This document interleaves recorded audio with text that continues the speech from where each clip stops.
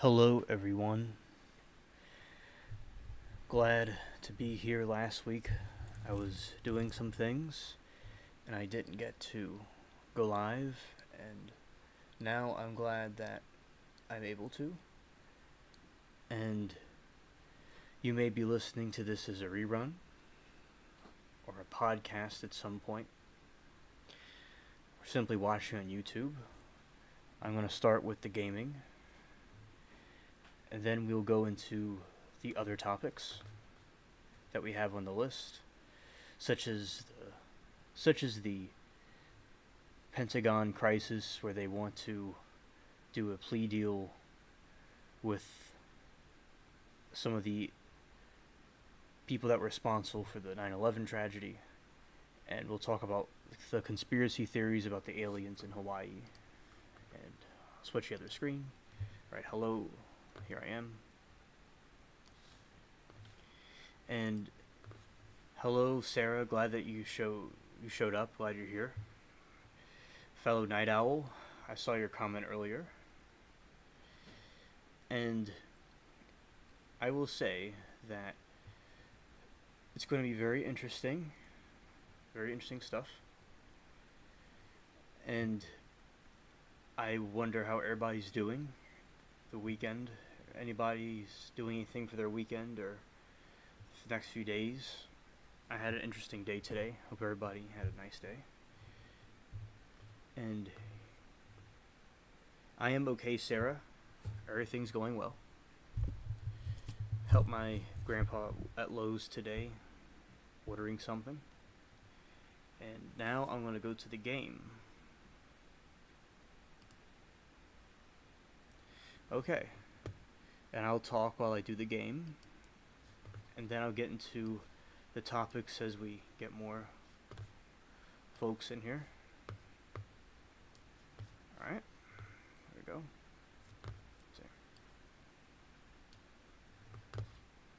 Moving some screen. Okay, here we go. Alright.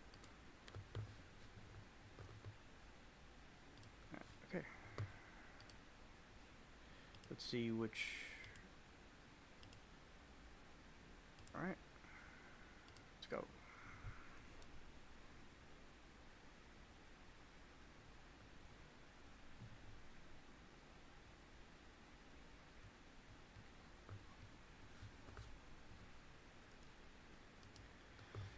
I'll put some music on that I made really low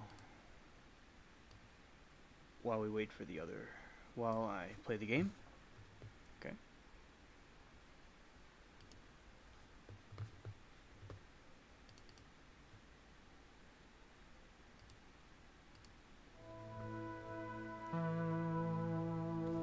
Okay. Let's go.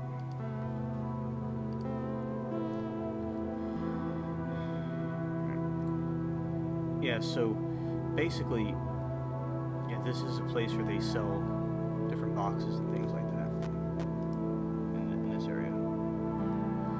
And yeah, there was recently something going on with, they saw some aliens out there in South America. There were some more.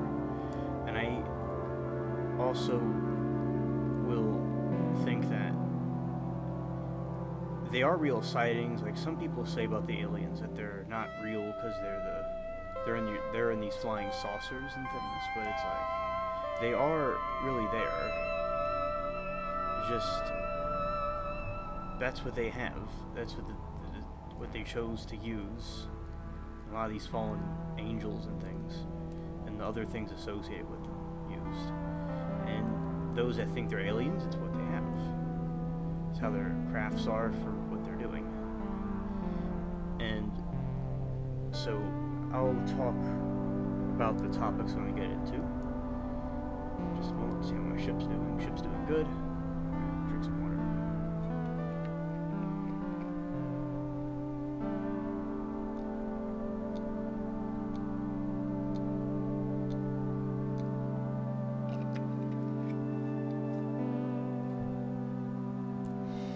Alright. Here we go. Thank you, Sarah. I thought it was fitting for it too, and I'm still going to release music on my channel. I've been working on a lot of other things because I do a variety of different topics. And I will still get into the Book of Enoch and the things like that, and the pyramids. I'll still get into that stuff. Perhaps this stream and other streams.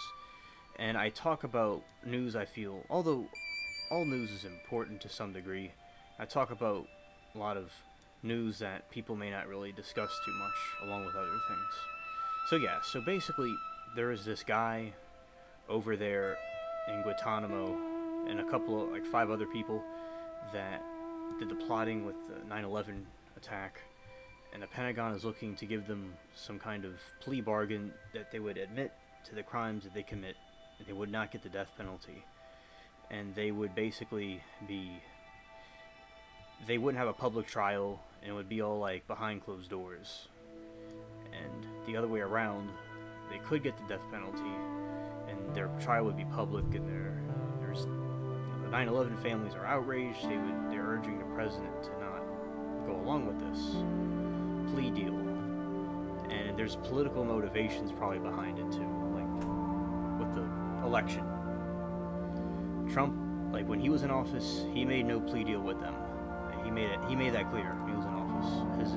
Him and his administration, and I think that's a very important thing to talk about, along with the other things we talk about as well. We talk about a variety of stuff.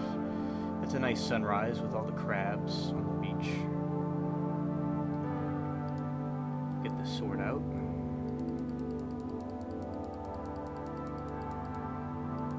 And if there's any issues with the connection or something, in the chat, let me know. And I think that it's important for people to not forget the things that happened. Of course, like, I'm not saying Muslims are responsible for that. It was just an extremist faction of them. There's many that, obviously, we all know that aren't like that.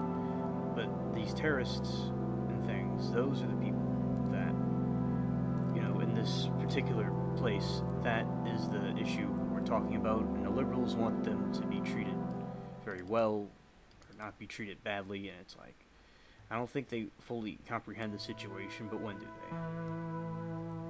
And also, I will say that, thanks Amanda, and also, another thing we're going to talk about is the situation with Hawaii.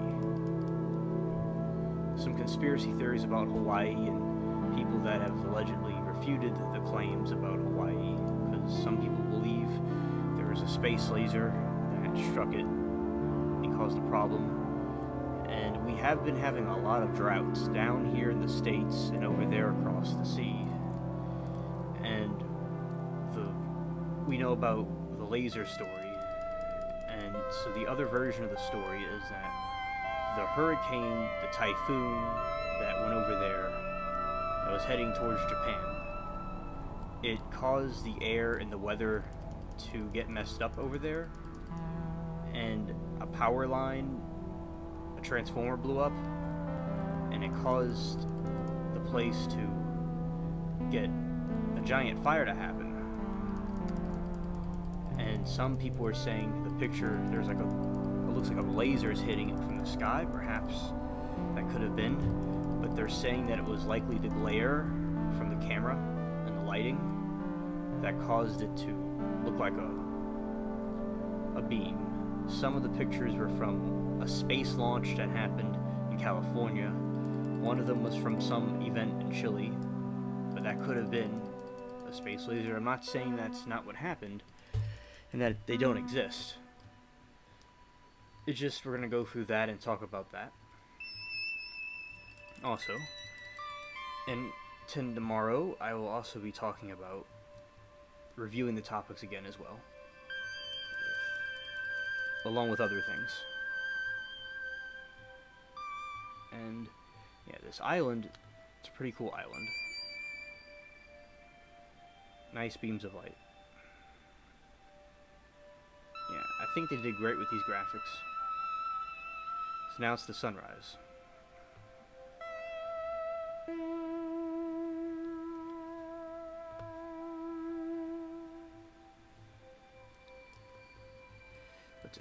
so it's just a little bunch of little crabs, and I got this cool sword, this cool new sword. Yeah. Let's use that one. Go to some of these islands. Yeah, so that's basically the situation with Hawaii.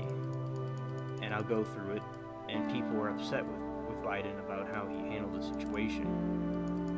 And Trump did a good job with his way he handled his response about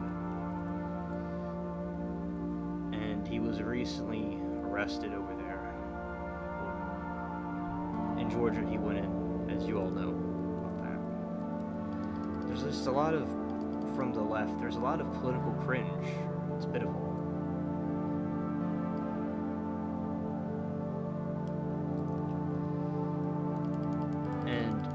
So today, like, y'all could mention what y'all did in today if y'all want in the chat. What I did today, I helped my grandpa at Lowe's, and getting something for a house, and we ran into the Halloween stuff, and that stuff was nice, and they had some Nephilim decorations. So they have these life-size giant monster things, and that's what the Nephilim were based off of. And they had the different pumpkin stuff and the animatronics, and they didn't really work. That was the funny thing. They didn't really work that well. And I think that basically it's probably because people pressed it too much. And a lot of these things, so Halloween, I'll talk about that, and as we get closer to Halloween, because I start acknowledging Halloween around this time. Although I love Christmas, still Christmas gets a long time, and Halloween just gets a month. And I like to talk about both for a long time. And a lot of people started in August. And, yeah, so basically, Halloween, it began in Britain. So when I say Britain, I mean the Welsh, I mean the Irish, and the Scottish and English. But it started specifically probably before that when the Celts were there,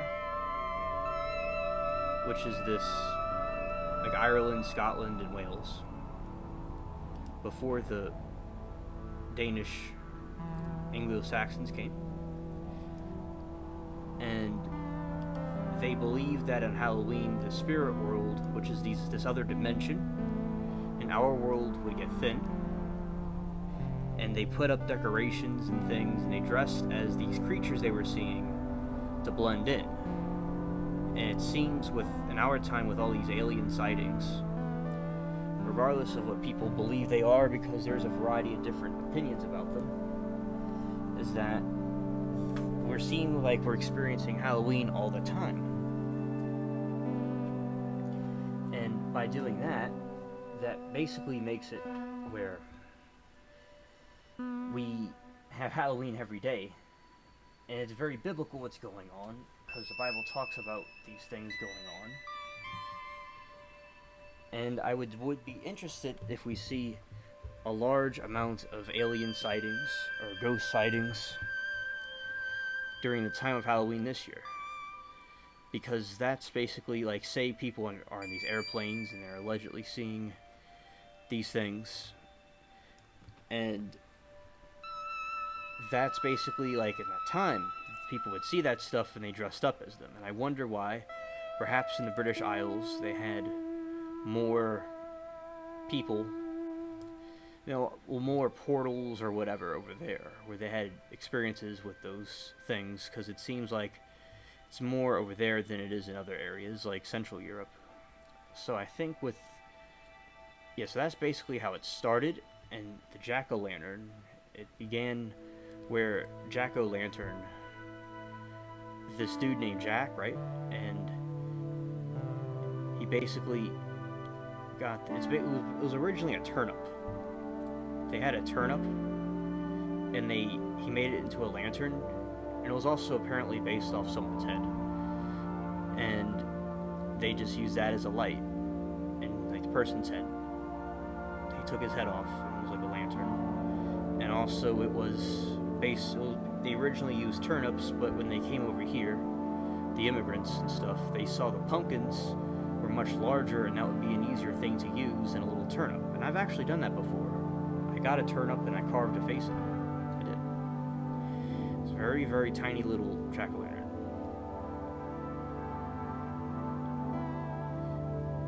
But then again, I saw that as I grew turnips myself, the turnips can get kind of bigger than the one that I had. And I was like, I could see it. And that was an interesting thing. So that's what a lot of the little critters and things we see at Halloween, they're based off of these interdimensional beings that we talk about on the channel. I got this new sword, I'm going to try it out.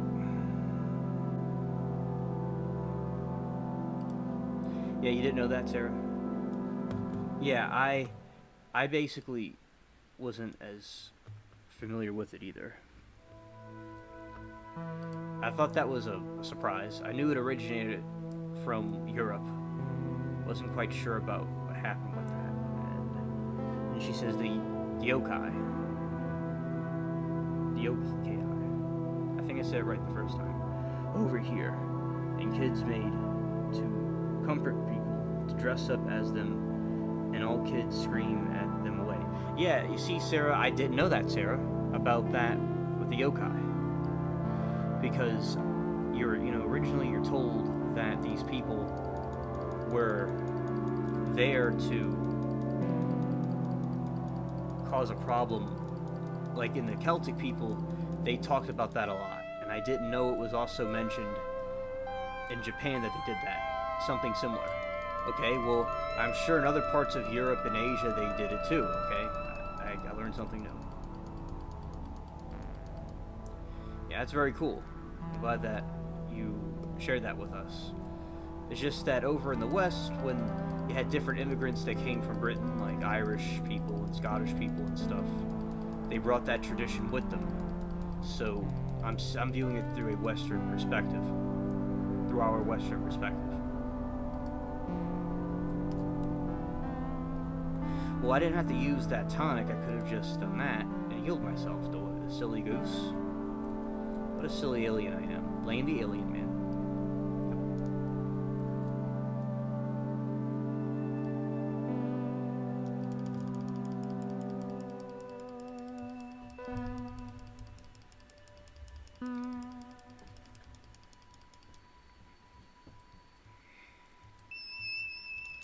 Yeah, so basically, and that's the situation over there with that, and I'll get to chat in a moment. A little bit tied up here.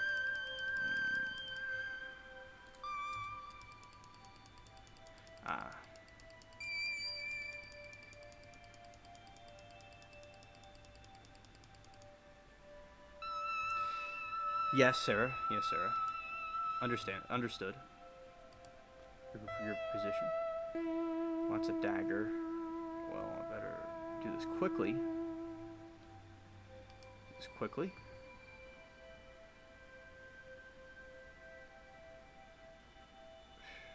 Sorry to give up a good sword.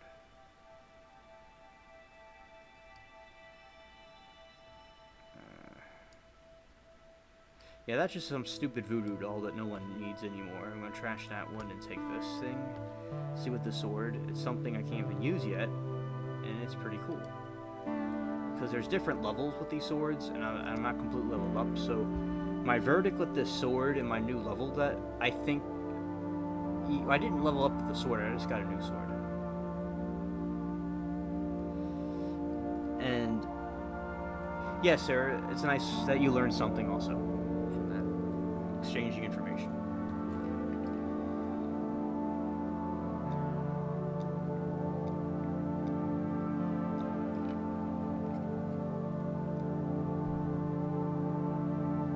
Right.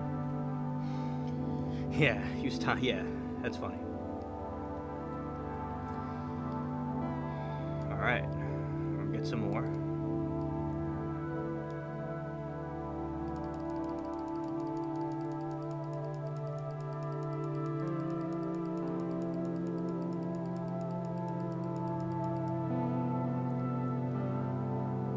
Hey, I got a tonic. I got extra tonic, chat. I got extra tonic from doing the duel. I got a reward. Chat's my good luck charm. And you see, these are graves like we have in New Orleans that are these above ground graves. Yeah, this sword's much better than the other sword that I was using, and I had it for a long time. That's very good. Very good. Pirate zombies.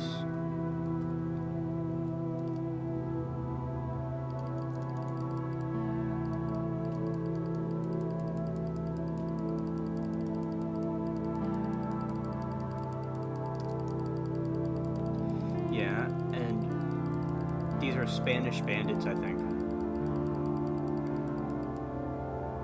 Undead Spanish bandits, and I died.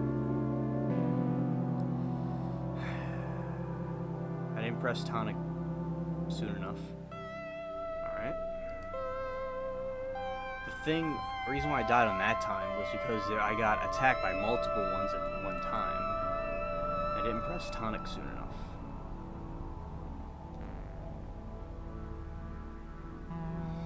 Getting up, about to break out, and go back to one of these islands. Probably get some more tonic.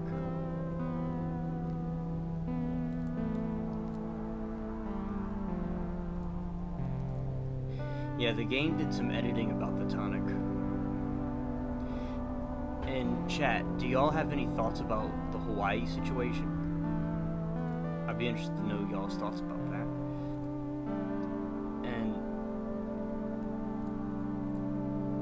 So basically,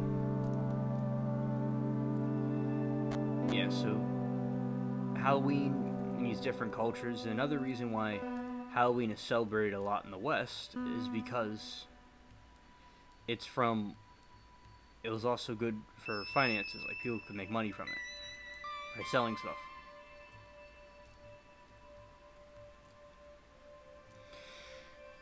With all these different places you could go to in this game, it reminds me of Pokemon, the Pokemon game.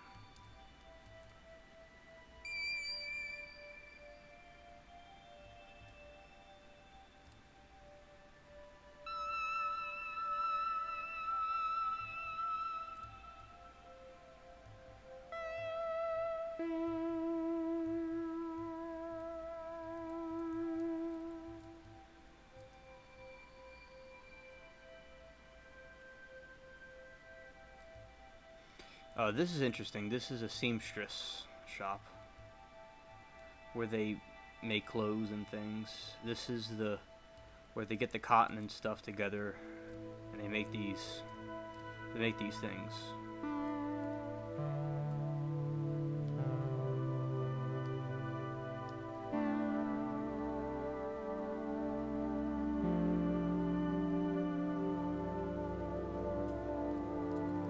Yeah, Sarah.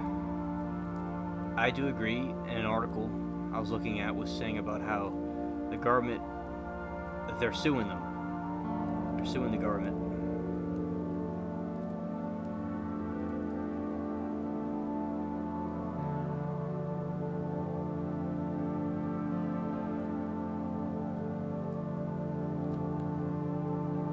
Let's see, store.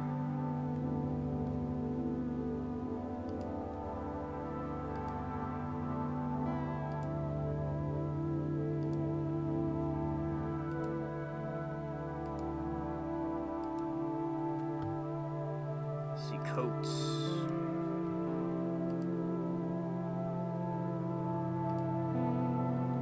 Different coats and things, it's funny.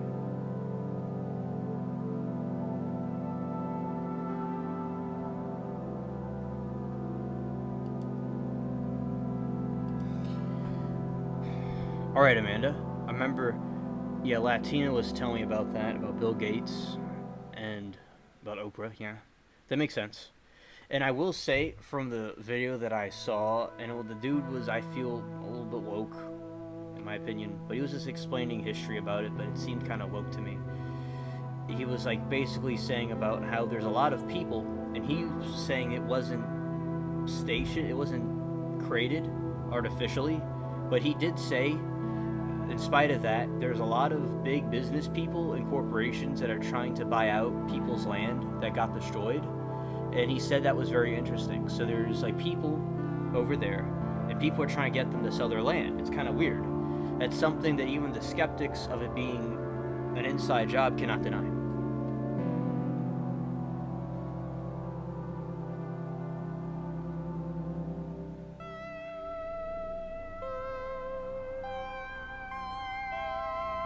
Okay, Sarah, that sounds good. That sounds really cool.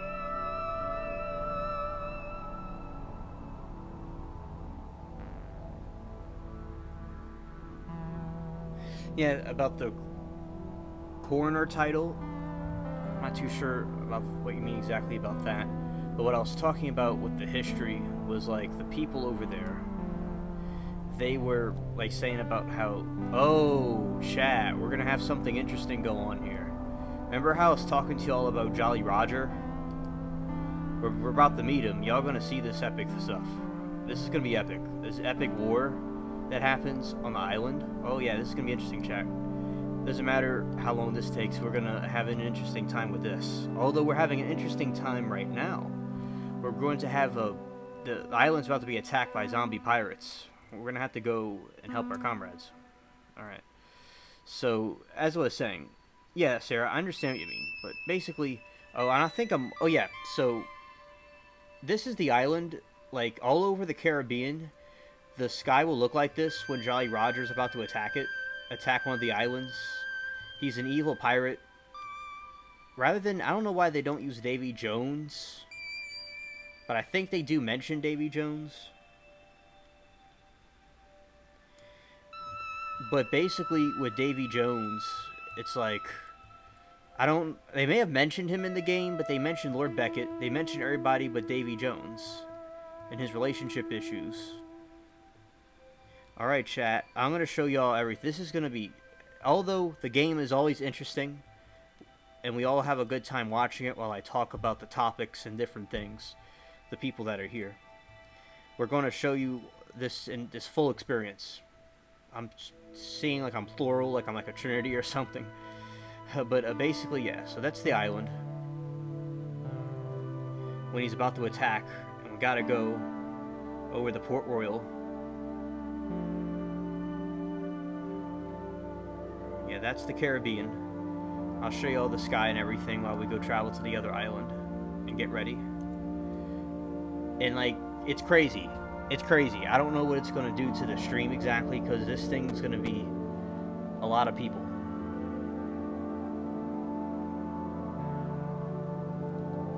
Alright, chat, this is the Caribbean. That's the water. And that's Port Royal. We're right in front of there. That's right where they're about to attack. And we got to go help them out. And we're back in the 1600s. Well, this is the 1700s, probably. I think the 1700s, it was before the American Revolution. Okay, this is back when America was still part of England, for sure. It's like 1600s. They're about to go straight over there. It's SC Wolverines. Chat. Hello, SC Wolverines. Glad you could show up. Glad you came. Got a lot of things we're going to talk about. We're also going to go and have this experience over here in the Caribbean with this thing. Yeah. Here we go.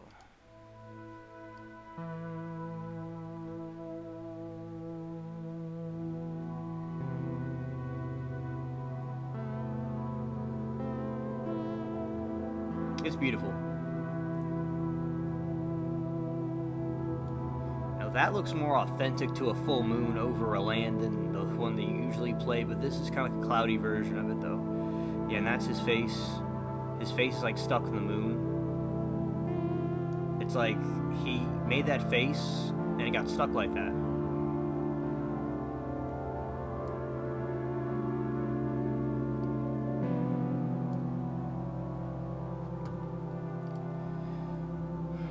Alright, we're gonna anchor. Here we go. They are attacking Port Royal. Alright, chat, so you see all this? These are the barricades they use to keep the zombie pirates out.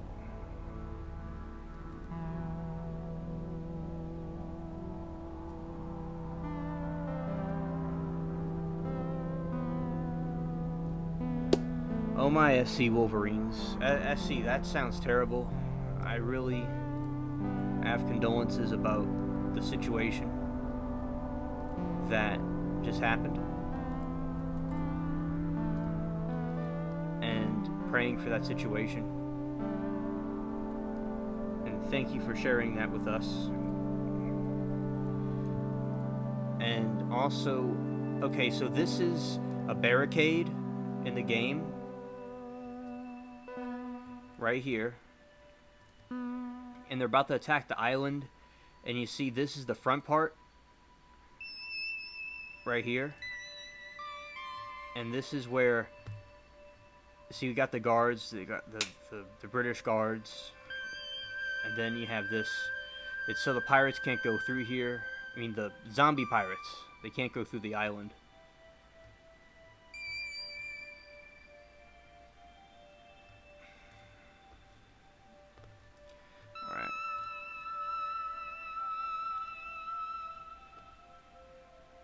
Go. And yeah, so this is one of the barricades, and they're all over the island when Jolly Rogers and them attack.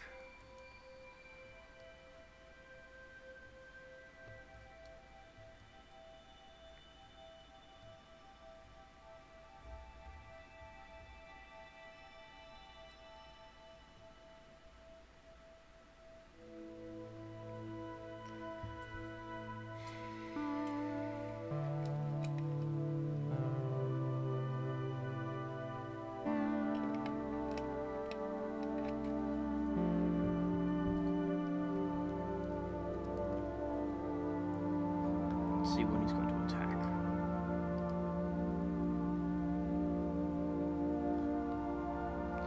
Alright, the zombie pirates are 30 minutes away from the island.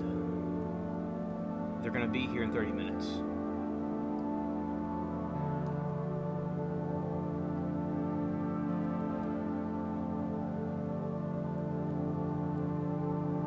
Yeah, it's so cool. And I just got my new sword. I'm all ready.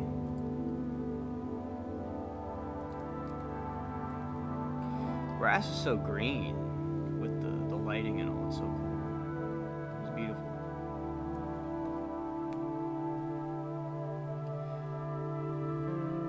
And also I want to say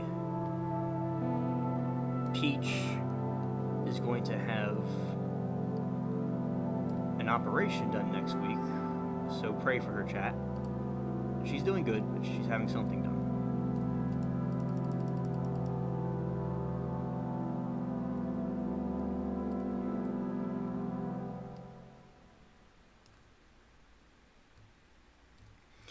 We had an old cat that used to have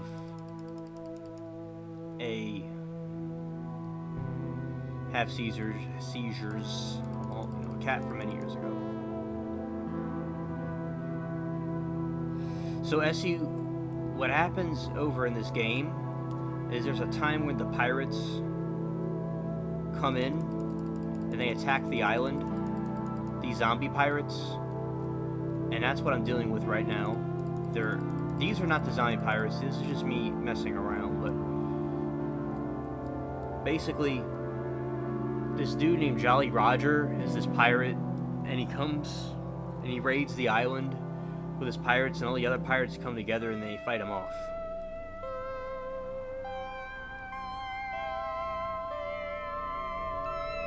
Got all these people getting ready.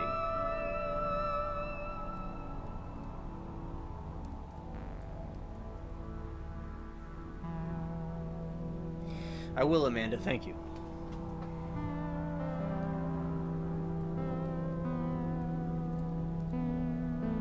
It takes time for everybody to get here, and we're like the troops. We got everybody up in here.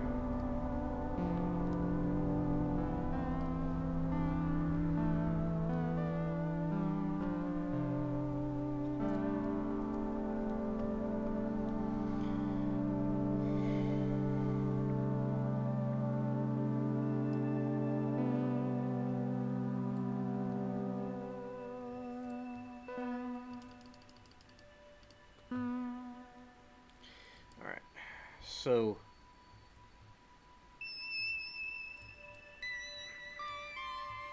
here we go. But as I said, and also I'll be live tomorrow also.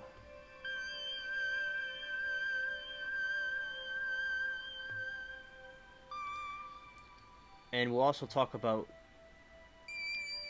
same things, along with other stuff, as I said before. The new people that showed up. Alright. I'm just checking through the island, showing y'all what this is like. We're going to go to the governor's mansion. So if you ever saw the Pirates of the Caribbean, Elizabeth Swann and her father were staying up here. And the pirates raided Port Royal in the movie, in the first movie. This is his mansion. And they have all that stuff barricaded. And that's the moon of a donkey right there. That Jolly Rogers. And she is in here. Elizabeth Swann's in here. As I said, they have everybody but Davy Jones in this game. I will never know why. That's Ireland. Because Ireland became part of the United Kingdom at one point. Contrary to what people think. And also we got right here Elizabeth Swann. She's saying that she's heard about Jolly Rogers coming home. Alright, Sarah. Understood. You know, Jolly Rogers, he's kind of trying to cause trouble here. And she's being like, so she said she heard about the invasion. And this is her mansion. And that's the grandfather clock. It's nice. Nice candles. They don't have the rest of the house, and that's Elizabeth Swann's father, Governor Swann. Go, and we're gonna go out. And we have some more time until the invasion of Port Royal. And the dude's just chilling here, sitting down.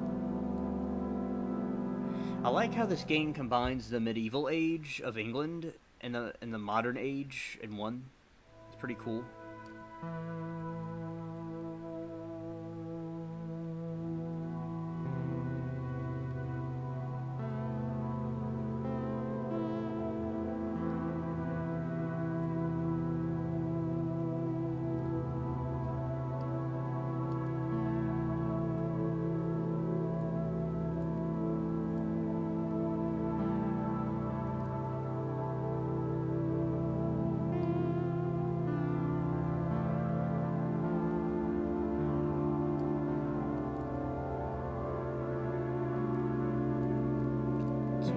Coming through.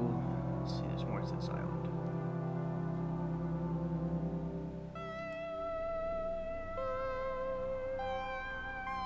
Yeah.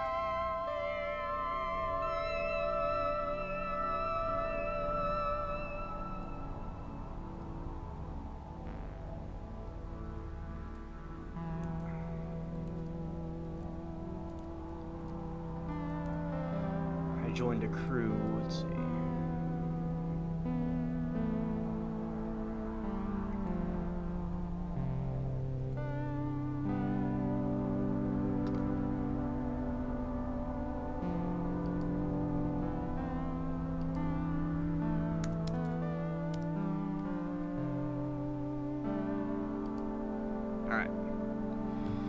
Dude was telling me he's getting ready for the invasion. I'm like, yep.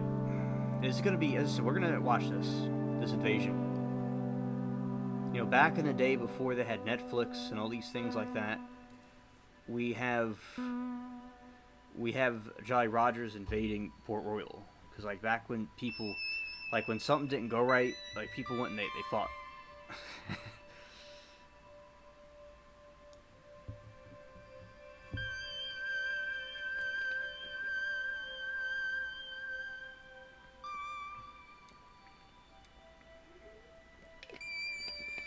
SC was in a racing in Fast and the Furious. I love dogs too.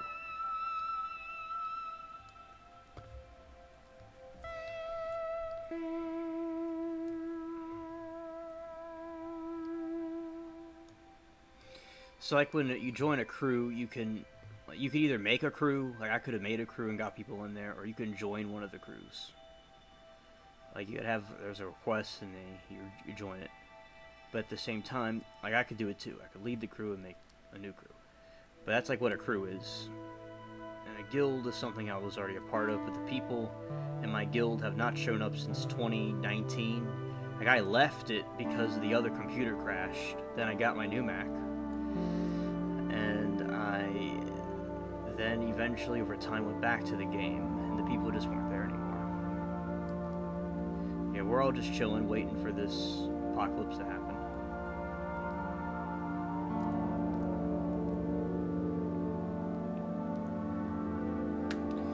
Me and the boys just chilling, waiting for the war.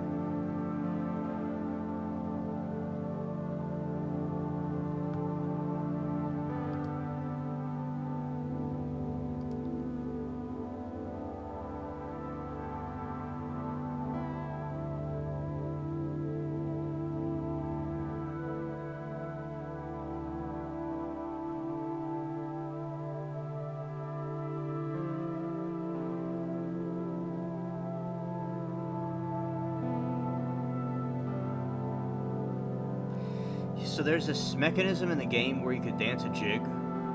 So we're just like dancing around right now. You could do that in the game. Yeah, everybody's dancing.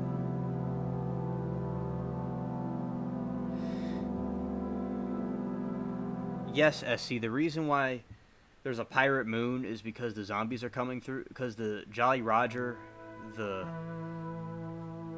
jackass, he's a zombie pirate. And he's coming to invade the island of Port Royal. And basically, with the island of Port Royal, he's a zombie pirate that, if you see me in this game fighting zombies and stuff on the different islands, their leader is this jackass, Jolly Rogers, and he raised the island, and he's like a corrupted elite, like the Democrats or the Rhinos, and he's coming to raid the shore of Port Royal, and all the pirates come and fight him and the other pirates. The human pirates fight the zombie ones, and there's like a raid. Yeah, so you see over there, that's the barricade, and everybody's just like dancing and like playing music and stuff right now. Someone has like a guitar, and there's this barricade. It barricades all over the island because he's about to come. And I've never seen that before. The dude has a very high rank. I never saw that rank in my life. I don't know what that rank, that's like, I don't know what in the world that is. What is that? I don't know what that is. I've never seen that red thing before. Yeah, we're all just chilling. Yeah, we're all like just, there's about to be a zombie apocalypse, and we're all just dancing around.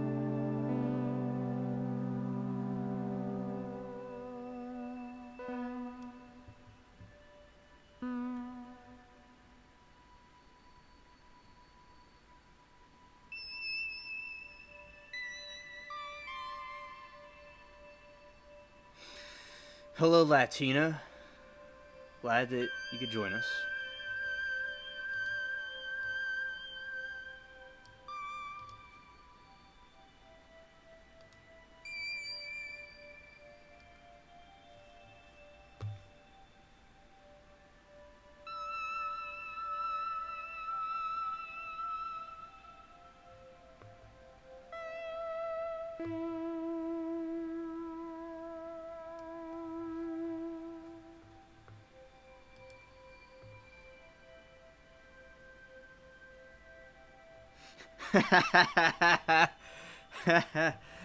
Exactly, Essie.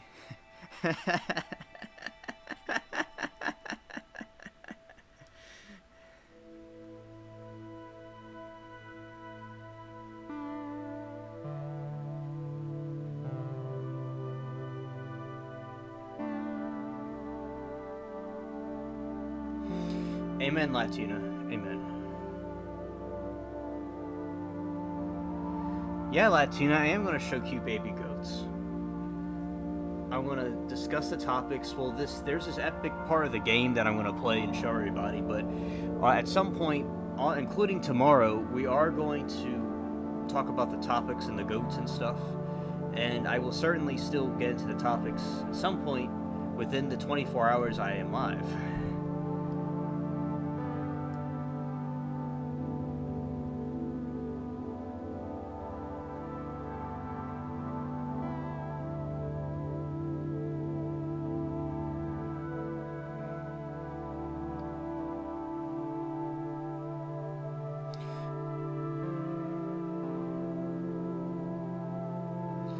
I'm still dancing. Chat, look at this.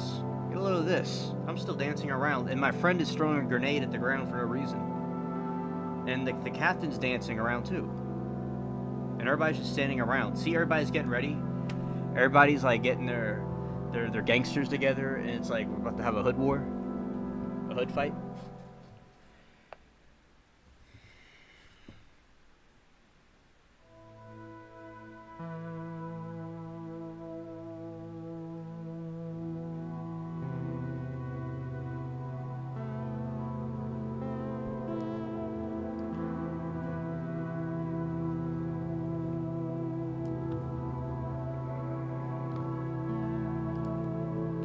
About this some more stuff. I'm gonna start clapping. Oh, also during the game, after we win, we clap.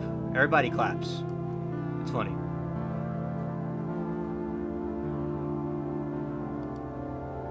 I'm laughing.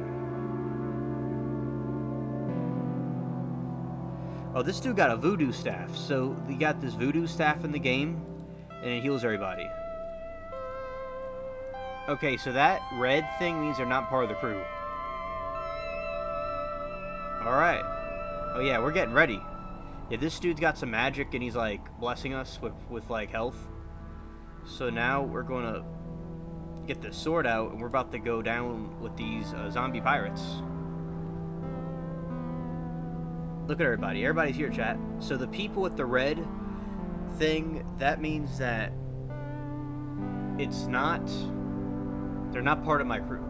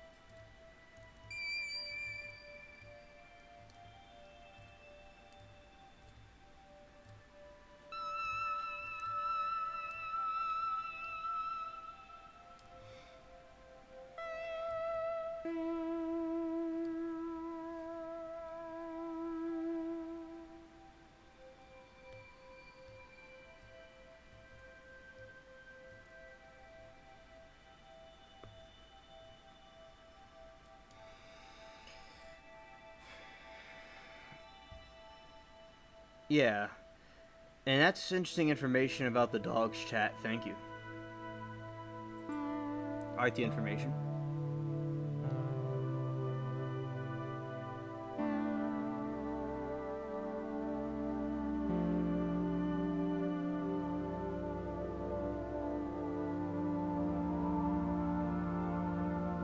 Yeah, Amanda, that sounds terrible. I don't like that when that happens.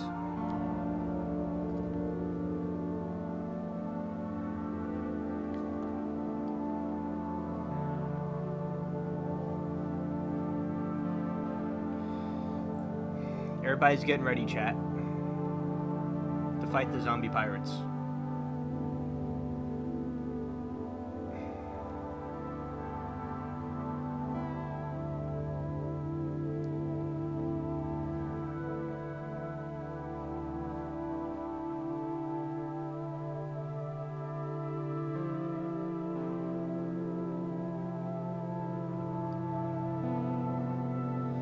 That character has a voodoo staff. That's why we're all in this state.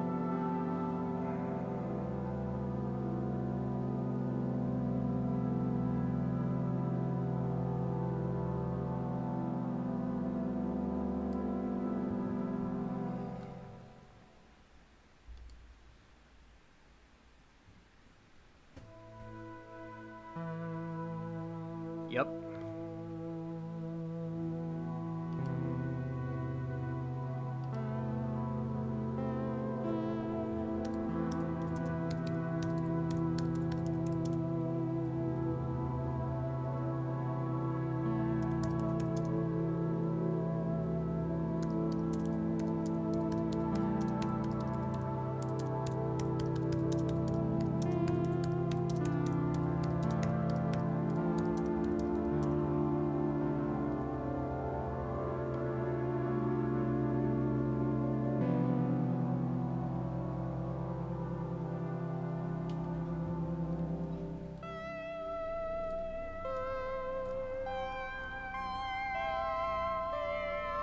Yeah, and yeah, Amanda, we'll definitely get them.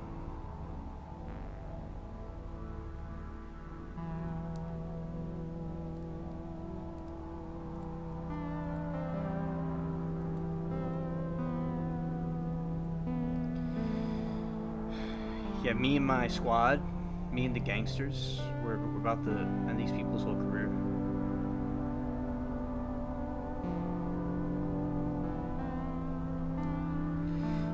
Yeah, and it's like, I don't, like, the dog that attacked your dog, Amanda, I don't trust him at all.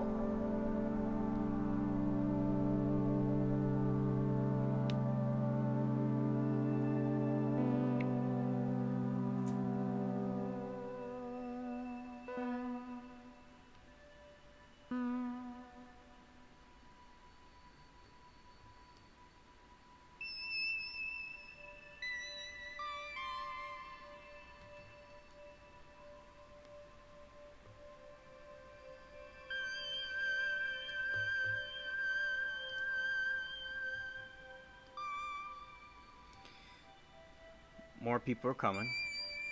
And yeah, so yeah, it shows you on the other side of the screen about the different weapons different chat members have. Alright.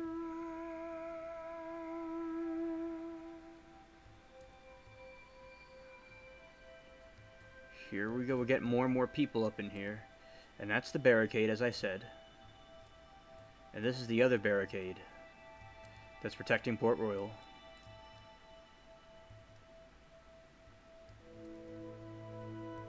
I agree, Essie, and I've met nice ones before.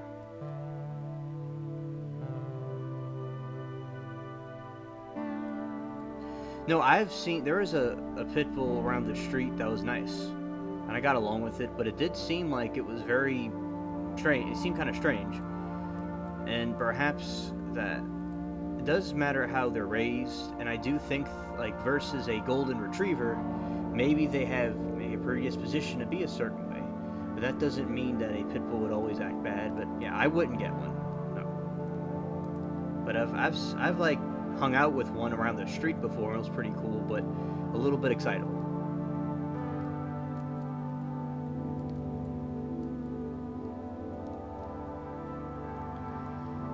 This is my opinion. It's not important. I'm not saying y'all are wrong. I'm just saying that it just depends how they were raised, and they were originally bred to fight. That's what they were bred to do. That they had these dog fighting things, and they were bred to dogfight.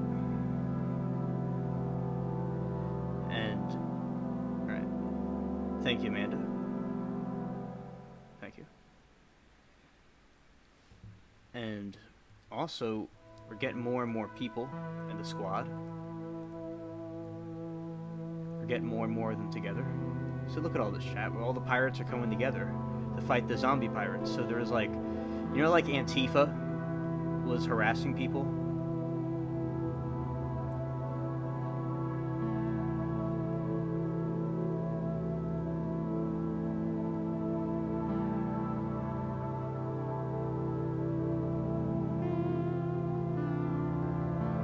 Alright, Essie. That's cool. I understand. And my friend has a pit bull and never had a problem with him. And as I said, there was a pit bull in the area back in 2016 when I was chilling with my black friends. We used to like walk up and down the street and stuff. We didn't do anything wrong. We didn't do anything bad or anything, of course, but and then we met this pit bull. At one time I was like chilling with chat. I mean, not chat. That was before chat was in existence, because I didn't do streaming back then. Chat, here it is. Here it is. They're here. Look at that. Uh-oh. He's here. The zombies are here. Alright, so basically, as I was saying, and we were sitting at one of the houses that they were building. Alright, here we go, chat, watch. And I'm going to probably get killed a couple of times and get revived by people. So I was with chat. I was chilling. And I need to get my other weapon really quick. I wasn't over there. Get the bomb, get the bomb, get the bomb, get the bomb, get the bomb. Alright, here we go. Bomb. Yeah, so, and we're at this house that was in construction.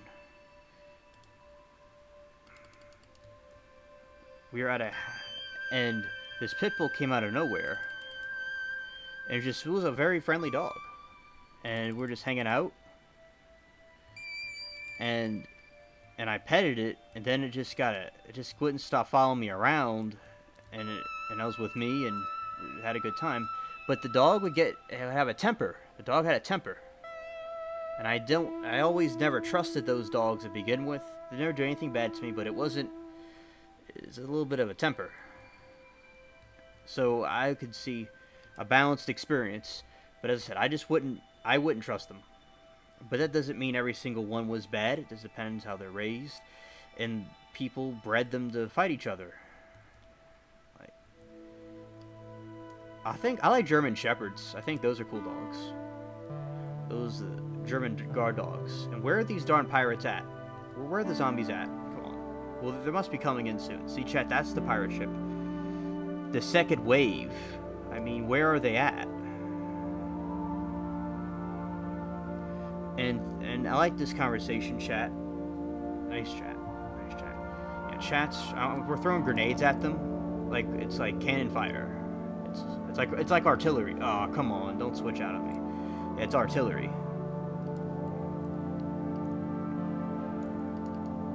Oh, come on! Because I have a magic mouse. The way the Apple mouses work is that it's real transparent. So you can swipe back and forth and stuff. It's pretty cool.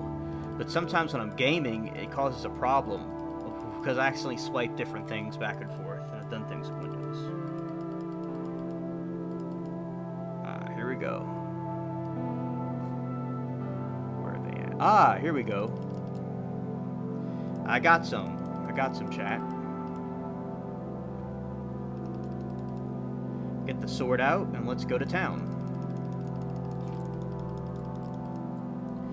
Alright, here we go, chat. I'm fighting the zombie pirates. Let's win this war. Here we go.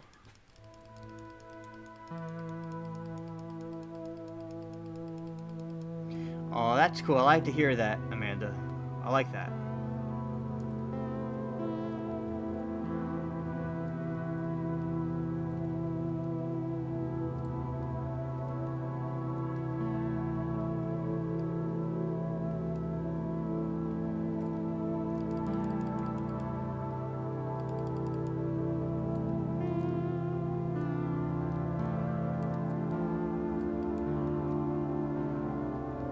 Oh, chat, look at this.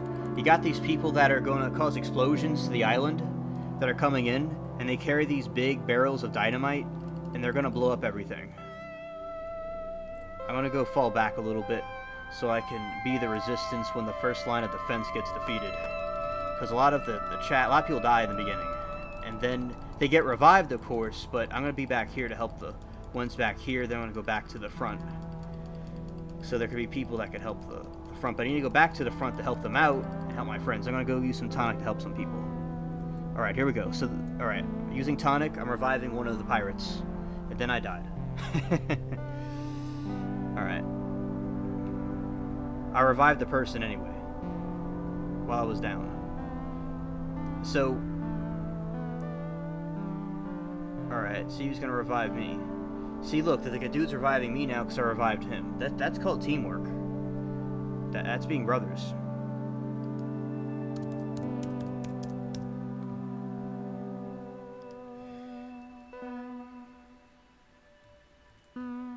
Alright. Here we go. Our brigade down here is having some problems. The resistance is having a problem.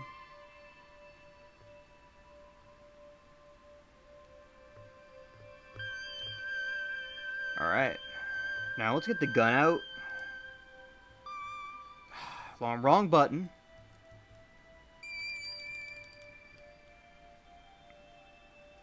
Because there's these people that come in with bombs and stuff.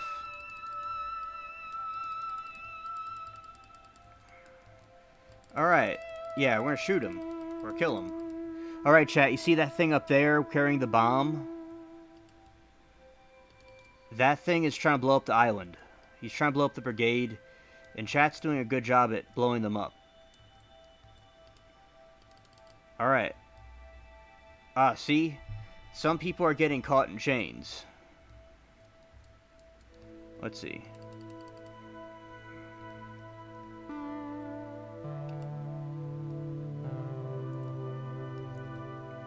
I'm reviving this dude right now, chat.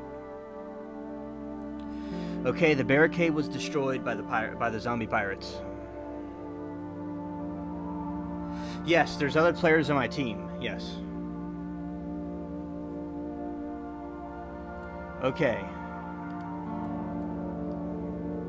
I revived the captain. Oh, damn it! Our damn brigade's destroyed now. All right. Okay. It's like we're gonna step up the game here. We gotta save this island. We're getting messed up. All right. There's the 5th wave coming in, chat. And my magic mouse is skipping things around, causing me to lose. I'm trying to take an aim. Oh, and of course it's going to do the same thing because my magic mouse is good, but it's causing a problem a little bit. Now I'm at the right aim. All right, we're gonna blow them up. Sending them in.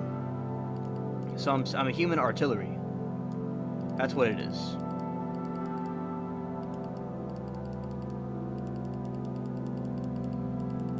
I'm human artillery right now. Oh, we got a jackass right here, huh? We're gonna go kill him. Alright, come on, jackass. Let's fight. Ah, here we go. The bomb's gonna blow me up. That's alright. We're gonna fall back a little bit to save the island. Alright, I'm not retreating. Get the gun out. Get the gun out. Hansel, he switched to window. He switched to window. I'm still alive somehow. Alright. Oh no. Tonic. Alright, that's the wrong sword. It's the wrong sword. We need this sword so I can heal myself. Alright, we're gonna get the grenade. Throw it. And I'm switching the wrong side. Alright, here we go. We're gonna get this thing. Alright. Oh, this thing's gonna die in a moment. Watch this. Alright, we're not gonna let them get this one. Alright, I can't see chat right now because I switched the window by mistake. Alright, here we go. Now we're gonna get the bomb. We're gonna get the gun. This one recoils and it shoots really fast. Unlike, it's more like a machine gun. But we gotta go right up in here and end these bastards right here. Alright. Alright, here we go. Open fire. All missile fire. Shooting him. Shooting him. Wonder where chat is. Wonder where all my crew members are. Well, we're all over the place. I've done this a million times, chat. I've done this a million times. I've been here, done that, and also got the t-shirt. It's just in the other room. Alright, the Spanish jackass is gonna die right now. Alright. Oh, see? He's getting shot by me repetitively. Alright. He's gonna die. We're all gonna kill him. See, we all killed him. That's good. The ladies and the gentlemen killed him. Alright.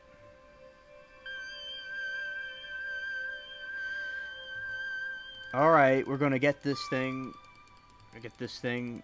Oh, yeah. Oh. Kill this thing. We gotta kill this guy. He's gonna try to blow up the island. And I got blown. I killed him, but I got blown up. See if anybody helps me.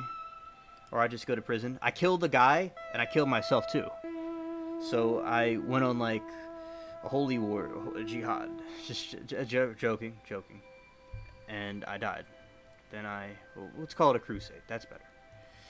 Because it was kind of a joke because I was going to a bomb and I blew up. Alright, so chat helped me. Chat revived me, thankfully. And now we're back and we still have the fort that is still intact. And okay, it looks like we're okay for right now. This fort, this barricade is holding up. The other ones are holding up, and it looks like we're doing well on the island, because this gun's repetitive. It's like an AR-15, a smaller version of it. And I got a grenade. Yeah, we're going to have to put aim, take aim, and fire. It's not going to fire, it's going to fire a gun. We're going to get the grenade, get artillery. And I can see you, chat, but I'm kind of in the moment right now. Alright, there we go. We're going to throw our grenades, stop them. I am from another planet. I sure am. From Planet 10.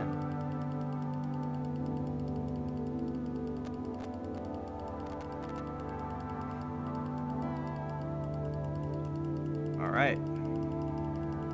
Oh, one of the stumps are coming to the island. Remember those stumps I was fighting? The stump is on the island now. He's walking on the island now. This is Armageddon. Oh, when I play a game, chat, I get really animated. Yeah. I remember when I was playing Call of Duty, and my whole team wasn't even trying. I was at my friend's house, and the team wasn't really doing anything, and I was doing all the work, and then our team lost, and I was scolding the other people. And we gotta save the island right here. Save the island. Save the island. Alright, we get the gun out. That'll be better. Alright, here we go. Right now. We're gonna get him.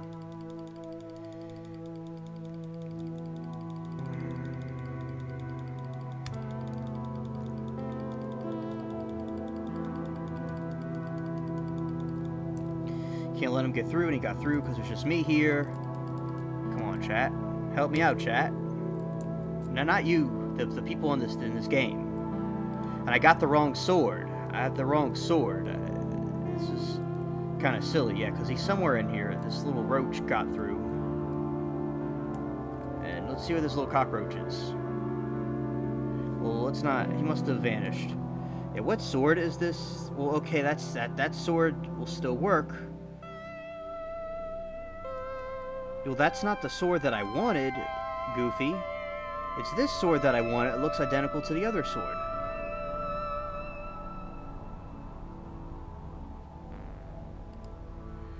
Alright. I see, chat. It just has to develop, because sometimes... Alright, the thing blocks me. Alright, there we go.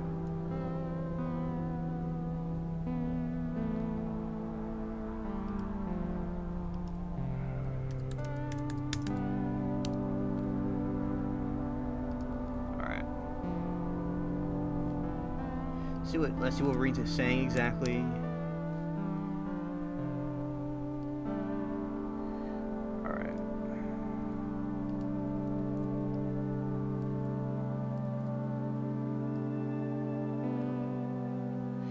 Oh, yeah, with Peach, she doesn't have any content on her channel. She doesn't, like, put anything on it. So, like, she doesn't really, like, I guess she doesn't put stuff on her channel.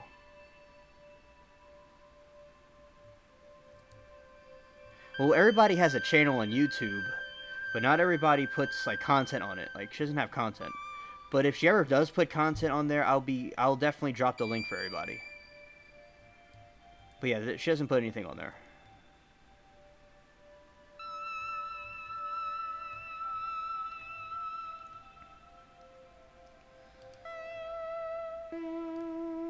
Alright. They're being quiet right now.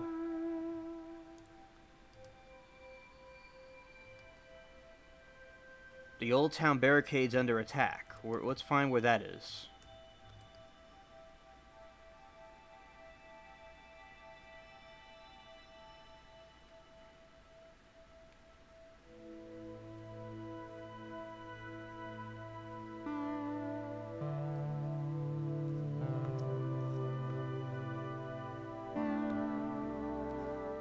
Let's see, is there something going on over here?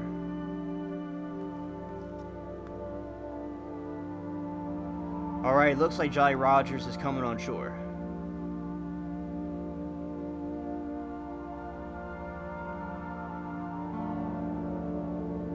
Understood, Amanda. I understand.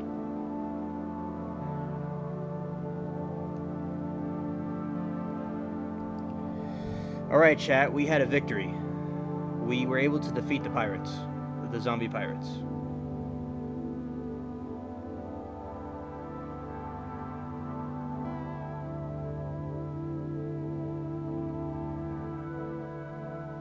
Alright.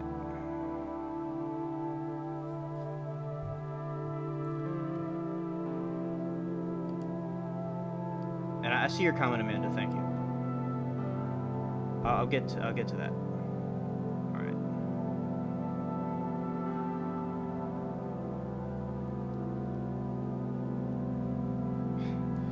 All right, let's clap.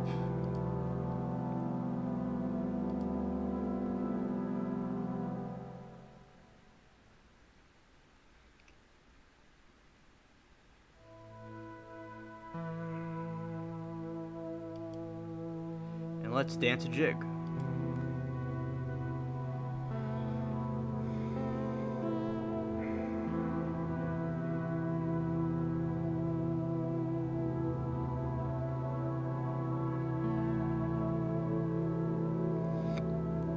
Alright, chat, there's victory.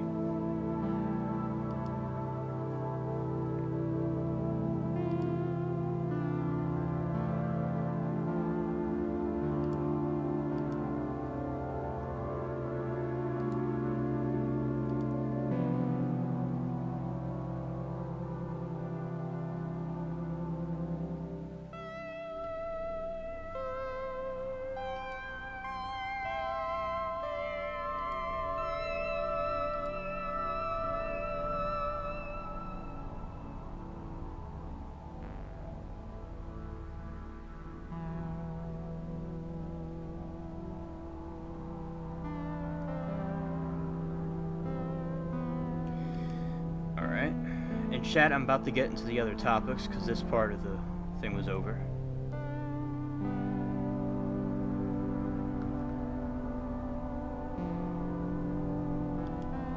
Thanks, Amanda.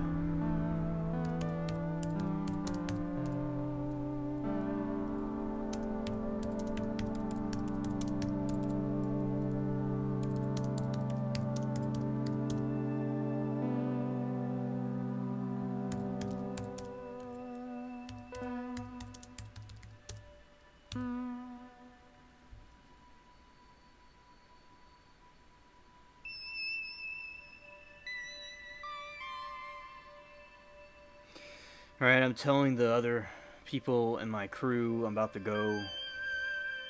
And then we're going to get into we're getting to the different topics I was going to talk about. And I'll look into the Peach's channel to send in chat.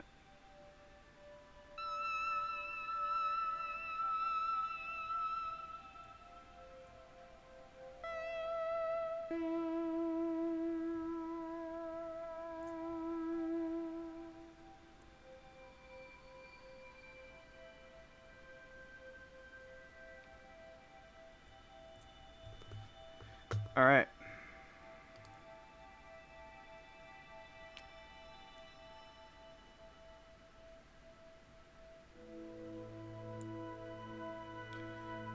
All right, well, that was nice. We all worked together and we got it. Okay, so here we go.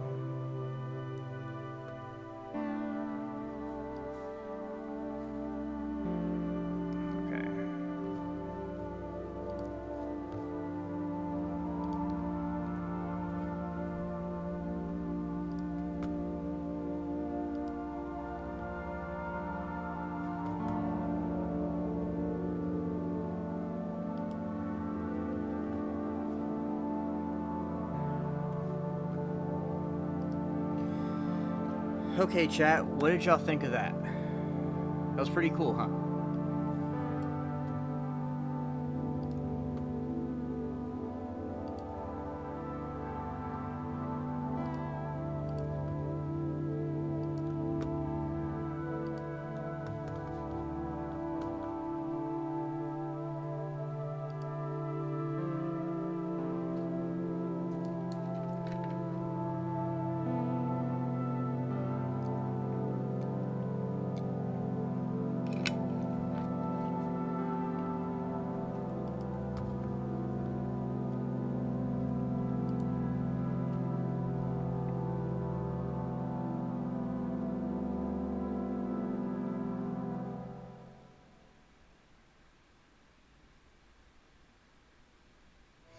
Thanks, chat. Alright, so now I'm going to get into the topics. I want to talk about the Pentagon Biden thing with the Al-Qaeda operatives, and I'll talk about the aliens and UFOs and things like that. We'll go to the various things. And Hawaii also. We'll go to the various things. Alright, here we go. We're about to go into the... And I'm also going to have a video coming out about this as well. Today I was doing some things with my grandpa at Lowe's, so I didn't not get around to it, and that's fine. Alright. Okay. Alright.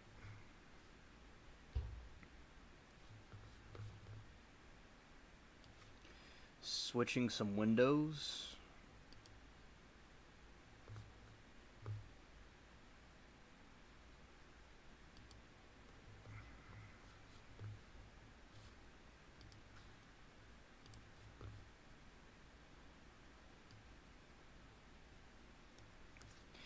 Alright, so I'm going to get into this article and move this thing over so I could see the chat people. Okay. 9/11 families urge President Joe Biden to reject the plea deal with the alleged Al-Qaeda operatives. And this was from August 22nd of this year. On Monday, more than 2,000 relatives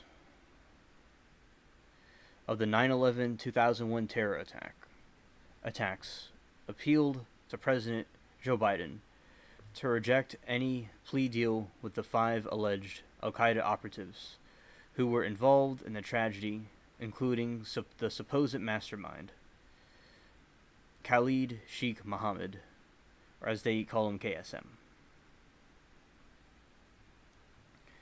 According to multiple reports, last week the Pentagon had notified the victims' families that the 5 suspects who have been detained in the Guantanamo Bay prison camp in Cuba since 2006 are being offered plea bargains.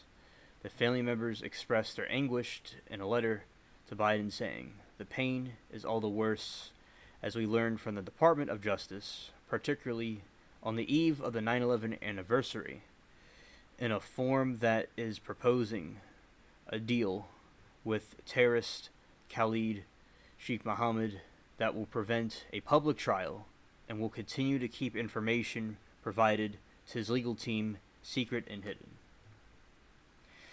Yeah, I think that there shouldn't be any kind of a plea deal with these people, and the truth about everything should come out. And then we're going to get more into this. The Pentagon letter stated that under the proposed deal, the Gitmo 5 would accept criminal responsibility for their actions and plead guilty in exchange for not receiving the death penalty, CBS News says.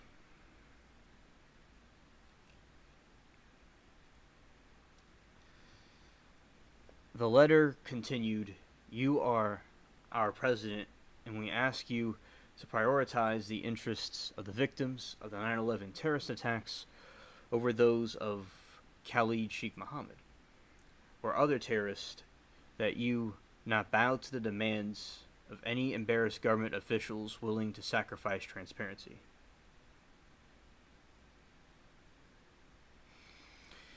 The prosecution of the five has been stalled for years by doubts about evidence in case, specifically, there has been legal ambiguity over whether the government can use information obtained through so-called enhanced interrogation techniques such as waterboarding, which critics call torture, as evidence in military tribunals.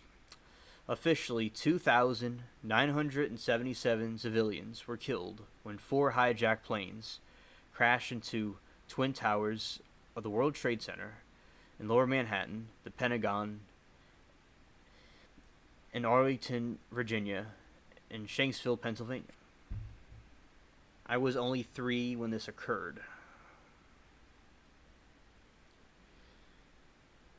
Brett Eagleson, who leads the 9/11 Justice Group that advocates for the families of the victims and supported the letter to Biden, lost his father, Bruce, in the South Tower that day.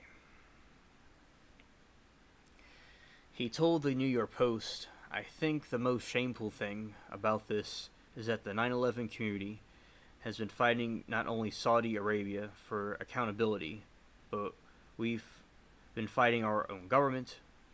And they say further, the U.S. government wants to continue the cover-up. They don't want KSM, which is the mastermind guy. It's rather than saying Khalid Sheikh Mohammed, they say KSM is for short. Talking. They don't want the guy talking. They don't want a public trial because they feel KSM, in effect, would spill the beans on everything he knows about the Saudi government involved in the 9/11 and the U.S. intelligence failures, he added. The families, they praised Biden in the executive order he signed earlier in his administration for promising to release more information in the public about the attacks.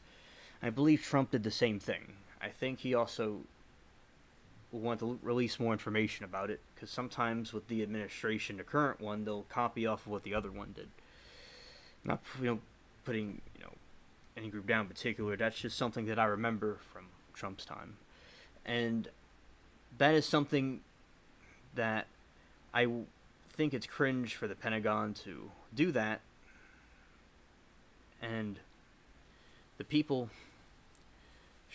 we should know everything about what happened in that incident. And the guy, there should be a public trial, and the guy should say everything he knows. That's true.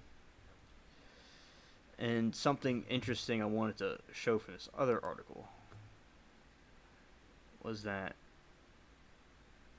I've never heard of that brand before, for those ladies' shoes. Never heard of that before. I get interesting ads. Yeah, that's the guy when he was brought into the prison. And he's the guy that came up with the idea of flying a plane into a building.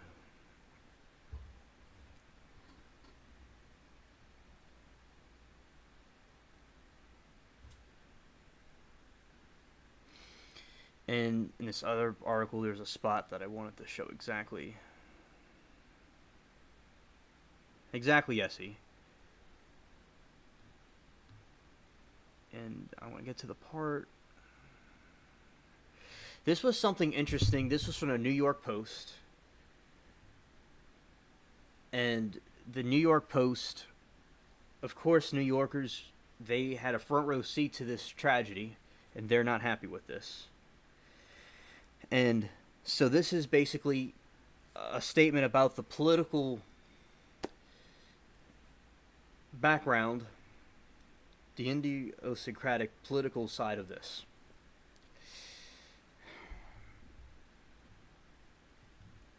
And isn't that something about Hurricane Katrina they're showing? Interesting. All right, so the Trump team ruled out any plea bargain, but now the Biden Pentagon's office of the chief prosecutor is looking to deal, presumably to at least get rid of the hot potato before the next election. You see, people, they're making it a political thing. So, we want to get rid of this. And another thing it says, or maybe after a possible Biden re-election, since he'll never face voters again in 2024. And whatever the thinking is, it would be injustice, because he killed nearly 3,000 people with that.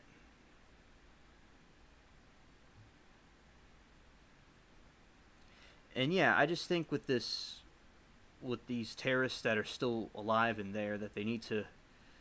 It's just this administration's cringe. It really is a cringe. It's beyond cringe. There's no word to describe it. Yeah, chat, but hopefully they don't sign a plea deal with the terrorists, and we get the truth and the trial is done correctly. And that is the Pentagon, the building that got hit by them, and they're trying to make like a deal with them.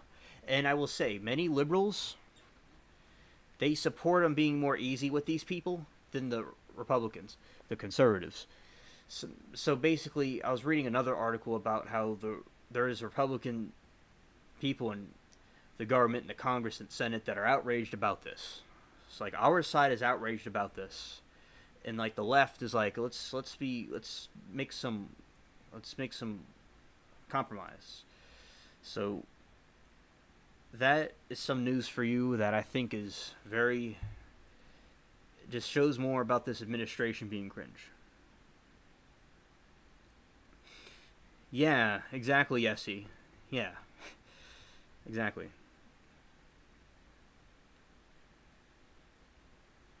Facts, Amanda. Facts.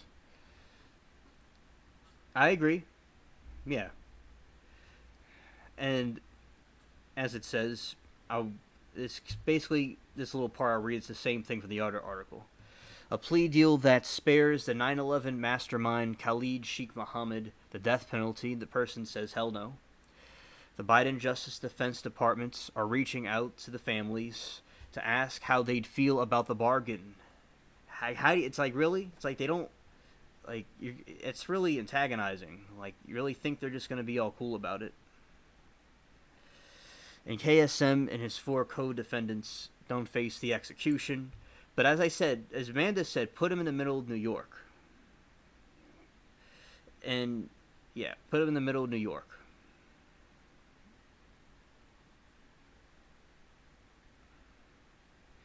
Some may agree that they may be wishing for closure on the worst day of their lives, and maybe 3,000 life sentences to be served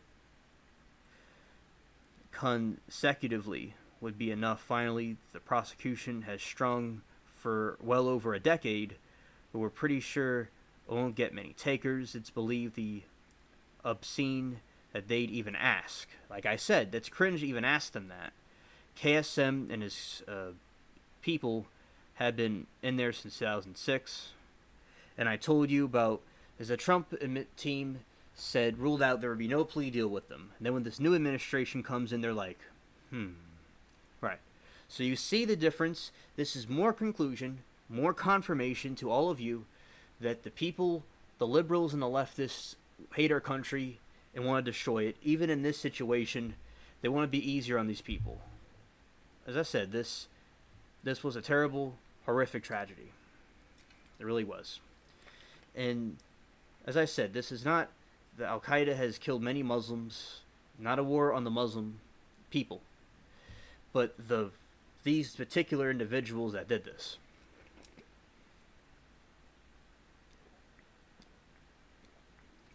And I think Khalid needs to be put in New York and let them deal with him. I agree. All right.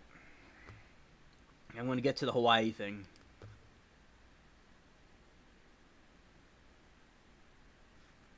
We get to the Hawaii thing, as I said. We're going to get to that part. Well, actually, it was a window I was going to use. Doi. Hansel needs to get it together.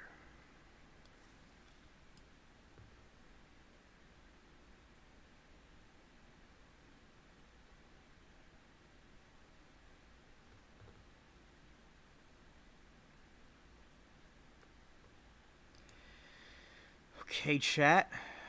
About to get to this other part.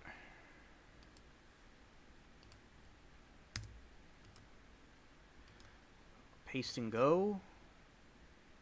ABC News. Alright, chat. This was August 24th, 2023. I'm about to read you.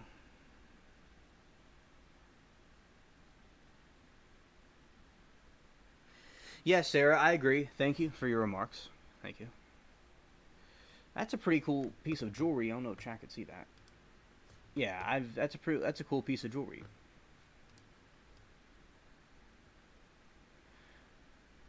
Oh, and a chat, that's apparently Trump's mugshot. You see, like, right above of me, that's his mugshot, apparently. But I've heard that that's a fake one, but we'll see with... That's apparently the mugshot.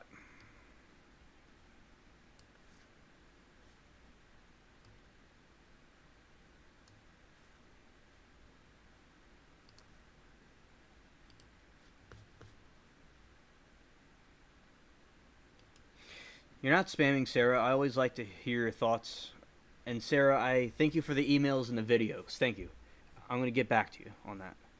Alright, so Maui County files lawsuit against Maui Electric Company and Hawaiian Electric Company following the wildfires. And I wanted to get... Well, this is just some news about the Hawaiian thing, and I'll get into more about the Hawaii thing. And we're just going to start with this. And I thought this was something else, but it's not quite what I thought it was. Other thing was an opinion, because it's not what I thought.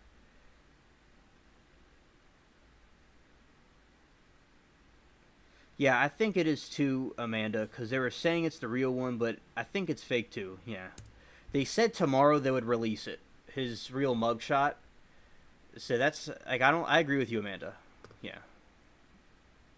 Alright. So let's dive into this article. Maui County says it has filed a lawsuit against local electric companies over damage caused by the devastating Maui wildfires, including ones in Lahaina and Kulia.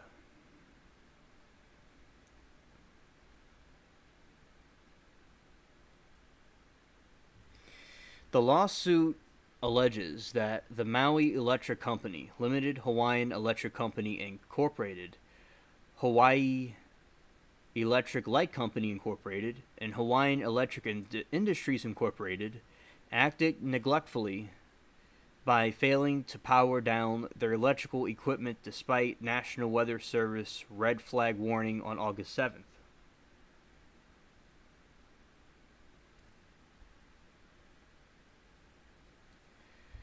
A red flag warning, according to the National Weather Service, means warm temperatures, very low humidities, and stronger winds are expected to combine to produce an increased risk of fire danger. The deadly wildfires that erupted on the Hawaiian island of Maui on August 8 killed more than 100 people, burned thousands of acres, and destroyed more than 2,000 structures.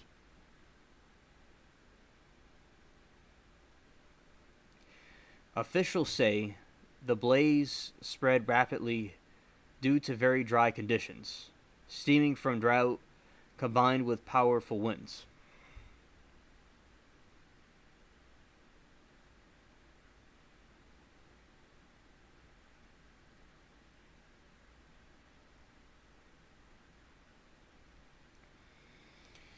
The lawsuit alleges that downed energized power lines ignited dry fuel such as grass and bush, causing the fires. At a press conference on August 15, a representative for Hawaii Electric said an investigation is underway as what happened when pressed about why power lines were not de-energized during the powerful winds.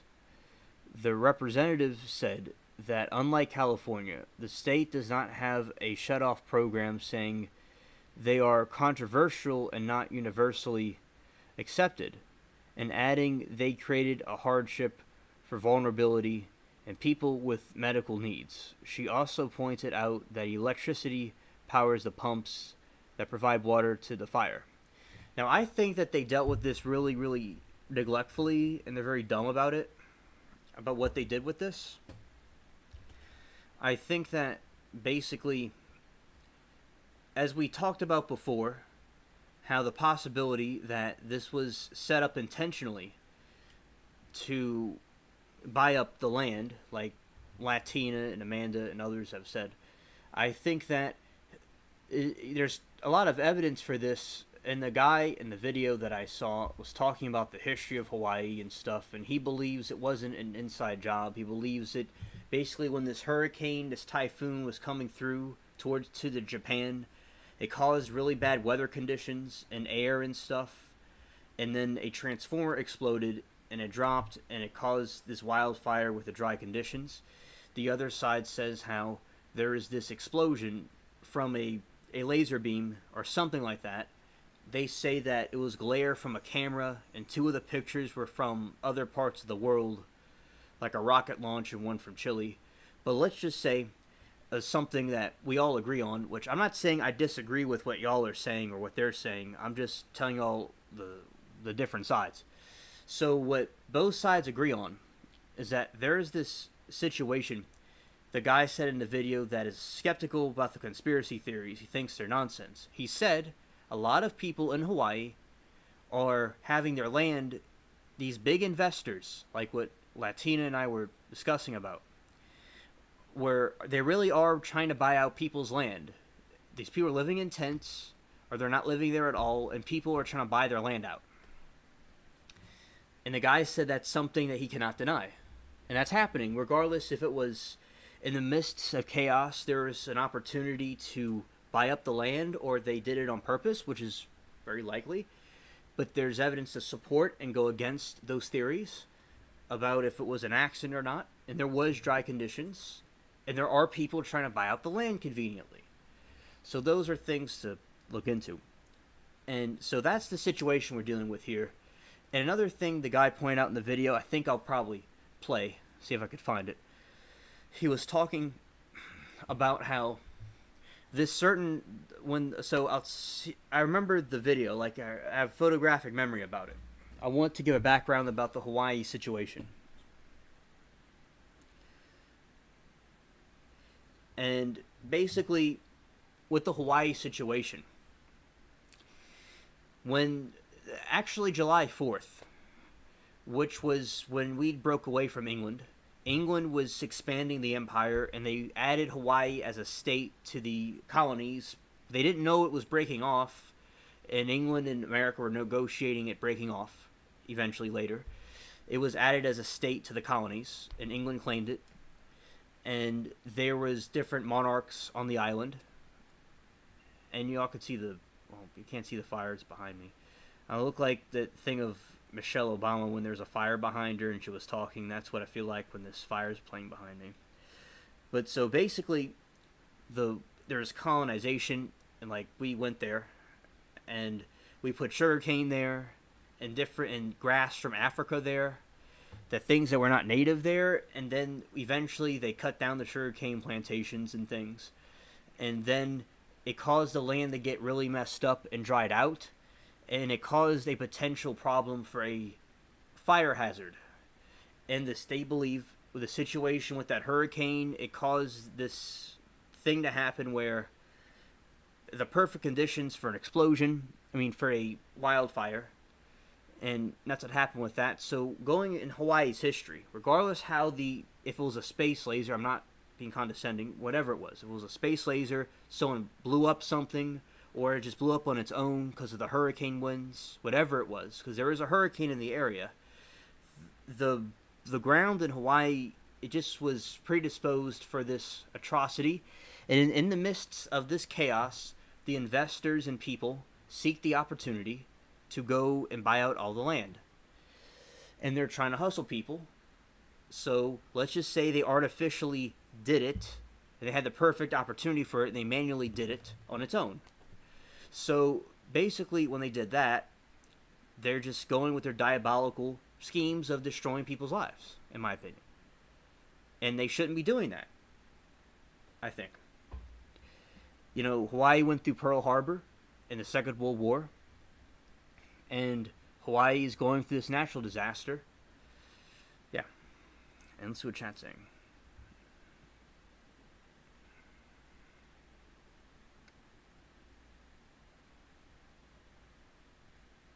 Exactly, Sarah. I agree.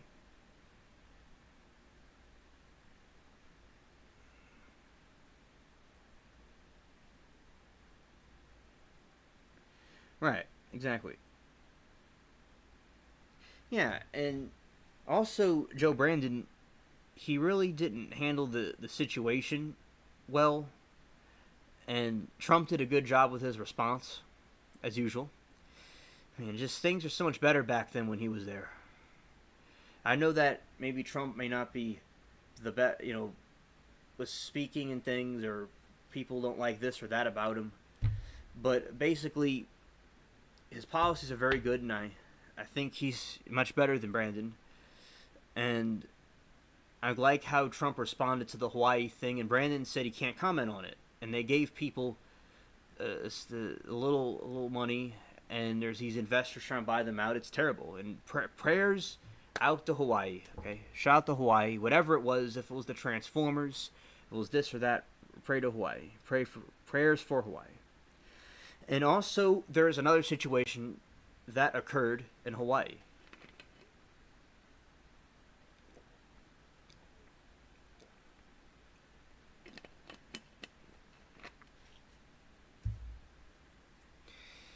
Another situation. There is another situation in Hawaii where they did not sound any kind of alarms that was supposed to be used if a wildfire, a bomb, a hurricane, or some flooding happened, or a tsunami.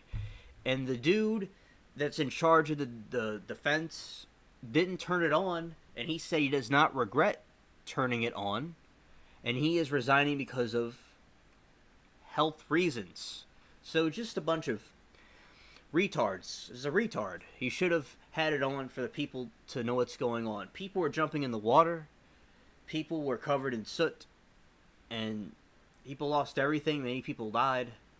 It's terrible. And a lot of their homes were built not to take the fire. And the dude in the video that I saw that was explaining a potential explanation, which is a non-conspiracy explanation why the mansions were there and the other places burnt down, was that the mansions and stuff there had better grass than the rest of Hawaii, and the houses were designed better. They weren't like the other houses that were not designed to take a wildfire. So the way they were constructed, they would fare out better. I mean, I don't know if that's the best explanation or not, but that's an explanation why they did better than the other houses. But everything over there burnt down in every area. Just those places would fare out a little bit better, but of course not. It would not be invincible. It would burn down too. See what Latina says.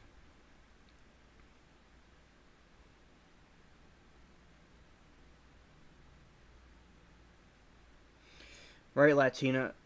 Thank you. I understand. They're going to be making videos about my dark side too, probably. Thank you, Latina. And let's see. Amanda said she loved how honest and real Trump is. He is the best. Facts. Facts. Yeah, they gave families $700, and they're staying in 1,000-night hotels. So sick. Yeah, I agree.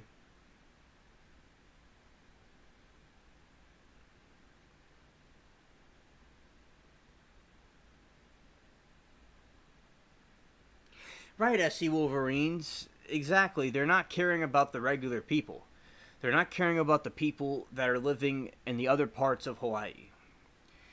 They're just caring about the people themselves.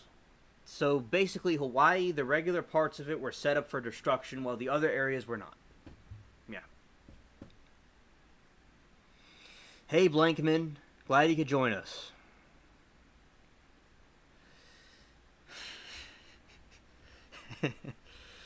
Glad he's back. He's a friend of mine. Alright, so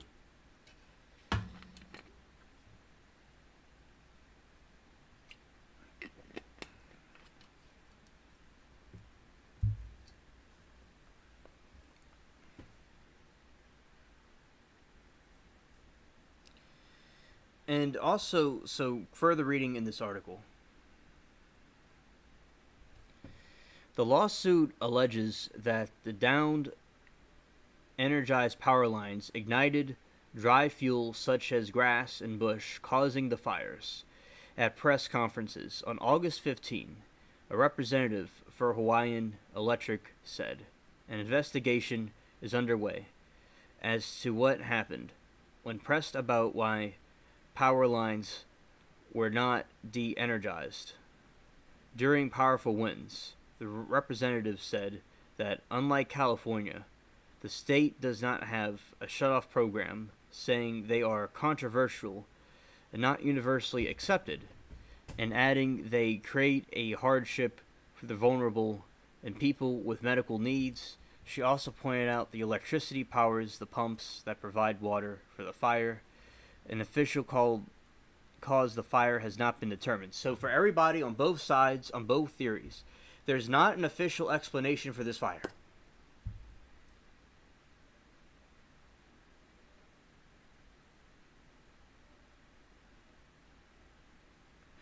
Okay, Latina. Yes, thank you. I will, thank you. Okay. So this is the destruction you can see. Yeah, so this is the destruction.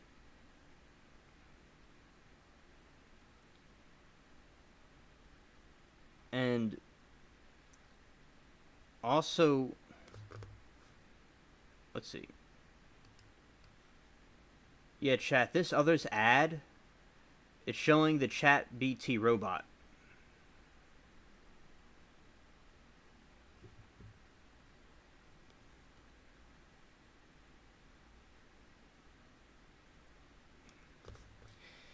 And yeah, so that's what's going on over there. You see, it's like a bomb hit it.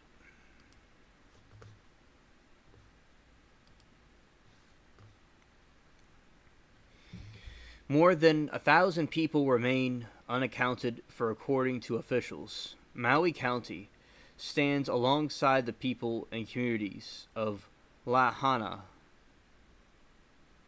and Kula to recover public resource damages and rebuild after these devastating utility-caused fires, Maui County said in a press release.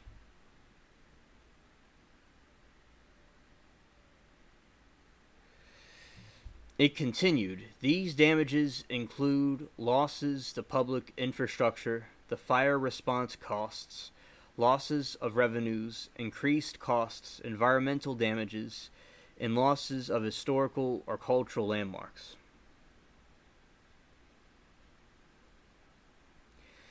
A spokesperson for Hawaiian Electric Media Relations told ABC News, our primary focus in the wake of this unimaginable tragedy has been to do everything we can to support not just the people of Maui, but also Maui County. We are very disappointed that Maui County chose this litigious path while the investigation is still unfolding. 1,000 children missing, that is terrible.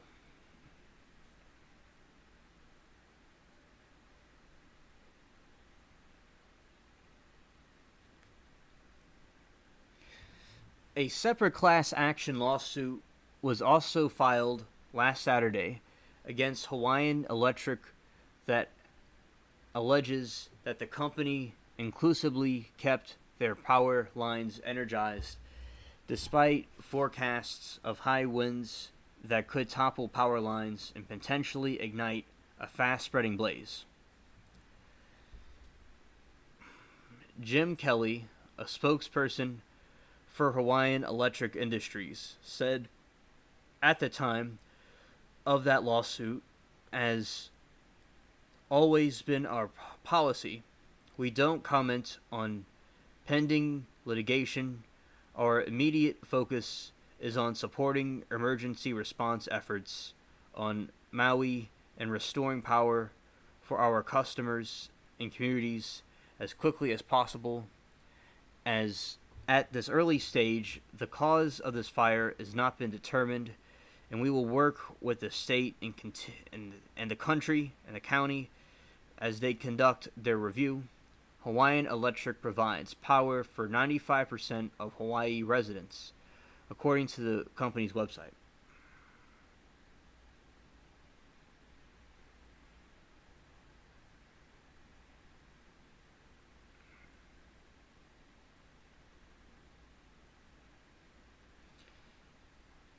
All right, Blankman, thanks. I remember, Blankman, we're talking about that the last time, about that car company. Yeah, thank you. You could talk about it in chat, it's fine. Y'all could talk about whatever. It's all good.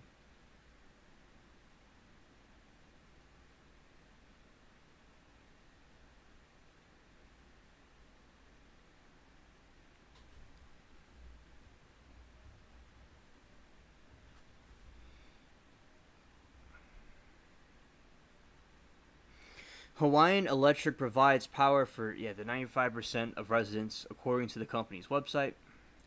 That's it for that one. All right. Let's see.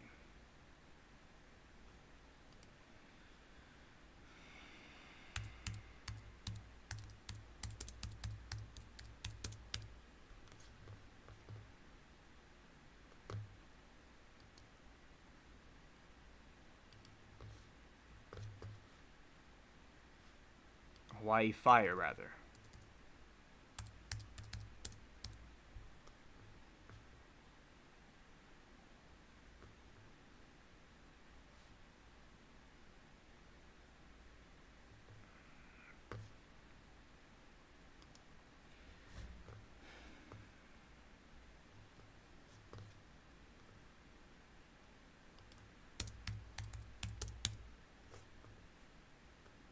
Yeah, these are just horrific images of what happened.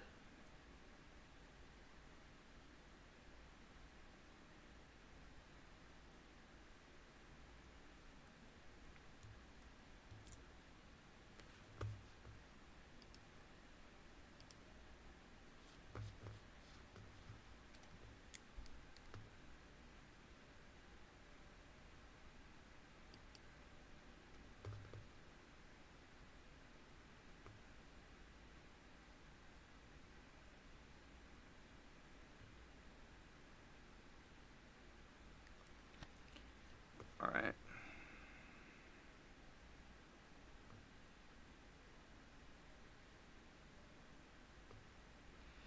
Yeah, and let's see.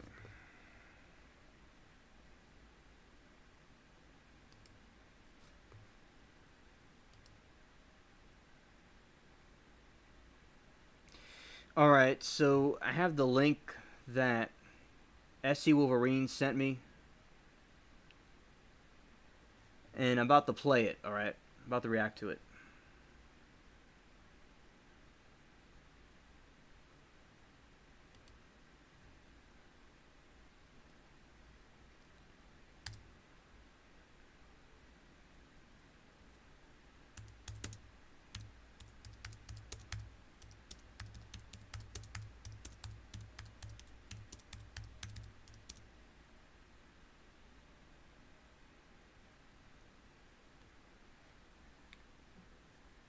All right, let's switch this over.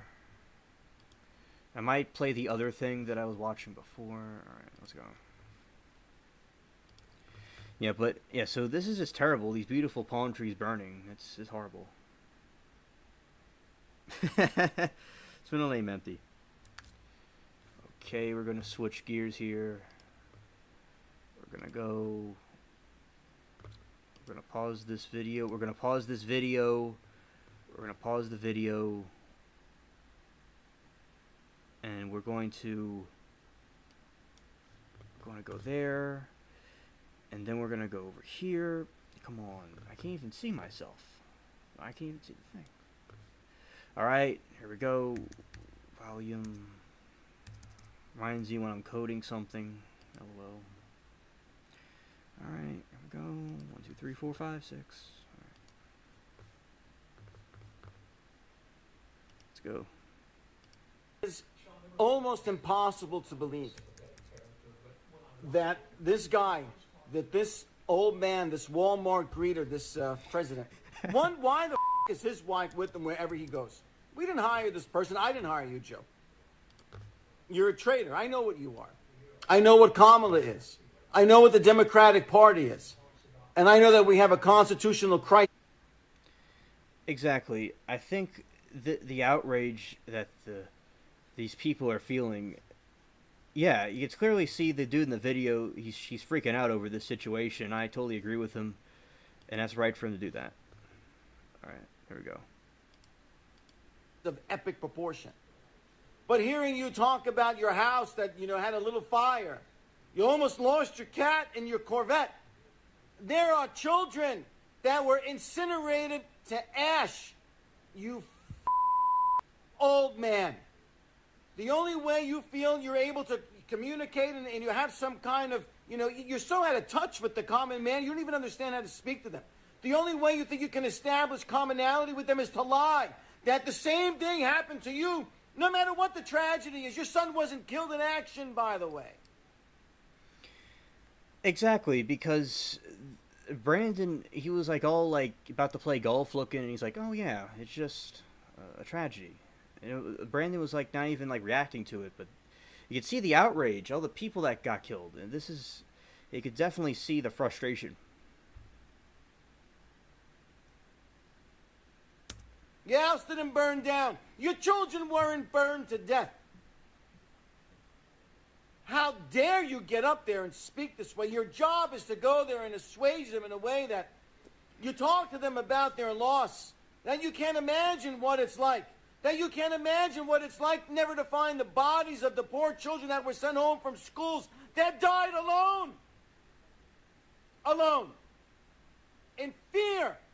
Without their parent or a guardian, that the most abhorrent thing happened.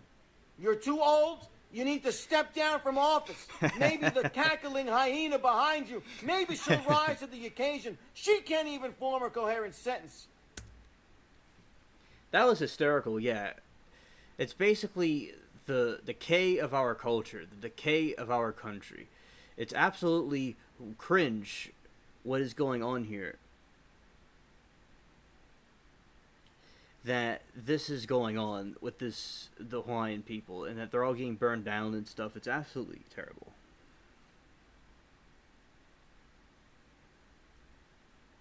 This is an outrage. An outrage. We should just rebuild the goddamn thing the way it was. When you hear the psychopath, the first thing out of the governor's mouth was, we're going to reclaim the land for this or for that. Who the are the people we hire in government? And if there's any truth to the matter that this idiot held back the water, he should be sent down to Guantanamo Bay. Never to be seen again. Synchronicity, chat. We were just talking about Guantanamo, about the Al-Qaeda dude. So, chat, I'm giving you a warning. And if you don't I'll put your volume down, it's your problem. But, so, I'm about to play the clapping sound effect, so rest in peace, headphone users, because of synchronicity. Alright, here we go. 1, 2, 3. For synchronicity.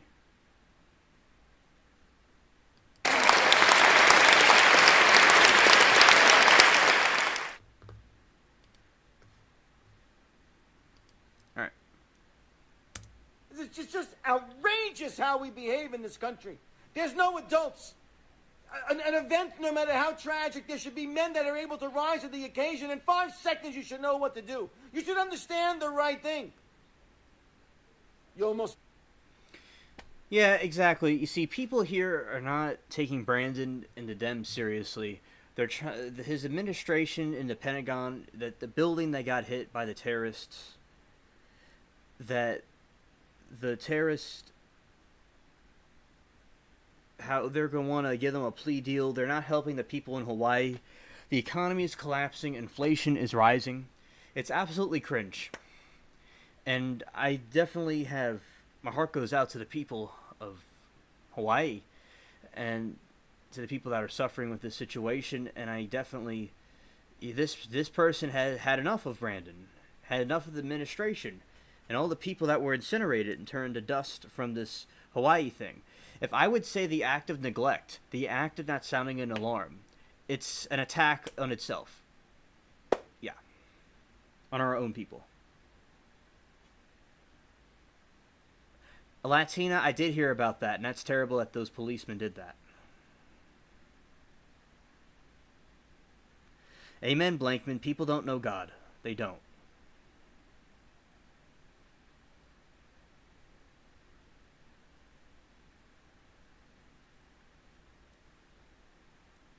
Lost your cat. Go f yourself.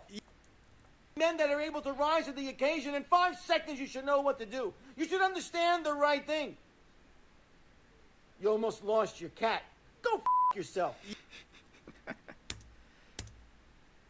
Well, yeah. Thanks, Latina, for sharing that with us. And SC Wolverines working in conjunction to bring that video to the table. All right. Thank you. Yeah, so basically, yeah, I think that's absolutely terrible what happened. And I feel that there is neglect from the police. There is neglect from the emergency response. There is neglect from everybody.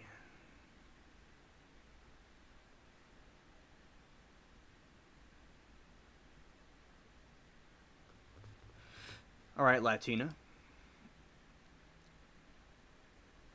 I see what you mean, but I do think that occurred. But of course, we don't know for sure. But I think it likely did. People weren't able to do a lot of things. It's like they wanted it to be this way.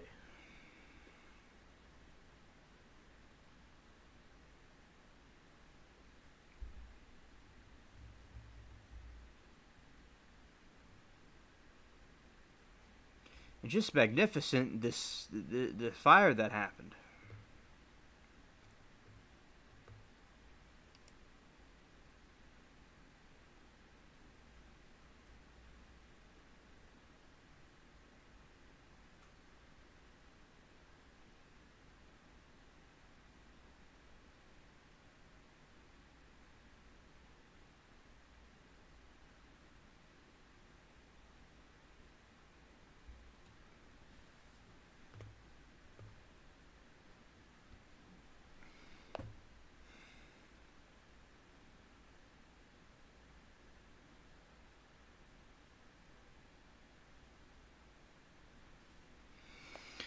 Look at all the cars that were destroyed.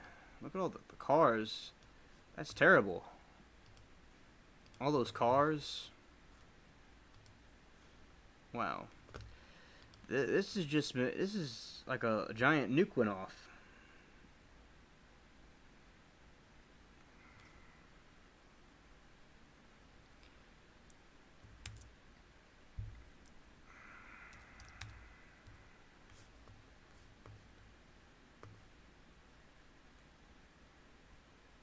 Yeah, no respect for cars, yeah. Alright. Okay, so, let's see.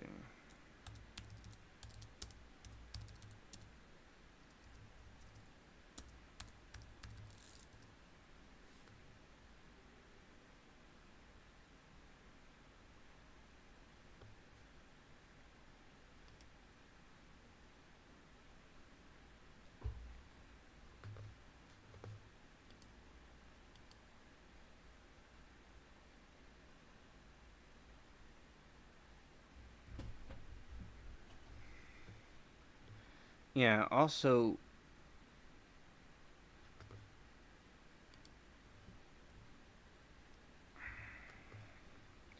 we got that one.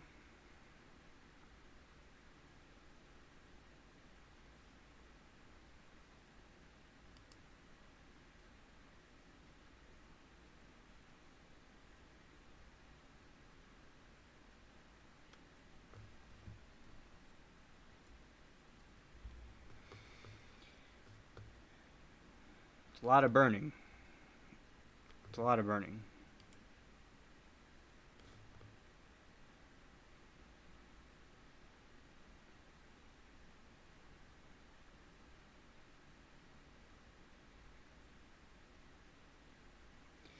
Yeah, so this is the... Let's see, like, the range of when the fires happened.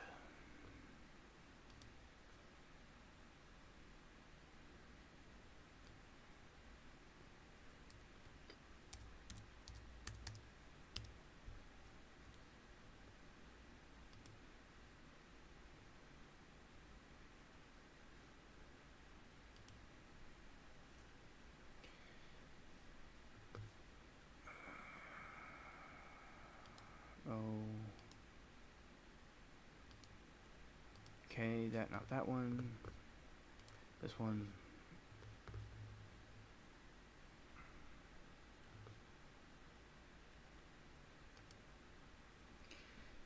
Alright, so this is... Come on, now is this... Google Images will have one.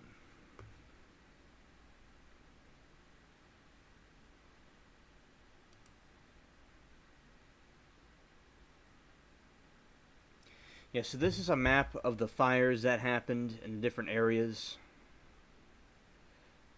from this incident. And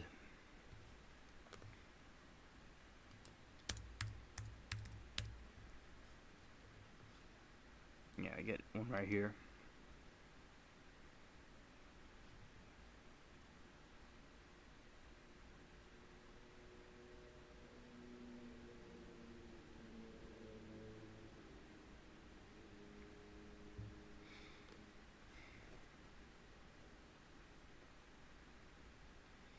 Yeah, so this is the map of it.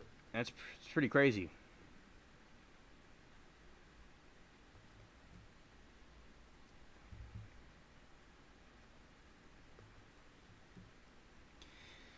And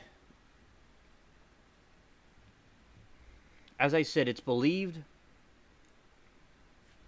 that the hurricane that occurred caused the fire to happen because of the way it was going and the bad weather conditions in Hawaii. Others think that it could have been a laser. And the other reason is it's like a transformer blew up and it caused a big fire to happen. Another reason is that, say, the laser struck it and hit it. So those are some of the reasons, but regardless of what really happened, you have people that are these big investors and Bill Gates and different people. I don't know if it's confirmed. Is it just be an opinion about Bill Gates himself? But there are investors that are going out there and trying to buy land from people. And yeah, just repulsive what's going on. A lot of people died. A lot of people lost their lives. A green alien, yeah. 2,207 structures damaged.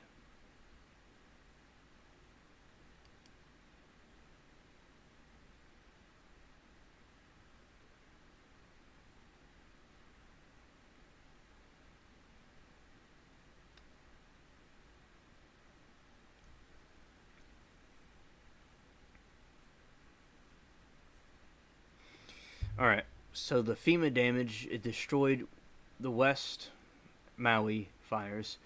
5.52 billion price to rebuild. I understand, SC, thank you. That's funny.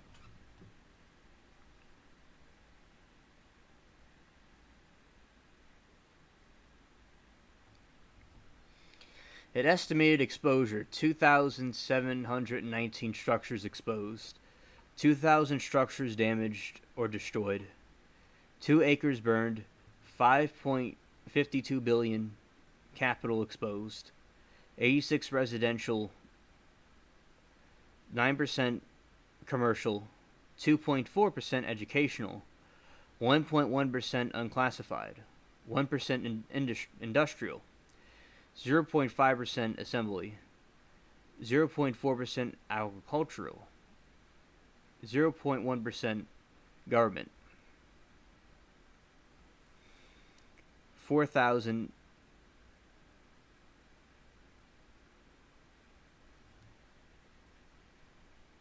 potential needs, And there's thousands and thousands of different needs that need to be done with these people.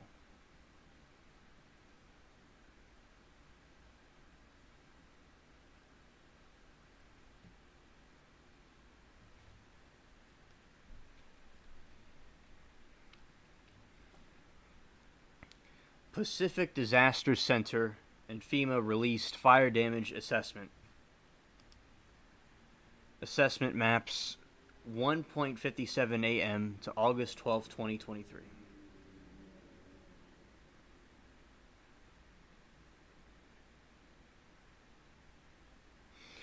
The Pacific Disaster Center and Federal Emergency Management Agency released damage assessment maps from multiple wildfires in Maui County. According to PDC, as of August 11, 2023, damage assessments related to the Lahaina fire resulted in an estimated total of 2,719 structures exposed, 2,207 structures damaged or destroyed, 2,170 acres burned, 86% of buildings exposed to the fire were classified as residential.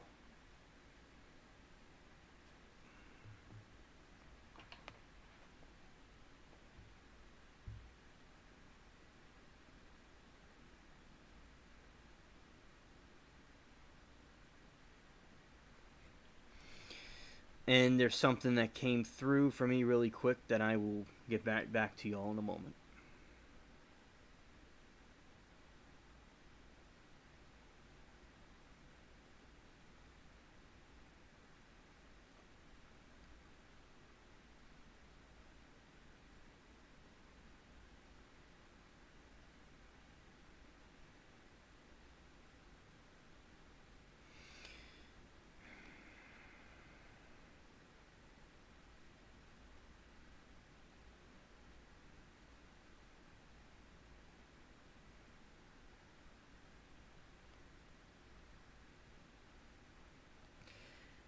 And yes, I agree. People should have voted for Trump. I agree. And I'll have something else to play for you all after this. It has to do with this topic. Okay.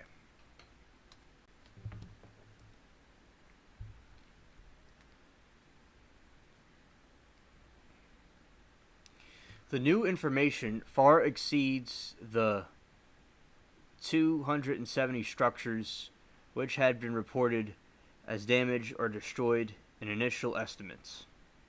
The estimated cost to rebuild in Lahaina is projected at $5.52 billion. In Kulia, 544 structures were exposed, 678 acres burned, and the estimated cost to rebuild is $434 million, according to the maps.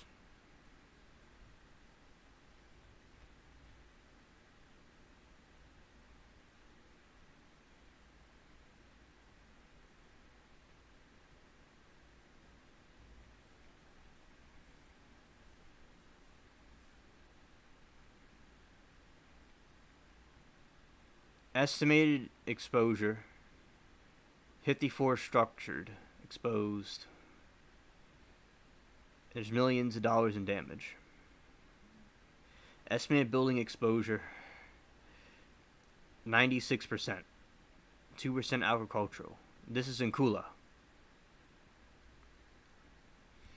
Summary of the geospatial damage assessments near Lahaina, Hawaii.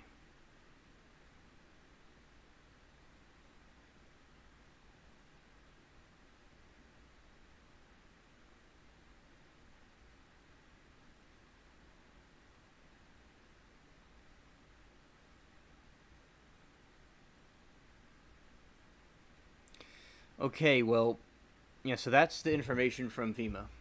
All right.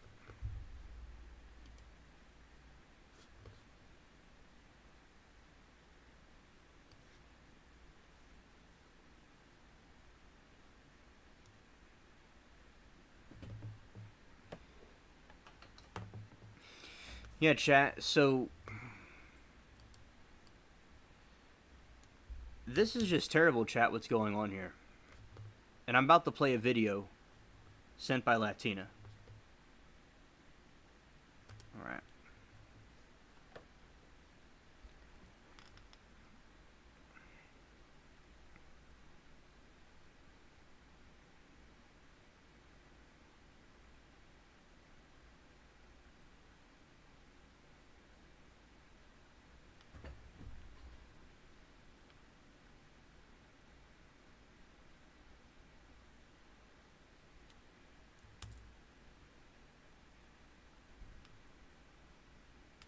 All right.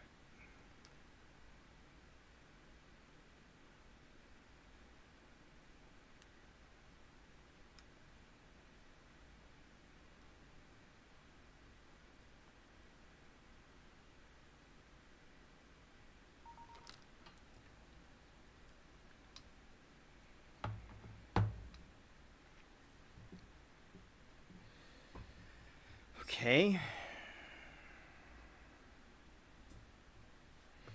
Almost there. Getting there.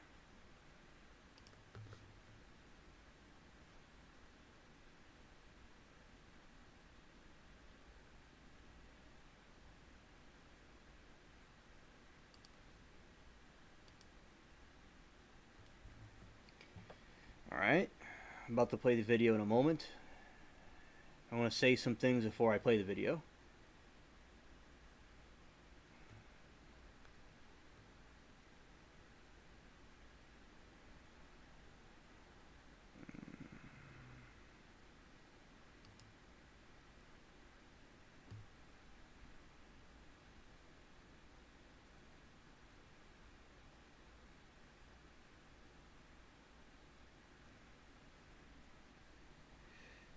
All right. Here we go. Converting windows to the other side for the people in chat so they can see this. I'm going to say some remarks before I play the video officially. Going here, we're going to go there, we're going to do that, we're going to do this, we're going to go there. Alright. Alright, we're going to go there, we're going to go here. Alright, so before we play the dude's video, and it has to do with what we're talking about with Hawaii. Go 40.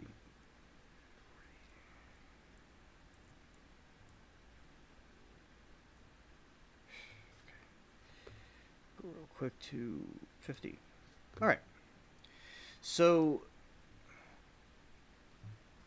big thank you to Hawaii Real Estate, and we're spreading the word about the situation in Hawaii, and we're about to play his video. So thank you and shout out to this channel and to him and everybody involved with this dude's channel, and I'm going to say a big thank you.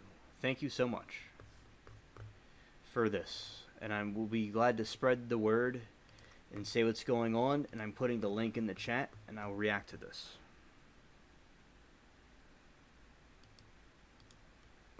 Alright.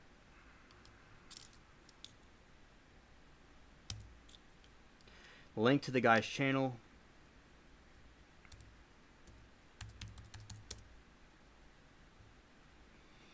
And the zombies are in the chat.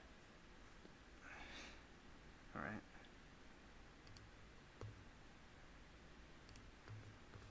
Here we go. We're gonna switch. We're gonna switch a switch over here. The panel switch. Here we go. We'll react to this.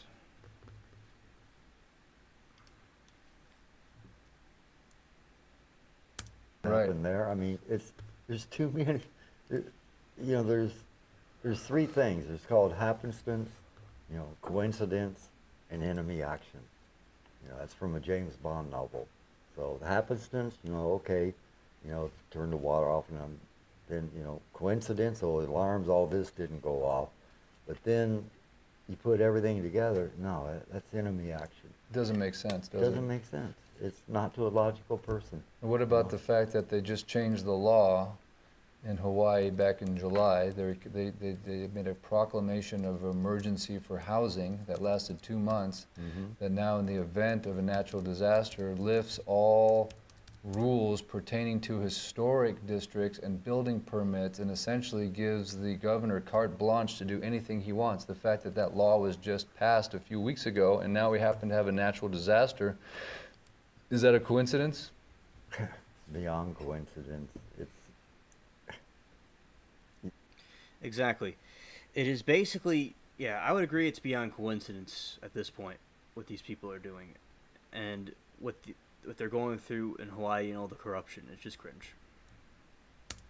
anytime you look like the Weimar Republic and everything, they had a beautiful constitution, but the weak point, the link point was in case of an emergency.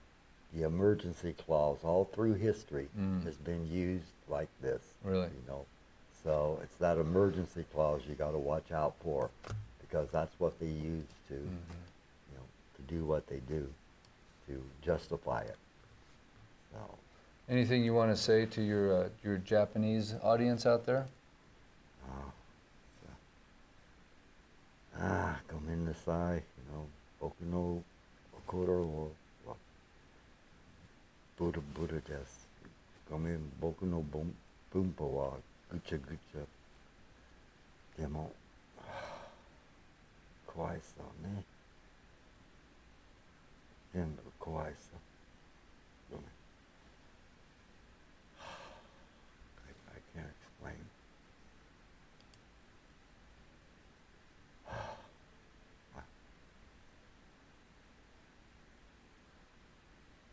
That's about all I have to say. It is? Okay. All right. Thank you, Fish. I appreciate it very much. Seriously, you're a good man. You're an intelligent man. You have a...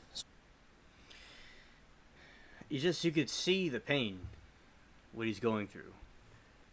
You could see the pain that he is going through in his situation, and what the other people in Hawaii are going through, and all the corruption.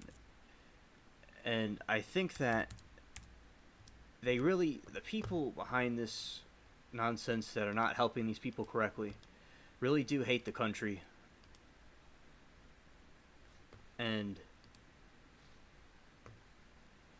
I think that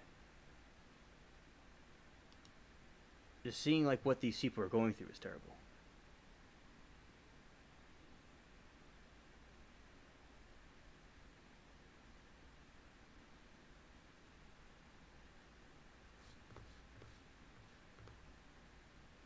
Yes, yes.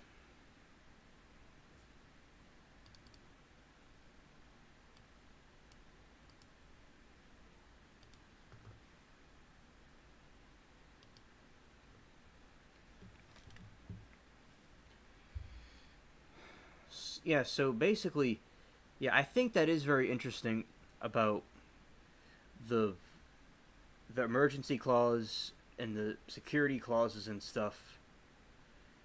I think that it's very, it mirrors things from those times, and I think that it is very, very, back in the past from the Weimar Republic. Yeah, it certainly is. Yeah, and I agree with him. Yeah, I agree.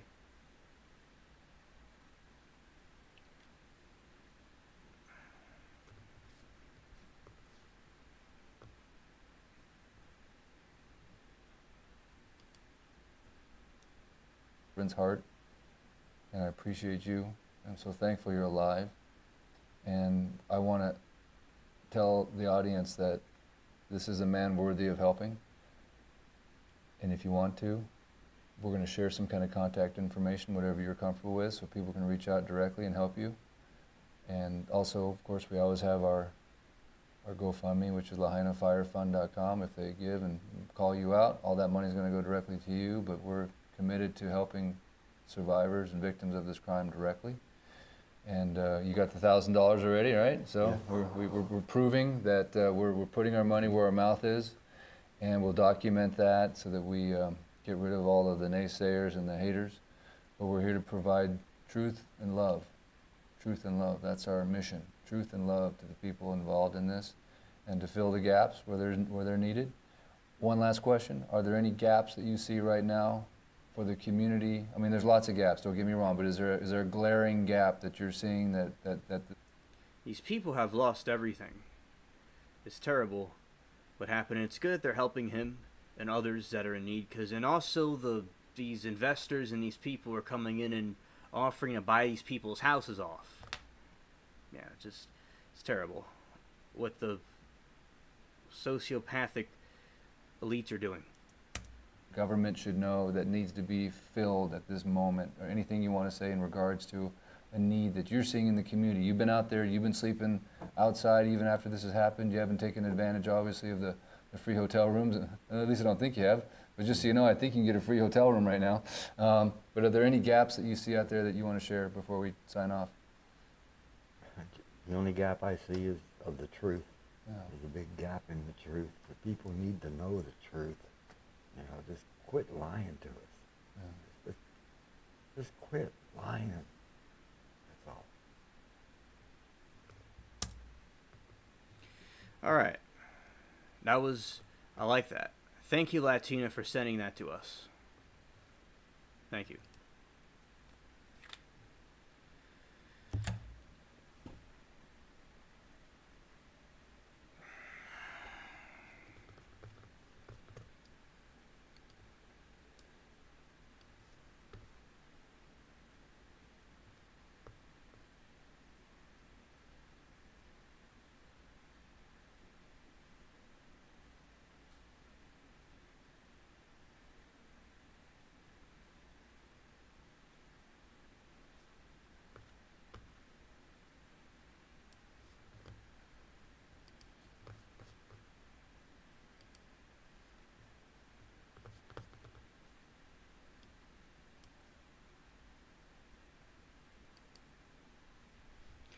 Okay, so, yeah, because I totally think that they're lying to us and they're not telling the truth.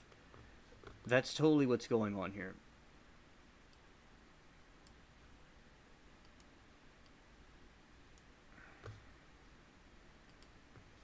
Just look at those palm trees.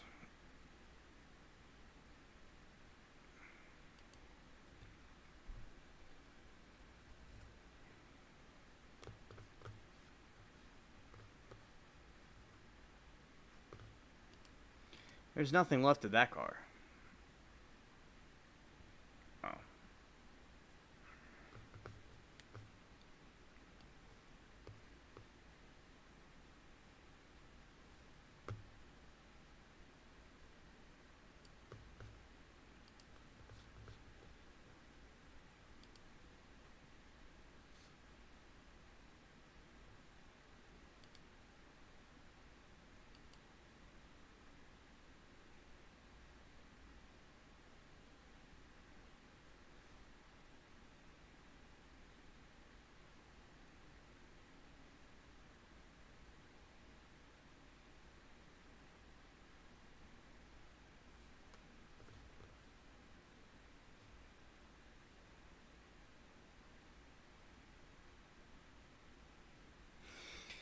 Blankman, I'm not quite sure what it is exactly.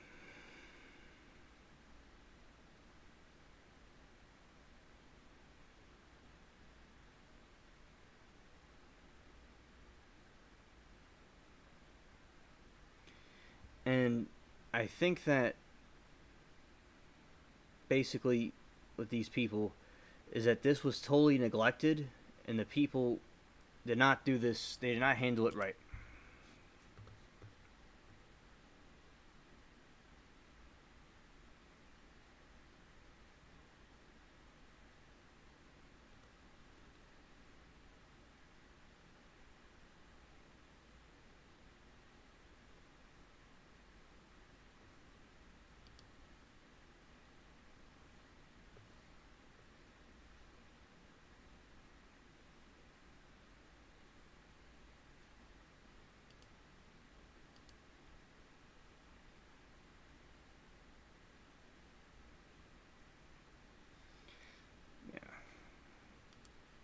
Yeah, shout out to the people in Hawaii.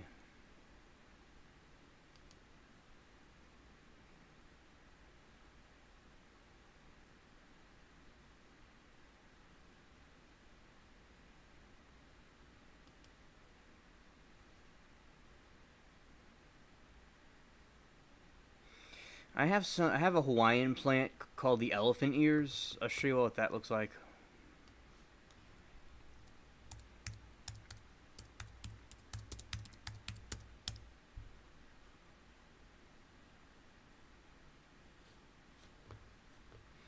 I agree, Amanda. They want to do that on purpose. Let's see, is this a Hawaiian plant? Am I right about that? Let's see.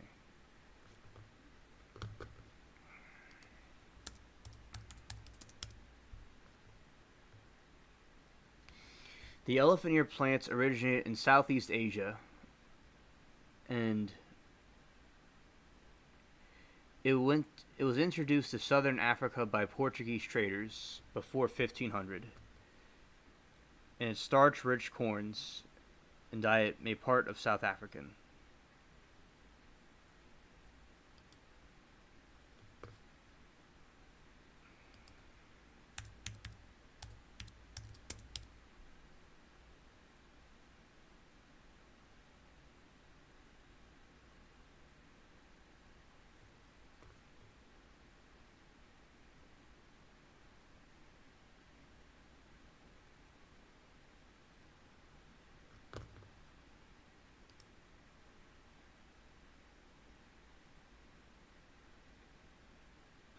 Alright, so the plant that I have, it is in Hawaii. I thought it was native to Hawaii, but I have an elephant ear plant, and they're native to, like, the South Asia.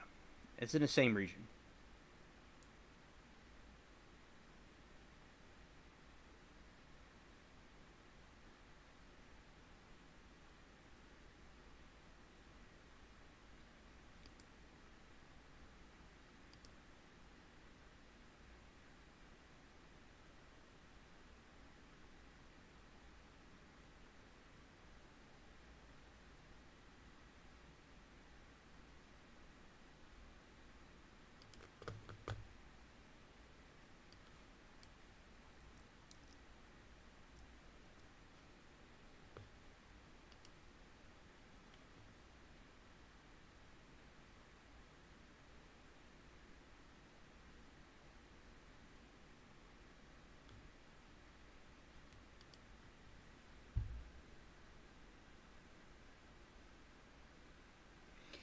Yes, so that's a tropical plant, and there's a hibiscus plant that the Hawaiians have. But that plant is just from Southeast Asia.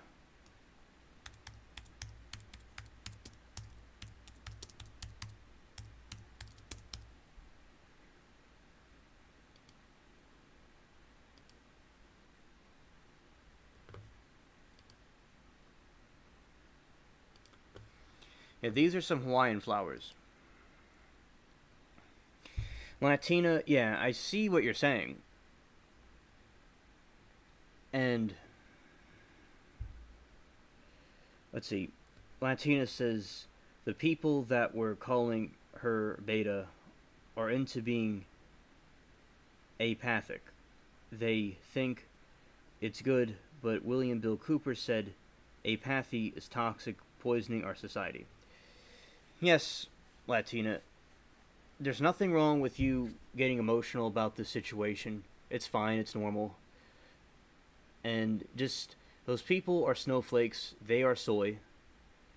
There's trolls, they have no life.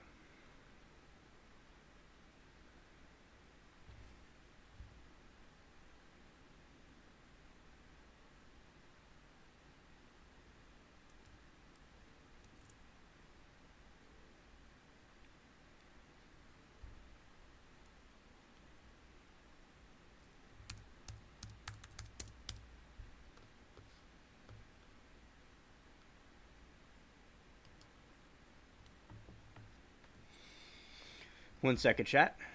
Shout out to chat. Shout out to everybody here.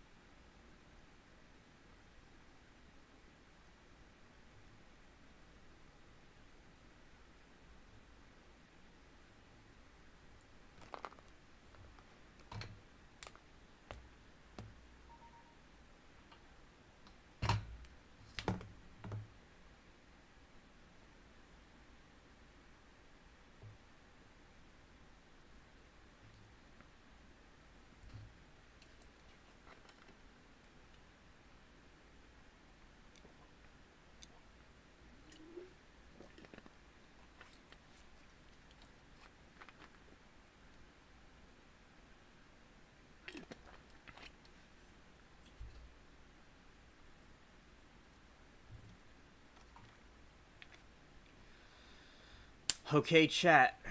We're going into a side discussion about apathy. And this was a topic that was brought up because there are soy snowflake trolls trolling Latina. And this is unacceptable, and that there's nothing wrong with her or anybody getting emotional over people, thousands of people and children losing their lives, losing their homes, losing everything. It's trolls. So we're going to get into this from Harvard, a Harvard document about the most dangerous thing in the world is apathy, and this was by a monk. And I studied things from the monks, the different, like Confucius and different things, and I studied philosophies of these Asian monks, so I like seeing this as the picture. All right, we're going to get into this.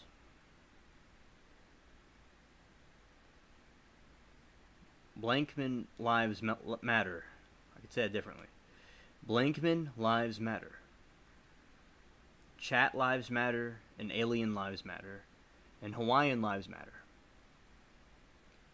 9/11 families' lives matter. Pirate lives matter, not dead zombie pirates. All right, let's dive into this. Let's rock.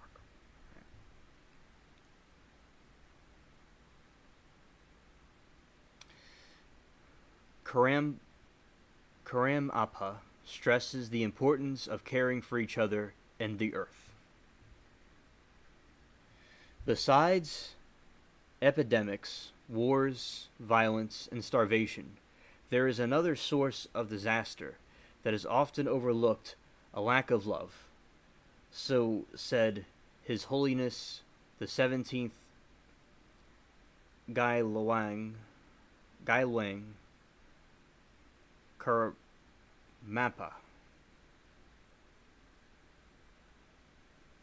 Ruby lives matter.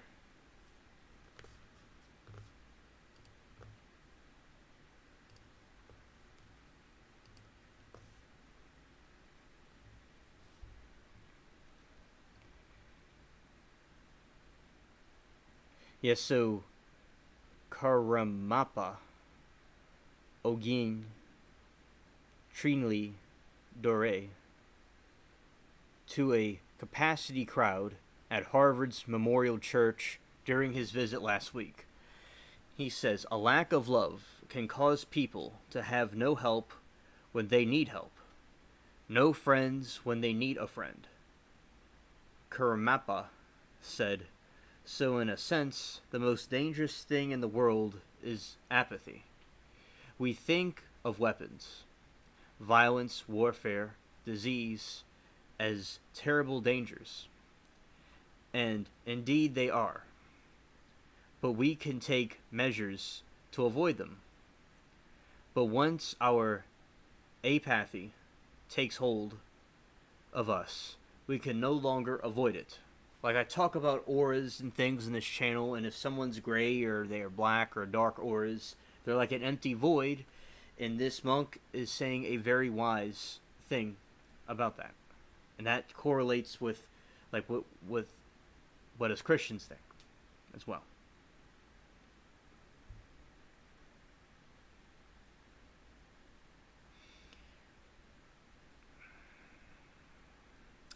The 29-year-old Karmapa leads the 900-year-old Karma Yugi, I could do this, Kagyu School, Kagyu School of Tibetan Buddhism, guiding millions of Buddhists around the world. Born to a nomad family in eastern Tibet, the Karmapa was chosen as a child by followers of the previous Karmapa. While training at the age of 14, he made a dramatic escape from the Tibet to India to be near His Holiness to the Dalai Lama in his own lineage of teachers. Interesting.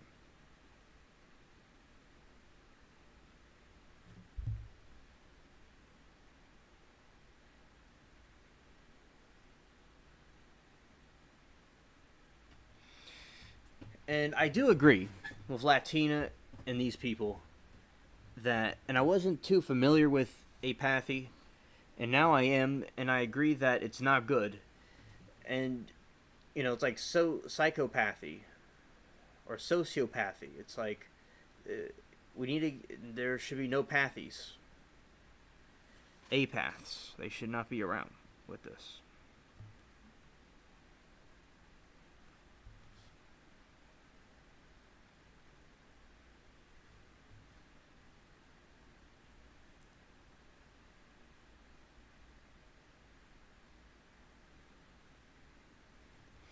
So that's them in the church talking.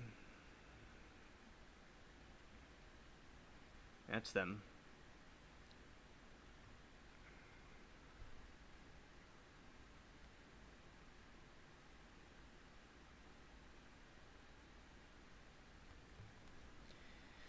Wonder if Sarah's still in chat or she's listening from a distance. During a talk that was equally entertaining, enlightening, the Karmapa joked about using an interpreter even though he speaks English. I do actually speak some English. I feel that I speak it poorly. I certainly don't think my English is up to Harvard standards, he said, evoking laughter from nearly 1,000 people in attendance at Thursday's talk. He also joked about coming to the United States, but being unable to sample American barbecue, as he heard so much about this because he is vegetarian. And yeah, Blankman, I agree. I'm a Christian. I don't believe in Buddhism, but there's some quotes and things that these people say that correlate with Christianity, and I agree with some things they say, but of course I'm a Christian.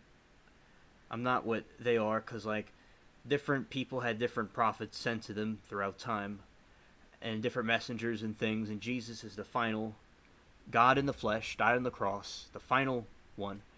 But there's these other people from other parts of the world that had these different teachings, but a lot of people in America had Christ, and of course Christ is the thing to follow. That's all you need.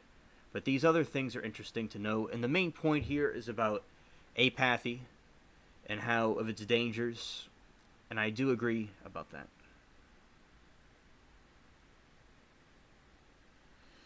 All right, Amanda and Sarah, thank you. I was just wondering. That's what I thought. And we'll go in a rabbit hole about Jesus. There's also some stories that Jesus visited the United Kingdom, that Jesus visited India and Japan perhaps in his lifetime before he was crucified. So, and apparently they're saying there's also something interesting I want to point out about these religions, which will confirm Christianity. Another way to confirm Christianity, that there isn't a billion ways to do that. Amanda, I grew up Catholic as well, and I will explain what the differences are in just a moment. But so Confucius said, if there's something on your porch, brush it off. And what I meant to say was don't worry about what's on your neighbor's porch. If there's snow on his porch, worry about your own porch. And Buddha said if you throw a rock, if you want revenge, it's like if you want to throw a hot rock, a hot coal at somebody, but you burn yourself in the process. And Jesus said how if you basically don't look at the beam in your brother's eye when there's a beam in your eye. So Jesus is the confirmation. He is God in the flesh, and he said similar things to what these other people said in different parts of the world before there was technology, before there was all these different things, that he knew the truth because he is the truth, and he is the truth only. But other people were sent before Christ to different parts of the world to help and guide others. So, as Blankman, I do agree with him completely in that these other faiths confirm Christianity. Amen. and the different energies and things we give off, like green or purple. We could go into the Book of Enoch, explains more about the Nephilims and different things. And I will say about Amanda, her question, after I drink some water.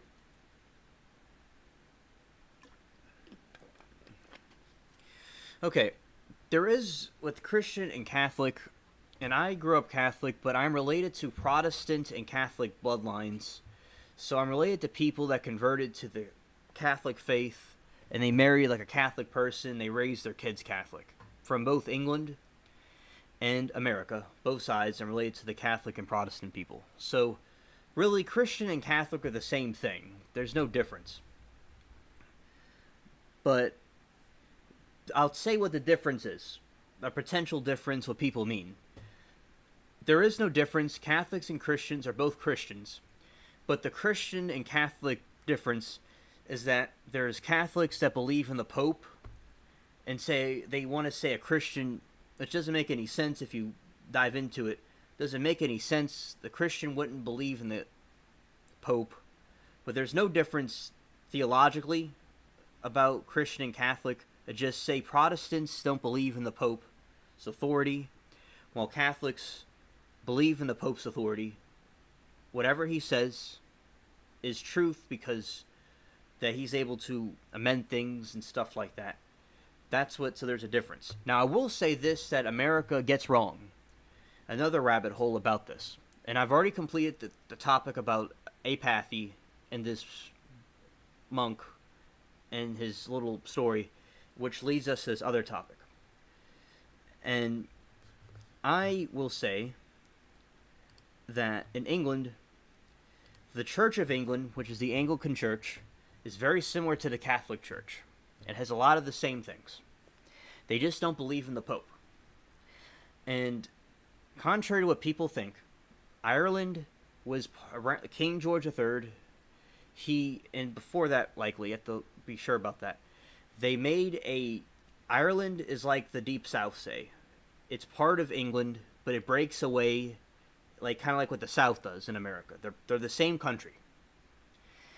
And there is a point where there is an anti-Catholic sentiment because of the Pope, and there is a couple of wars and stuff, like with Spain, but it really was exaggerated. They weren't really against each other like what people would think. But there's still conflict, my uncle told me, with England and Scotland, and Ireland and Scotland and England. There's these conflicts. So there's a religious part of it too. So there is a war over land, like Scotland and England. They don't like England, and Ireland doesn't like England either. But there are people in these countries that were loyalists to England. So there's like a split. Like say in the South, you have people that support the North, and vice versa. It's kind of mirrors what happened to America. And so there's a point where they became one country, and they relaxed tensions with the Catholic Church, and the Irish people came in and they married English people, and some English people, and some of the English converted to the Anglican, to the Catholic faith, because the churches were so similar. And there's something called Presbyterian, which I'm related to Presbyterian and Anglican people in the United Kingdom, and the Presbyterian people are the ancestors of American Protestantism and Baptist people. And northern England and southern Scotland, a lot of people that were the colonists that came here, we would call hillbillies. I could explain what that is also. And like those people in the Appalachia, and hillbilly's not a derogatory term. It means something legitimate in England. And so those people were from the Presbyterian line, and there's a Church of England, and all three of them fought each other. So Christian and Catholic, they're the same thing, but the more accurate thing is Protestant and Catholic. So one doesn't believe in the Pope, and one does. But there's Protestants that are more like the Catholic Church than other Christians, because the situation in England where in Scotland, they broke away from the Catholic traditions completely, and were more Bible-based with a preacher, and they took out more of the Catholic traditions, and that group came to America. That's a really summed up nutshell of the situation of the different church factions. And then the Protestant faction broke up into more and more and more and more and more things. And I'm Protestant. I think the Pope could fall into error, but I still like things from the old church. And I like the Bible-based church. I think that's very important to have. And I think the traditions in the old church are good, so I would be like an Anglican that likes both, like the Baptists and the other traditions too. But I'm kind of more like flexible. I don't really take an identity with that. So that's the difference. Like one believes in the Pope and one doesn't.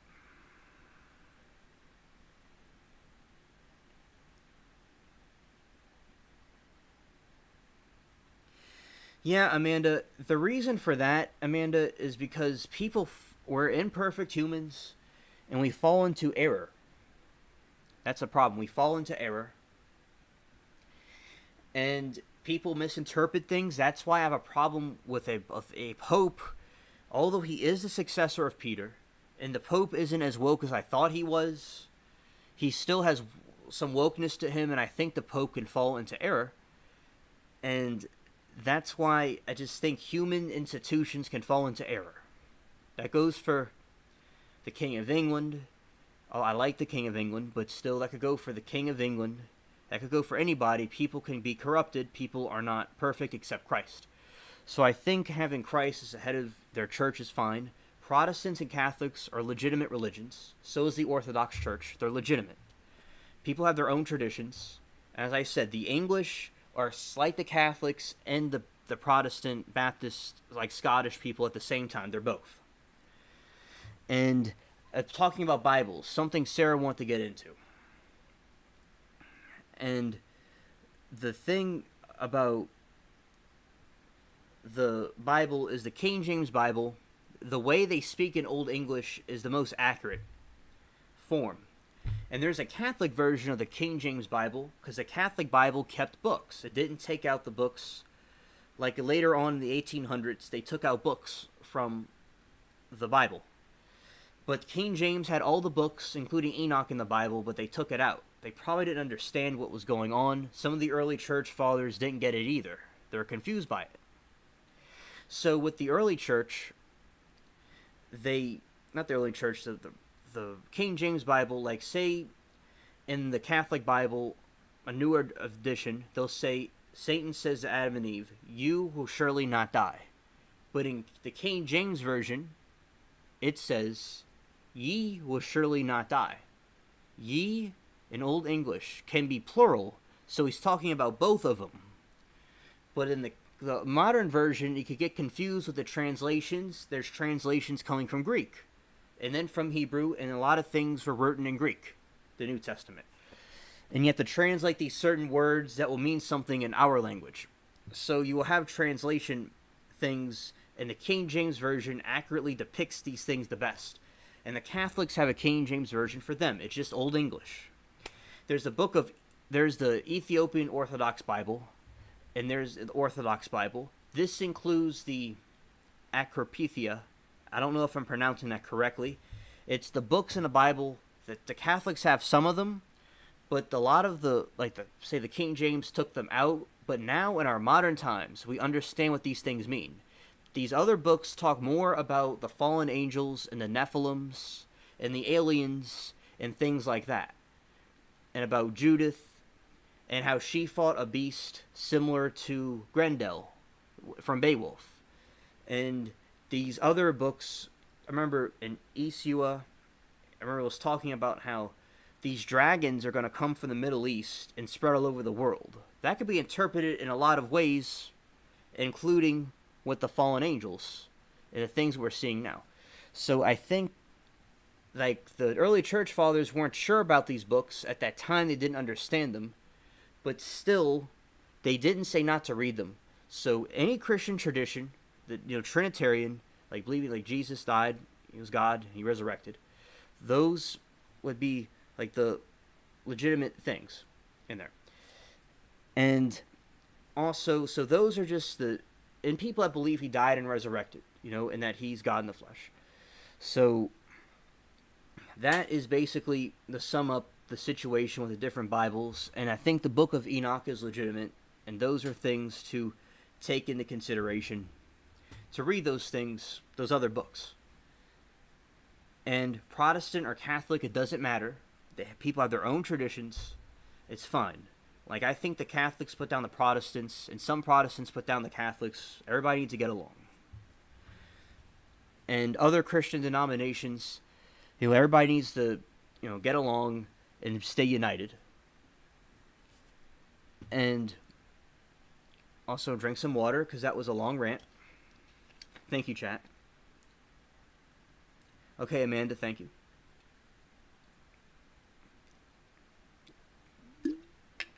And I'm related to the Welsh, the Scottish, and the English, and the Irish. I'm related to all of them. But I understand, like, the Ireland and Scotland still has, because England had wars. They had wars with Scotland and Ireland. And there was a point when you had the people from the Appalachia, like the people that would be, I'm cousins with those people, all right? I'm cousins with the Jackson family. One of my ancestors was from the Jackson line, but they stayed in England, right? I'm cousins with the American colonists and the Appalachia people very closely, and the other people from London too. And so basically, like, the Americans, before they spread all over the place, they're all in England before they went to America. The Catholics are fighting the people, the Anglicans are fighting the people, and the Presbyterians, everybody was like fighting each other and getting angry. And then they're like, okay, they went from the Appalachian people, went from Ireland, and they mixed with the Irish people there and stuff, and then they went over to the colonies, but they're still part of the United Kingdom. They're all like, they're getting along and stuff. And then the situation, with Parliament and the colonists want to break off, no matter if the king would go along with what they wanted or not. America felt it was best they're independent. And America should remember to be independent even if our own government gets kind of strange. It's good for people to preserve the ideas of America being an independent, separate entity from anything, even things internally. What was Africa doing? Well, Michael Jackson, I mean Andrew Jackson. Andrew Jackson. So a lot of black people are related to. They have these names like Jackson and stuff, but I'm related to the white people, obviously, like Andrew Jackson. He was a president, and then they had slaves and stuff, and they took the guy's name, so. That's why they had those names. Or also, if they weren't descendant of that slave master, they were having descendants of people that wanted a president's name. So no, the Jacksons, like, they could be a descendant of a slave owner, but they're related to a white person that was either a slave master, or maybe what they wanted was to take a president's name. So no, they don't originate, like Jackson doesn't originate from Africa. These names originate from Britain. And, like, I'm related to the white people from England with those names. But they stayed over there, and the other ones came here. And the reason why the blacks had those names is because they were here, and they took the name of whatever. Right.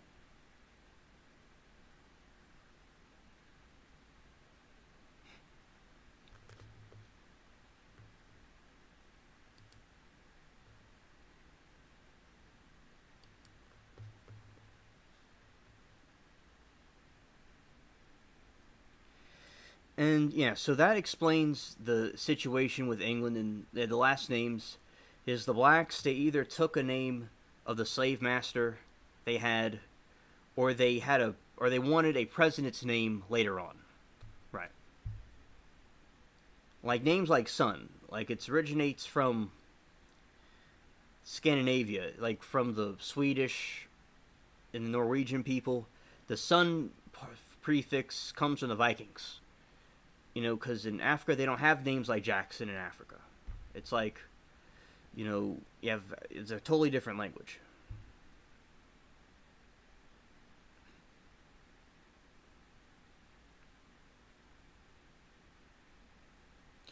Yeah, shout out to SE. That's cool. That's cool. And also, and there's different Protestant factions. There's all kinds of different ones. And as I said, it doesn't really matter which one someone goes into.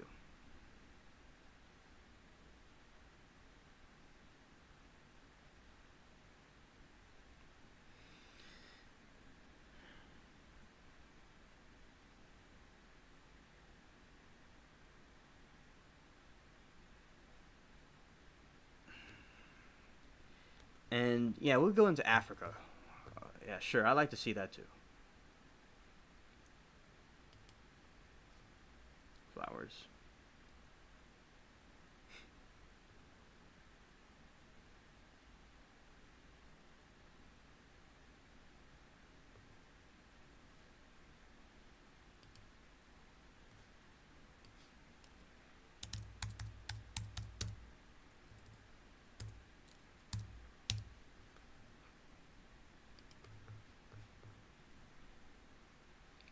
Yeah, so this is Africa.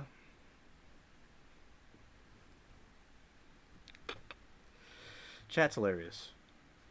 Yeah, so if this is an elephant, and we have these different countries here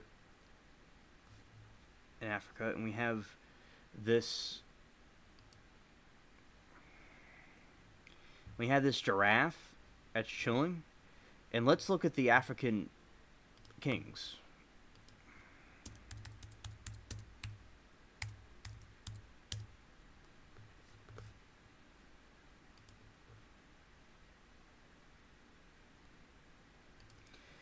In the race, as I said, it's not about race or anything. People can be whatever.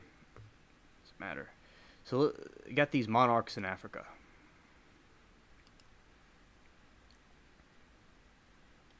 Got these kings. They're the kangs. So these, I think these are the kangs. I meant the kings. Yeah, kangs. I think they built everything. All right, Africa. Let's see.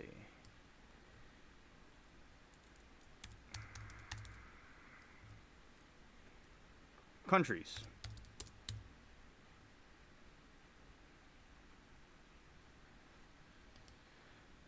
I'll look into that SC Wolverines. I will. Yeah, so this is Africa, and this we'll go into Africa right now. I know some stuff about Africa off the bat, and I will look that up. SC Wolverines, and take pride in your heritage. Africa is a very interesting place. They have nice wild things there and stuff. It's nice. And we'll look into that. Alright. Okay. So the slave trade happened in the west part right here, like by the coast. And something interesting about the roaches. Cockroaches originated from Africa during the slave trade. That's why it's a little bit different because it was from there. But there's all kinds of different roaches. Like there's roaches that have like blue and different colors, like butterflies and things like that. They don't all look disgusting. But the 1% of them that's a pest, that's kind of weird, came here. So yeah, so that's Africa, and a lot of things came over. And you have some cities. And I think it's good that the people from Africa came here, and that they have a better life over here.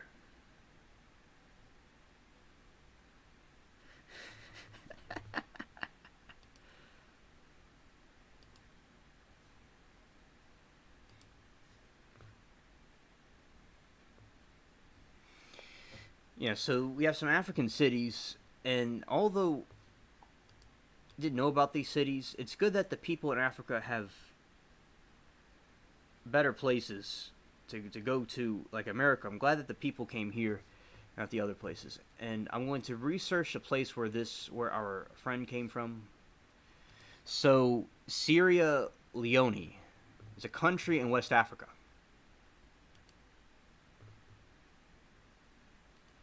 So this is a place where SC Wolverines originates. It has nice beaches.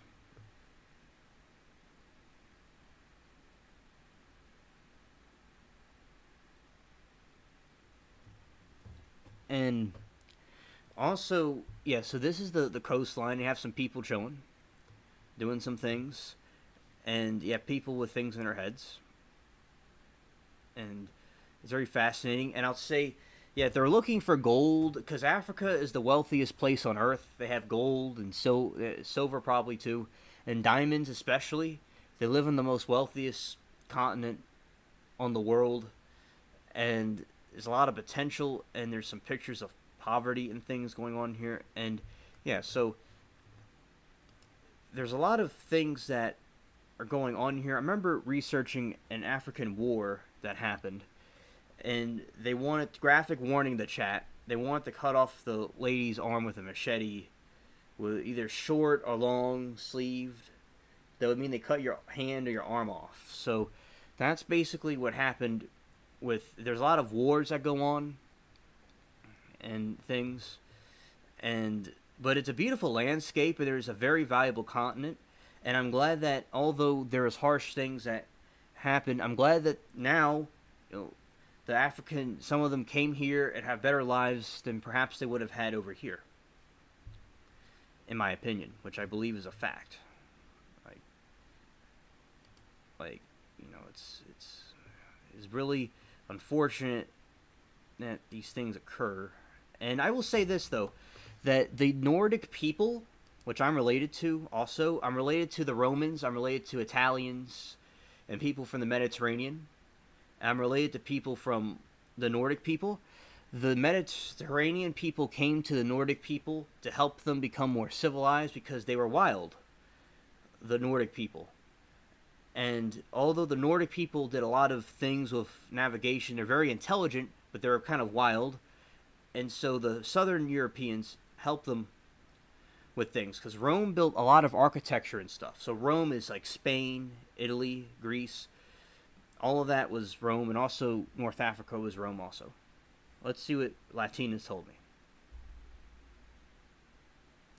She read an article a couple of years ago that claimed Eager Casey, known as the Sleeping Prophet, mentioned the Nile River once had a branch that flowed west but was purposely cut off, damaged the enemies of other parts of the African continent. Ah, I didn't know that. Thank you for mentioning that, Latina. Thank you. And, like, they had these African kings, and they would have wars. And then there was slavery in Africa going all the way back. And there was slavery in Europe. And then, like, people like Jackson and these different groups came over. It started with the Portuguese, Essie. So, for the people, what happened was it was the Portuguese that started the slave trade. They started it. It was in the Spanish and Portuguese. That's where it started, and England and everybody else started this thing, which imported the people across the countries, and which brought different insects like the roaches and things. I'm not comparing black people to that. I'm just saying that's just a lot of different things came over. And in Africa, there's African grass that grows very fast, and that was brought over to Hawaii. I think Australia too. So different plants and insects and things came from this situation. And America ended the slave trade, and the other countries in Africa still practice it to this day. Nothing's changed.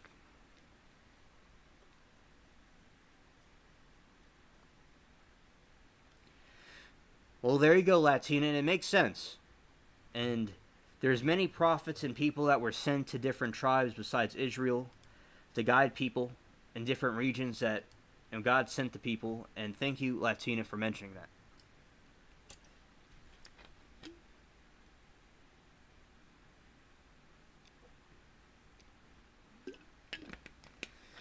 And Africa is a beautiful tropical landscape. Let's look at some other parts of Africa.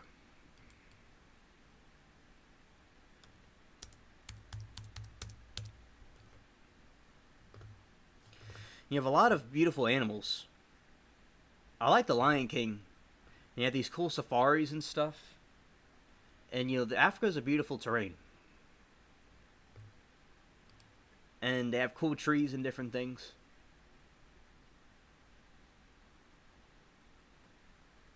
Exactly, Blankman. I think that, yeah, exactly.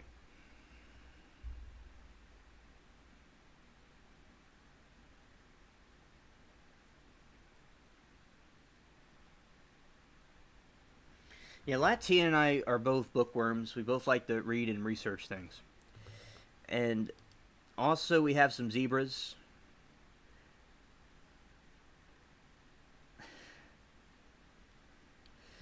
And basically, chat's hysterical.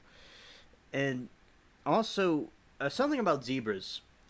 If we spray painted a red spot on that zebra that's looking at the camera right now, the lion would eventually kill it. The reason why zebras or fish, schools of fish, go with each other, they try to get into the center to be safe from getting destroyed. So with zebras, if you stand out, you're susceptible to trolls. But without standing out, you don't take the risks that are necessary for success.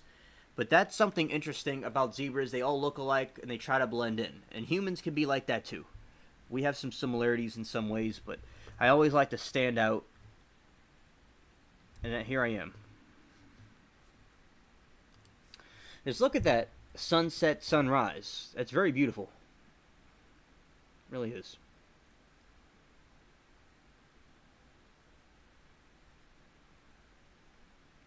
And there was slavery in Europe. The Vikings did slavery.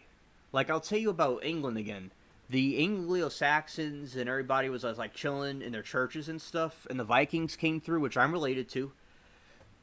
They came in and they went and enslaved a lot of monks from the monasteries in England and Ireland and Scotland too, and they took them back to Scandinavia and they enslaved them. It's like white people enslaved each other, and the Romans did slavery to each other, like, and also the English did slavery too.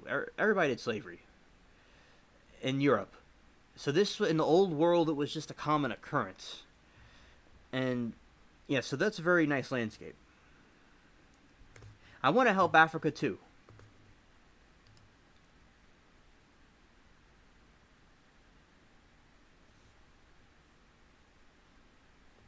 It's hot. Yeah, I do agree it's hot over there. It's like Louisiana, but all year round.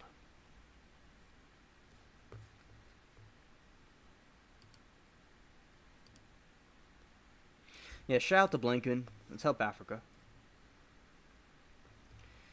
Yeah, and so what were they trading? So the trading situation happened where they would give them gunpowder and muskets and things that Europeans have, and they wanted those things, and linens and cloths and tea.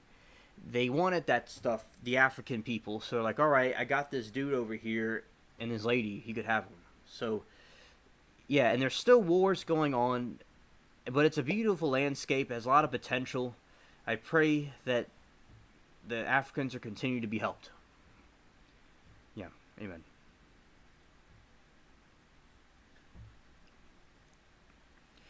And like SC Wolverines, the Swedish, and my Swedish ancestors too. Yeah, that's why I'm Swedish, because of SC Wolverines' ancestors that came down to England. You know, am I going to ask SC for where? I can think of the word. Am I going to ask SE for reparations? It's like you could go back and forth. Do I have to give myself reparations for being part Swedish? And like there was a war in old Germany where the Romans went up there into a war and enslaved the Germans, and the German women, like a bunch of Binas, like Bina from chat, like Binas, they're these priestess. They were priestesses, and the Romans and the German men, like they went to them for like advice and stuff, and they're like advisors and things. And they had these dark, thick woods in Germany. And there was a war where they defeated the Romans one time, and they hung them, and they did all kinds of stuff to them. And the barbarians, the Germans, came to Rome and ransacked the place, so it went back and forth with the Romans. And Jesus Christ, after the high priest and the people betrayed Jesus, and they brought him to the Romans, and the Romans, he was enslaved and crucified. So, in the Romans, with the crucifixion, to punish adversaries to the Roman government that were trying to overthrow it, and the people that were causing rebellion, and to their slaves, the Romans crucified people, and they hung them on crosses, tons of crosses. Like, think of crosses all over, lined up everywhere, all over the streets, and the hills and all, were people that were trying to be against the Roman government. And when Jesus is talking about this new kingdom, everybody's getting a little uneasy, a little antsy. They talk about the new kingdom. And although they wanted to try to let him go, the people insisted to crucify him. So the Romans did it. Everybody did it. Exactly. And China did it. I'm sure the aliens do it too.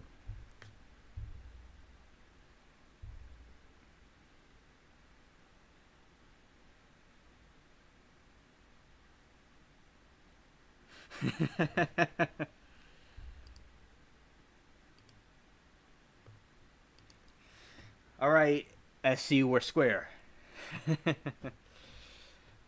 But I'm thankful, SC, for your ancestors. I'm very glad to be Swedish. I'm glad for my heritage.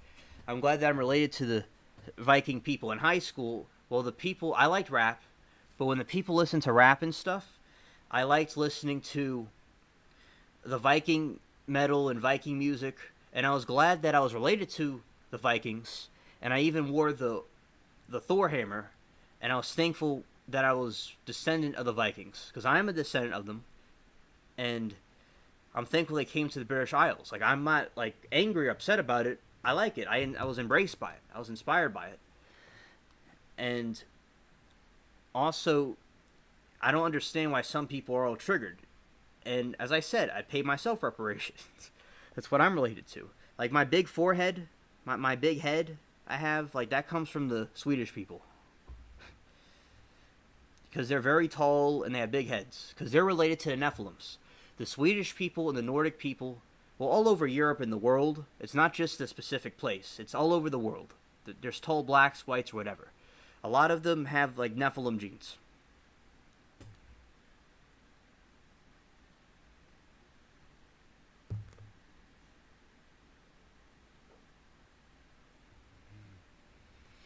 Exactly, Latina. We need some reparations for that stuff, too. And yeah, everyone voted for Joe Brandon to give us some, gas, money, electric bill money, yep. And also, I'm German. My whole name is German. Both sides of my family are related to the Germans through various lines. Yeah. And my mom's a descendant of German Lutherans and German Catholics.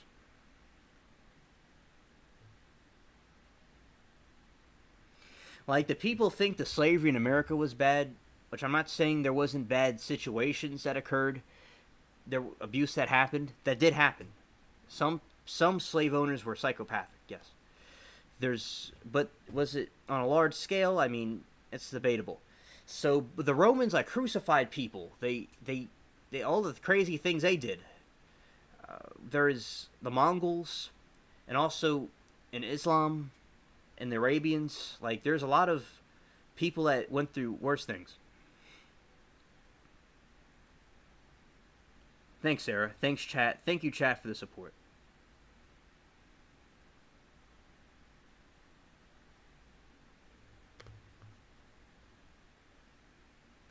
Essie, I'm glad that you are there for your people. I'm glad that you are there to help your people. And that's very important. I'm glad you do that.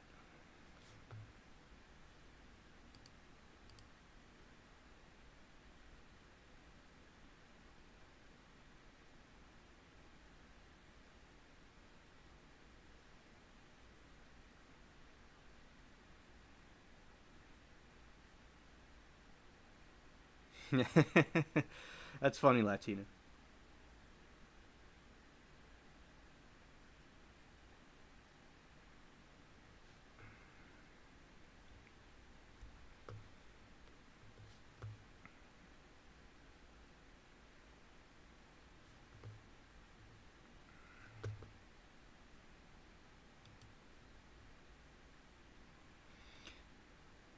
I have a safari hat. I do. Trump's wife was wearing a safari hat in Africa, and everybody was, like, the liberals were triggered at her.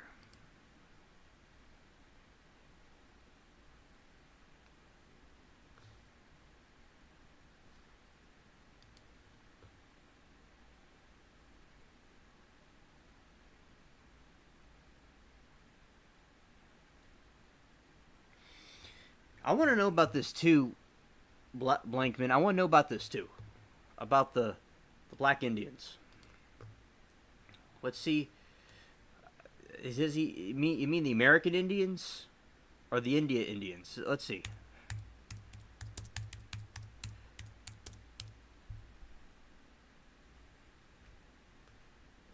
This is the result we get.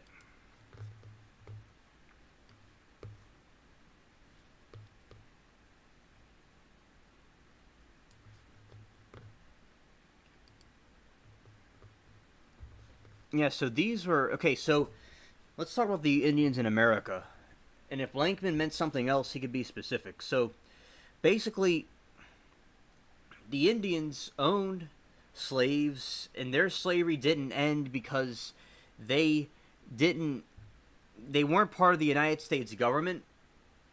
So, their slavery continued beyond when we ended slavery.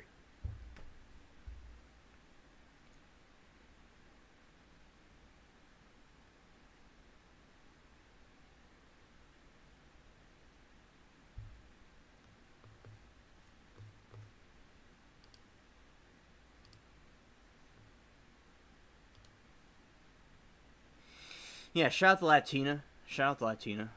Facts. And also, yeah, so some Black Indians. Come on. Yeah, so basically, you have these. So the Indians had slavery, and they had these blacks, and they mixed with them, and there you go.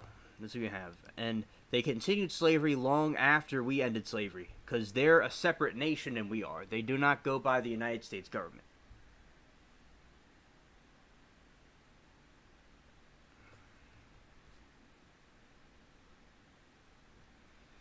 And these people, Black Native American descent, fight for the right to do what? Right to belong.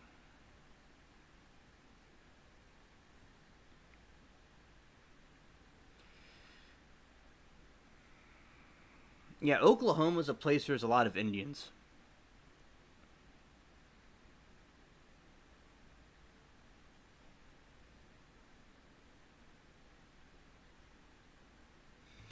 And, yeah, so basically...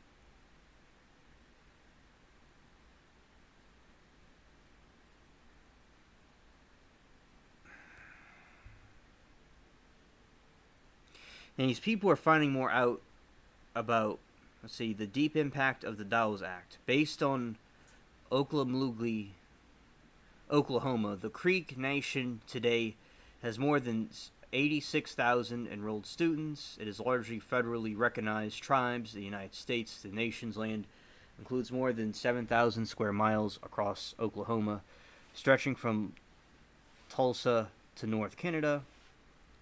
The Creek people descend from indigenous tribes who lived in southeastern U.S. long before European colonization, but eventually those two histories covered. And yeah, so this is a person that was finding about their descent with the Indian blood. And let's look at some more.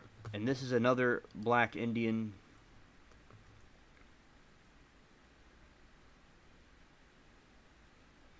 And I'd never seen something like this before, so Blankman and I are very fascinated because this is something I wasn't really familiar with either. So these are some Black people that grew up with the Indian tribes.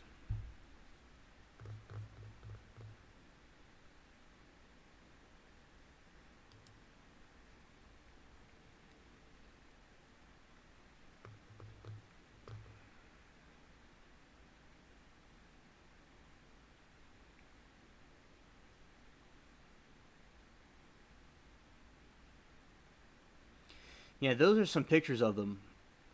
And let's see.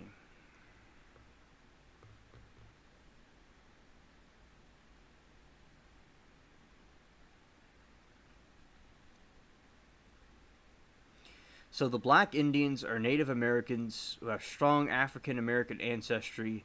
They are regarded as Native Americans since they are linked to Native American tribes and are culturally Native Americans. So it's these Black people that are also very Indian.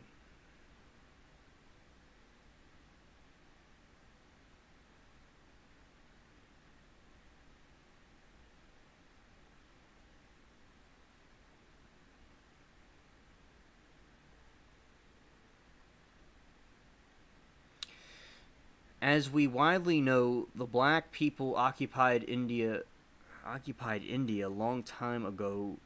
Yeah, well, they weren't really kings there. That's just, yeah. This is the Kangs. That's not true. So these people, they think they ruled all the world, and they didn't exactly. So basically, there was Indians that they enslaved black people, and they had them as slaves, and they were also in their culture for a long time. I know that the Indians owned slaves. I just never saw a black person wearing Indian clothing. That's something I've never seen before. I knew they had slaves. I said that a few minutes ago. I just never saw them wearing Indian outfits. It's interesting.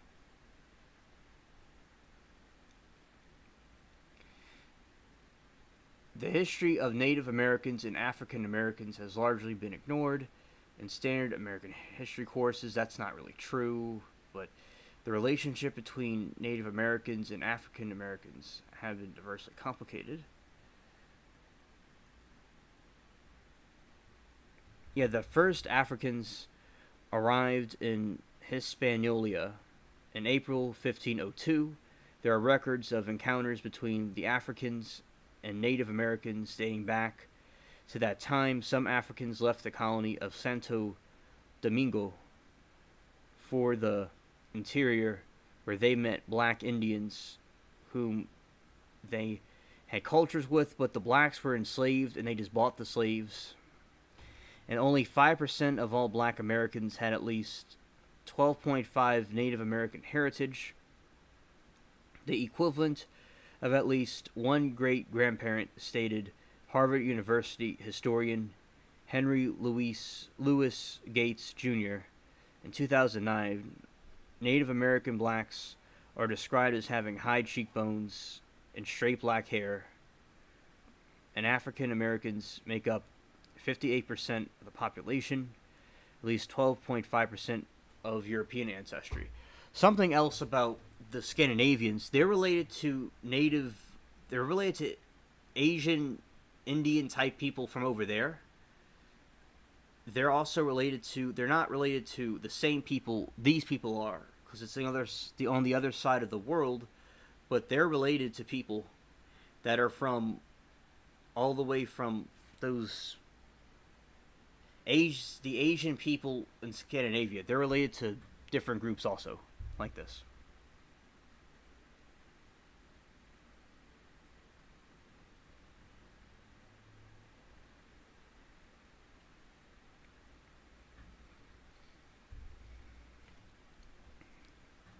By far the most detailed work on historical link between blacks and Native Americans is William Lorene Katz's Black Indians.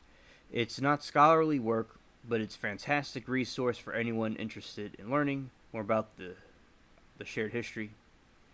Angela Walton Raji, author of Black Indian Genealogy Research, African American Ancestors Among 5 Civilized Tribes, has been investigated African American genealogy for 20 years in conjunction with the show Indivisible African Native American Lives in the Americas. She gave series of geological workshops of National Museum of the American Indian in Washington, D.C. Those are some pictures of them. Some of the Indians with the blacks.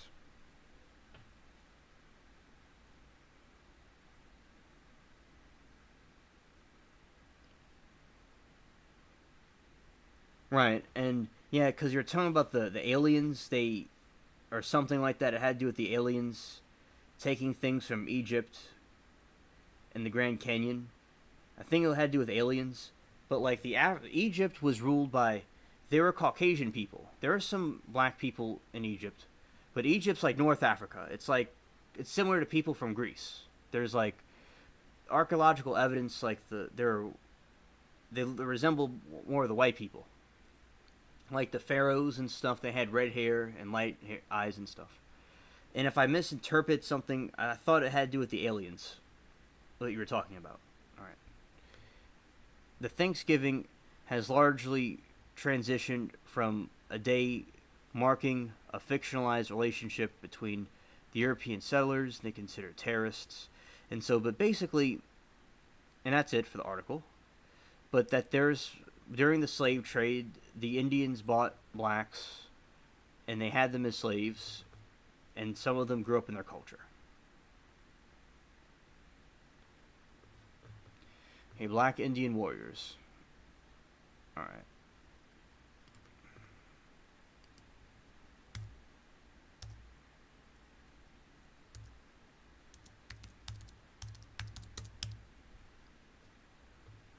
All right, here they are.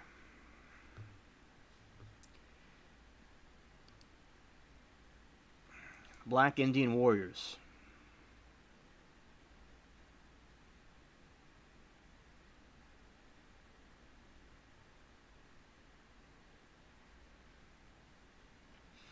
Thank you. Thank you, Sarah.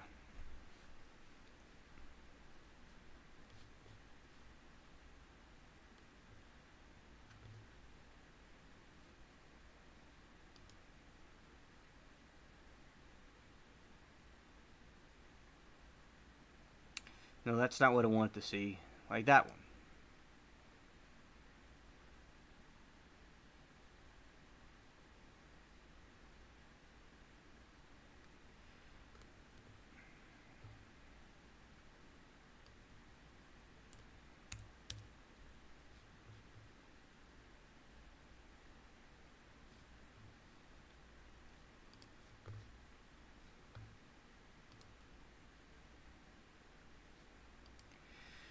There's another one.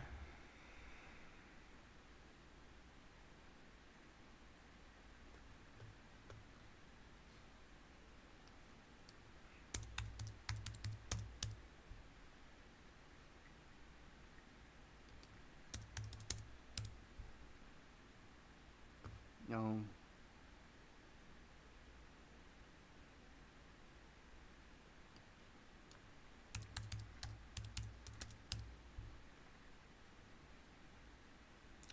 Not showing the black Indians on a horse.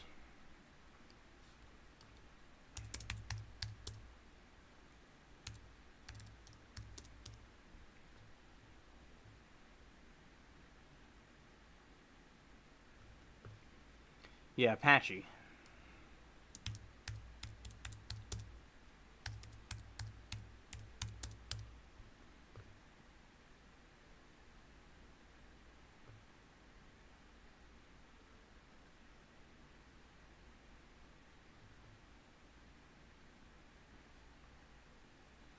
So these are the Apache Indians. They got cool outfits.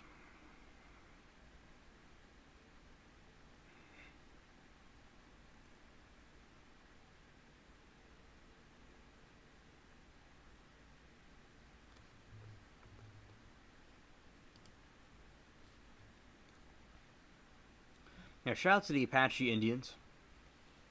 Shout out to them.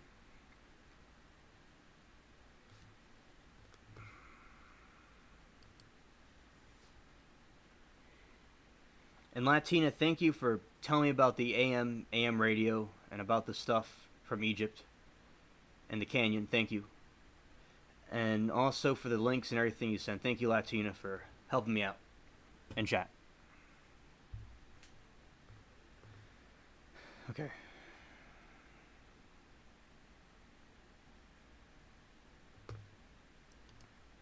Yeah, these people are gangster.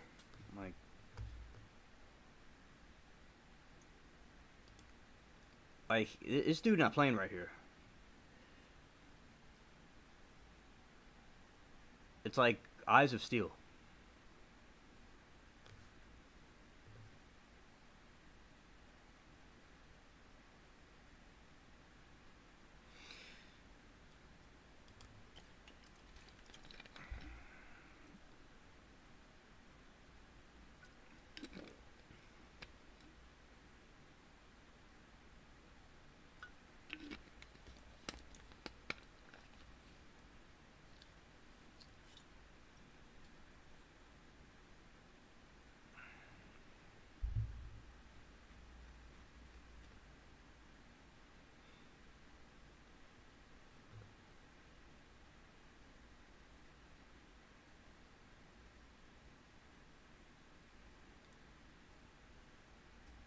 Thanks.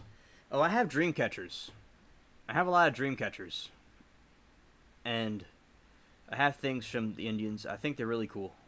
Yeah, this dude's tough. I've shot a bow and arrow before, because my buddy that we talked about aliens with, he had a lot of things with swords and archery and things, and yeah, I remember I shot the bow and arrow. I did.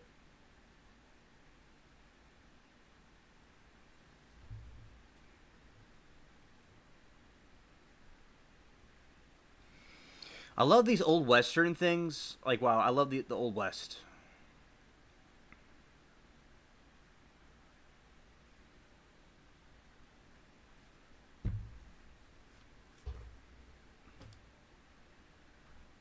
Look at these gangsters. They're just chilling.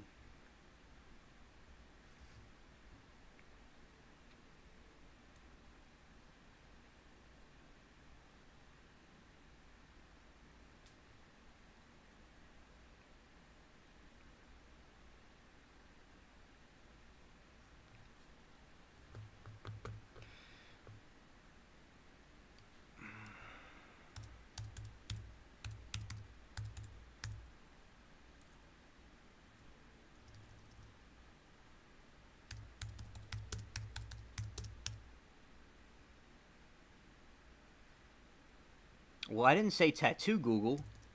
My bad. Google. Ah, look at this, bro. Blankman, look at this, bro.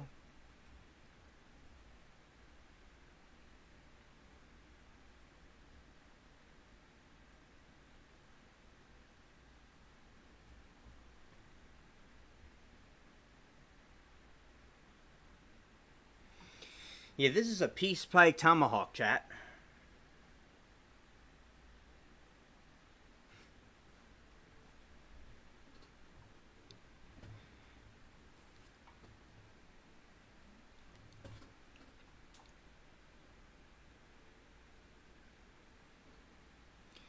And also, let's look at this one. This one's boss right here.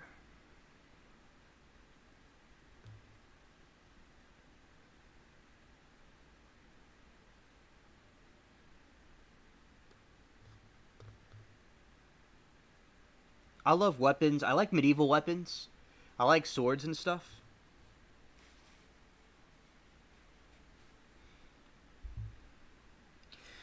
I have a katana, and it's a Damascus blade. Damascus is this place. It's like a Arabian sword, a hybrid between Arabian sword and a Japanese katana, and it's not an authentic katana, like, because it's a Damascus blade. An authentic one would be forged in Japan by it's a certain way you do it by certain metals and stuff. Because a katana has to be, it's not authentic unless it's done the traditional way. Like a Damascus blade isn't, a katana is not really a katana. Like the Japanese government would acknowledge it as a weapon, but a katana is a piece of art. Like the authentic Japanese one.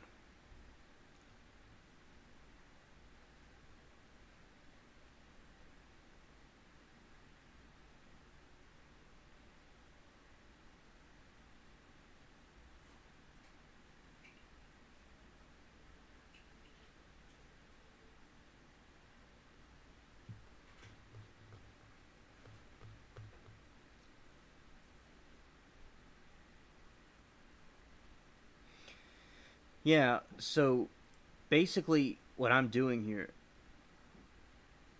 you want to see the picture of the katana I have. Okay, sure. I'll do it right now. It's in my room. I could bring it out, but I'll put a picture of it on the screen. Always, have it with me.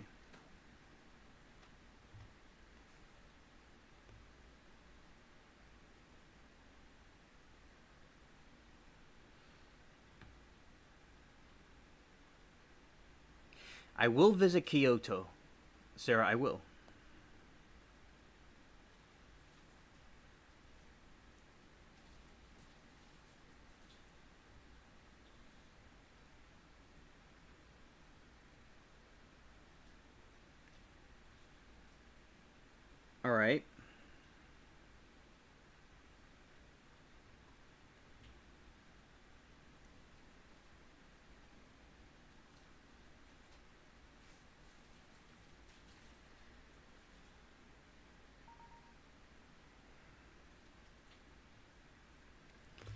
Okay, I'm sending this thing through.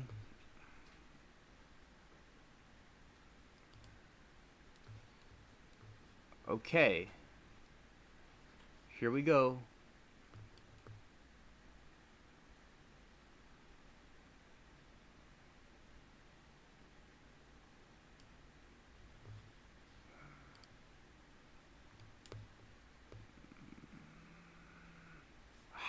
Come on. It's gonna work. Alright, that's my... Put this... Yeah, that's my katana.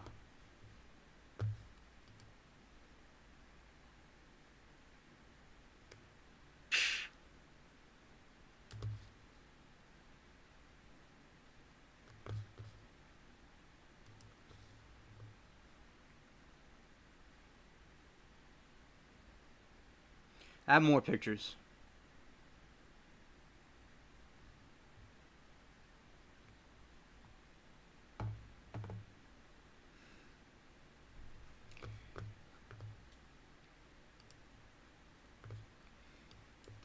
Alright.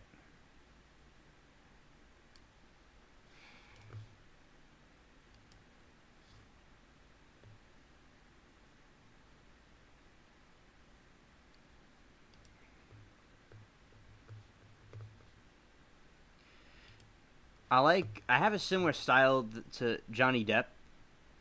I like wearing, like, the bracelets. So I have this pirate bracelet I was wearing when I held the sword.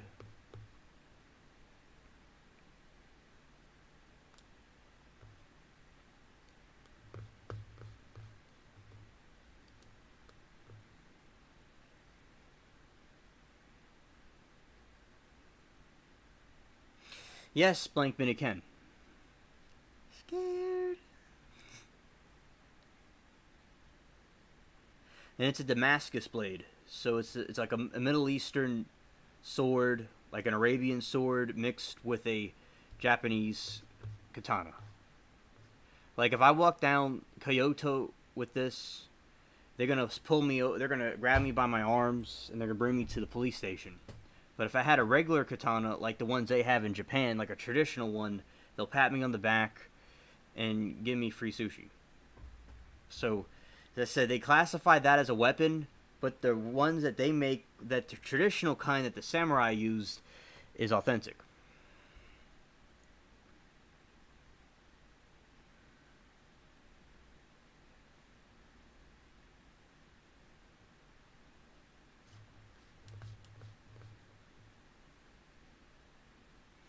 I know, Latina. Thanks. I know about the situation. Thank you. Thanks for explaining it. Again. Thank you. Alright, I got one more picture.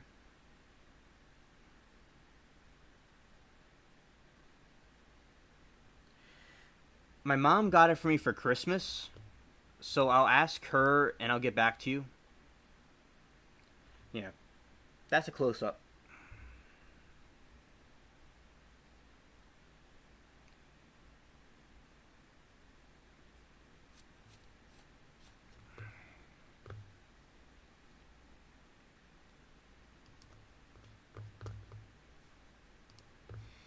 And this is a close-up of the blade.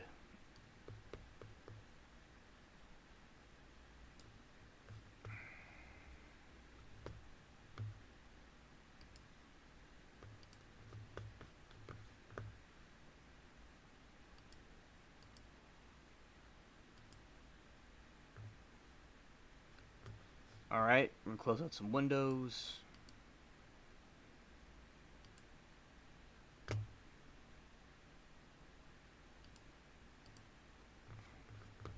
Alright, now we're going to go into this other thing I was going to show.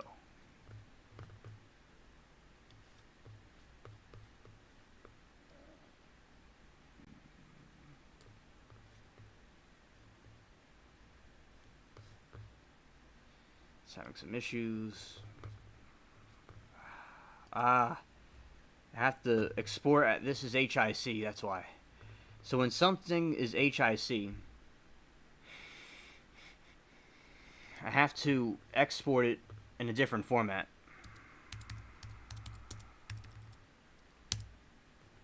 because it'll be too high definition. So I'm about to show the other one in a moment.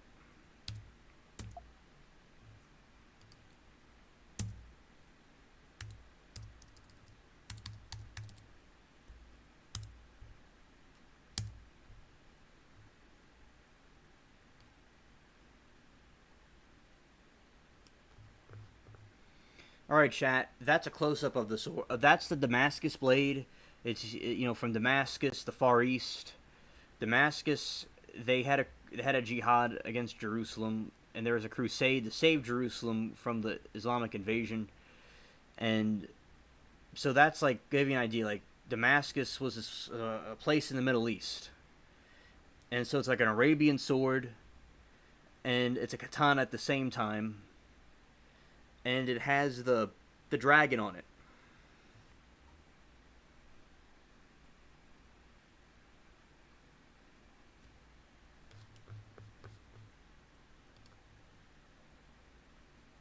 Thanks, Amanda. Thank you.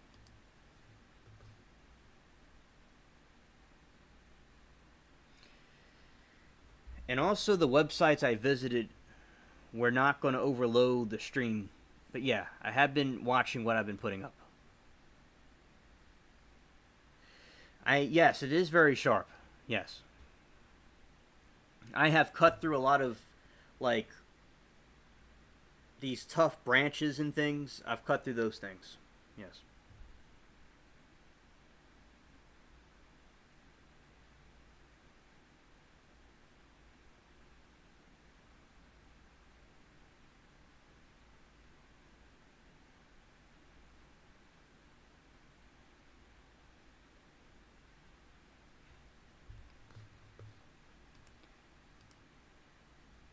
That's the Damascus. Like, you have say you got a knife.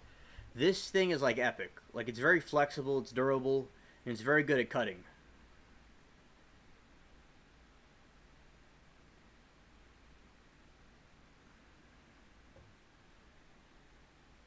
Yes, Amanda, yes. And I've used swords of my friend I talked about aliens with. Him and he got me into swords. And I used to cut things at his place. And I'd shoot the bow and arrow. And we would go into the forest and see the little waterfall. Good times, good memories. And all that put me in the position and paid off for me to be here with you all today. I'm glad that I was his friend. I still am, but we drifted.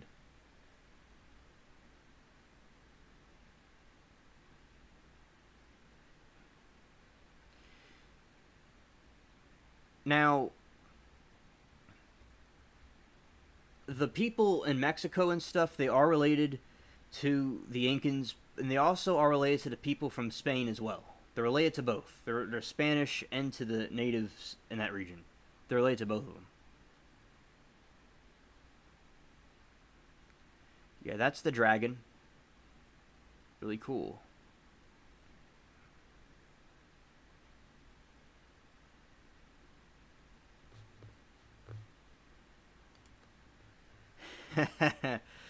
Oh, yeah, Blankman.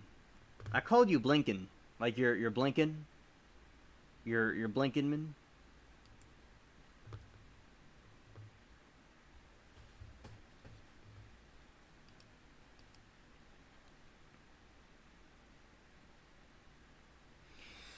He used to live closer to me, but he moved north of me. But he's not far.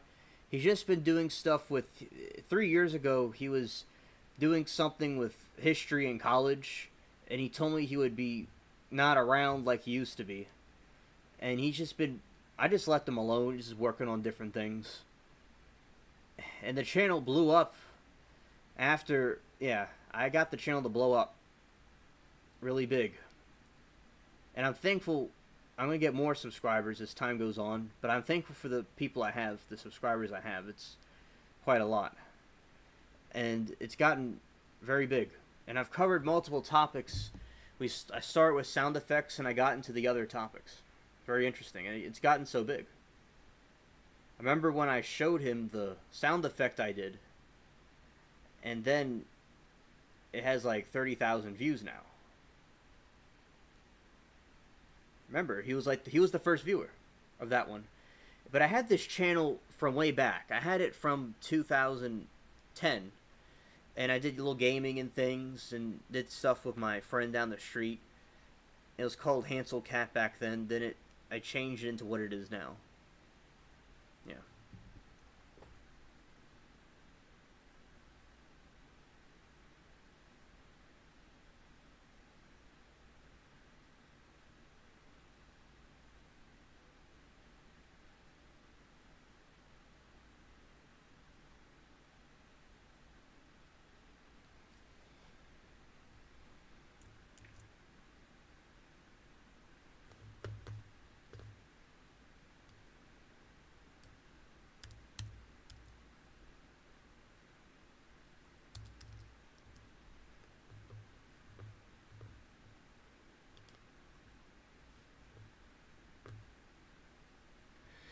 Thanks, chat, for the nice compliments. Thanks, Sarah. Thanks, chat.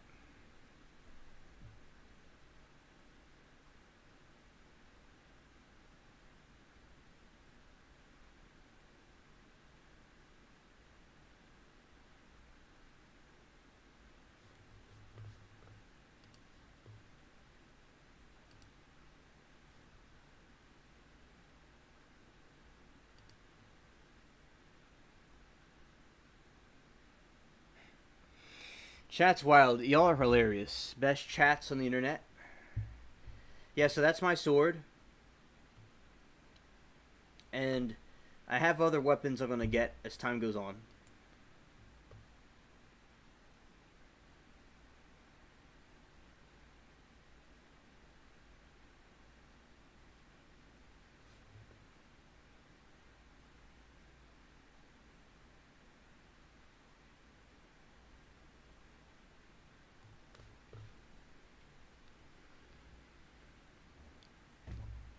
Yeah, the autumn stories. Yeah.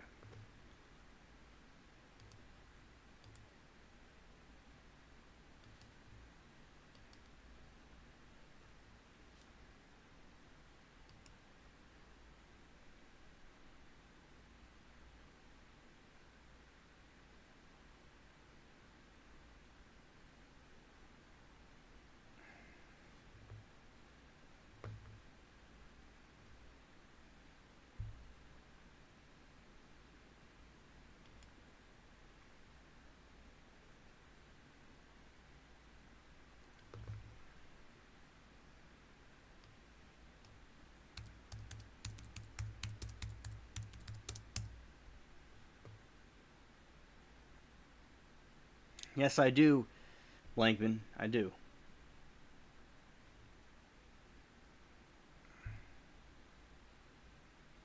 Yeah, these are Damascus blades.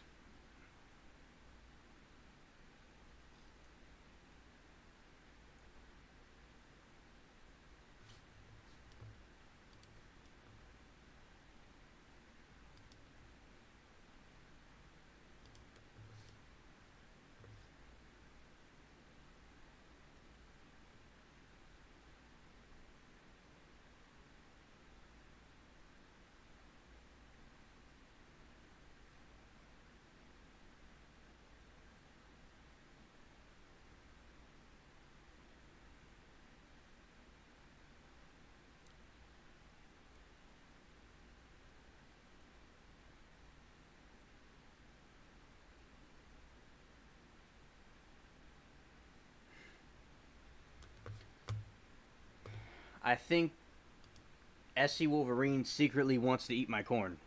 Like the corn from the garden.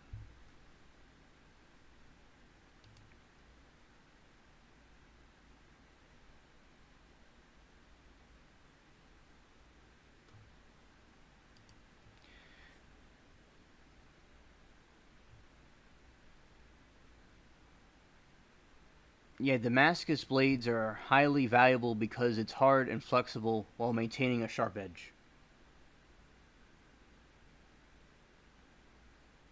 Yeah, prayers for Dark Meta. Amen.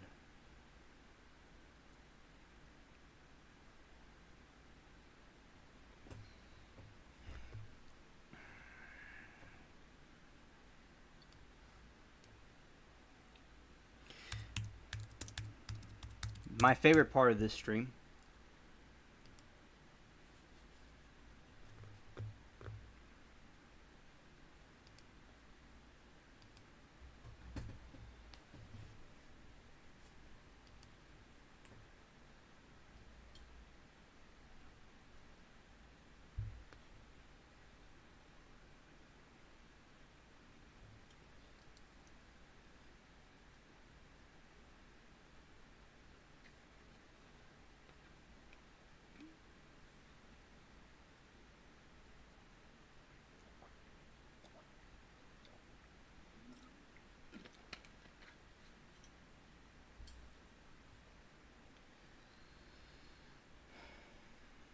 Oh, okay. It looks like there's a tug of war for the corn.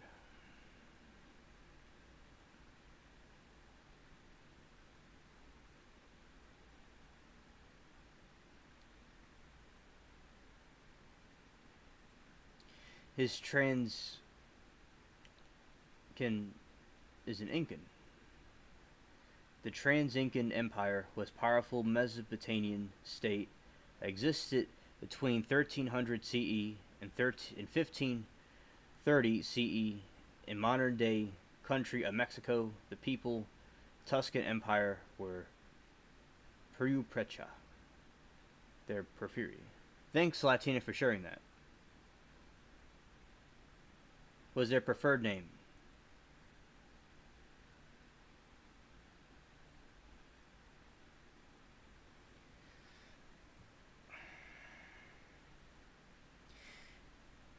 You would cut some sausages. That's what you would do, Blankman. You would cut sausages.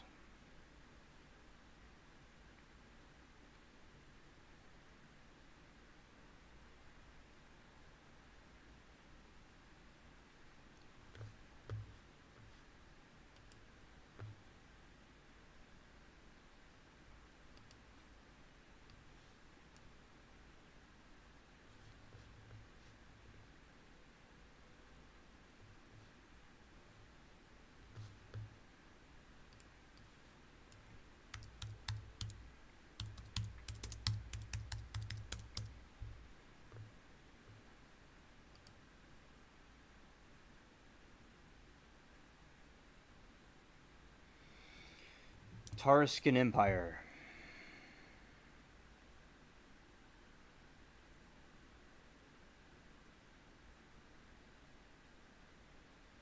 Yeah, the Pirates of the Caribbean had some scenes with these people. It's pretty cool.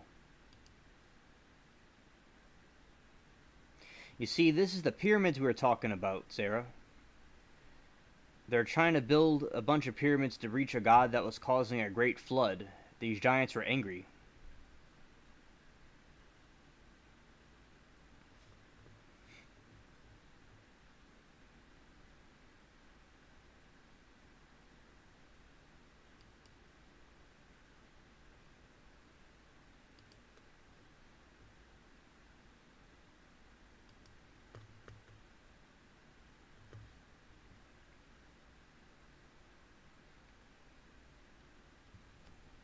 Yeah, so those are some of the pyramids.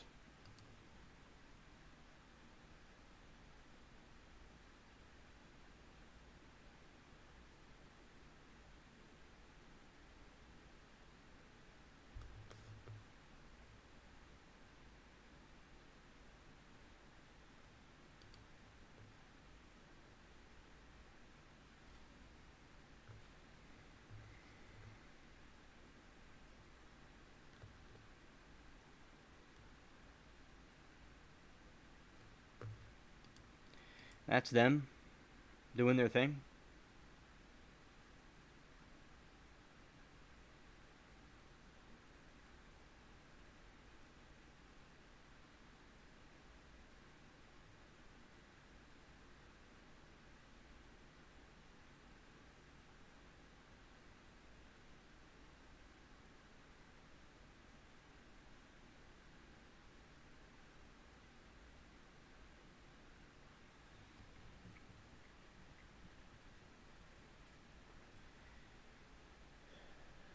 I always have very big sword.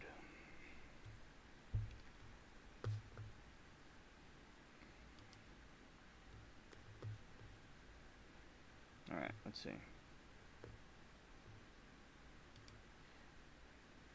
They're different than the Nahu people or the Aztecs. That's very interesting. Interesting information.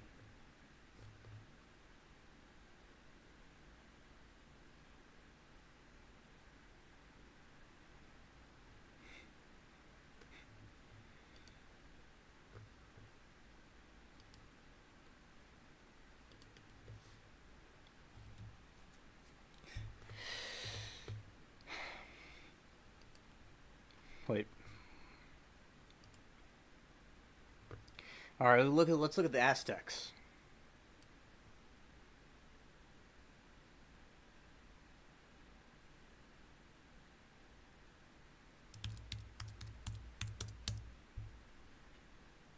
Yeah, y'all thought that was funny.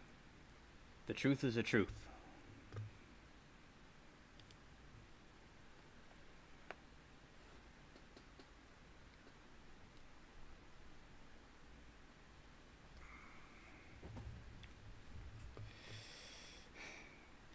Yeah, so if this is the Aztecs and the Aztec calendar,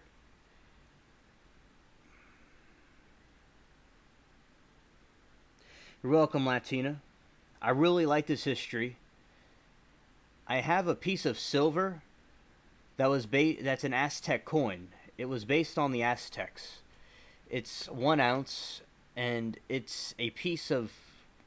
I could show it on the Google. It's a 1 ounce Aztec coin with the calendar on it.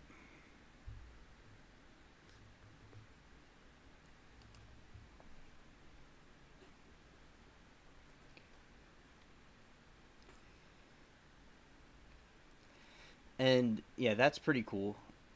And I have a piece of silver right here, but it's like the old Western silver. Give you an idea what these things look like. This is in like an Old West themed silver. It's a Morgan. I have an Aztec in my room. Like that.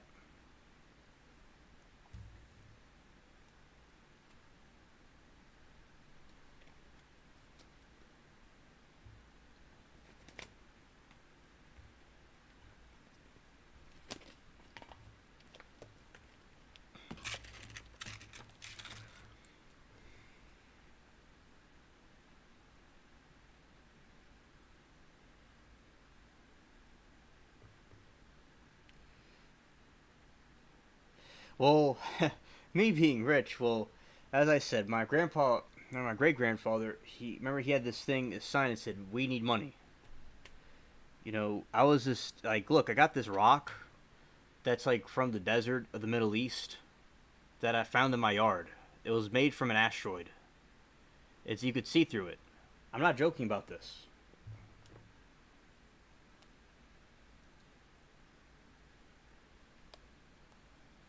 Let's see. So let's see if I can figure this out. I can. Here we go. You see, you can see through this thing. It was made by an asteroid hitting the sand in the Far East, and I found it in my yard for some reason. It's pretty cool. You can see through it. Oh yeah, I have all kinds of things like right under my nose.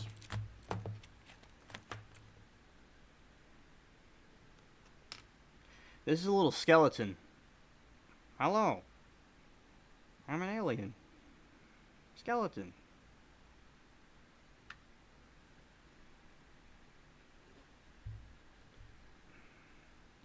Yeah, and they sacrifice people.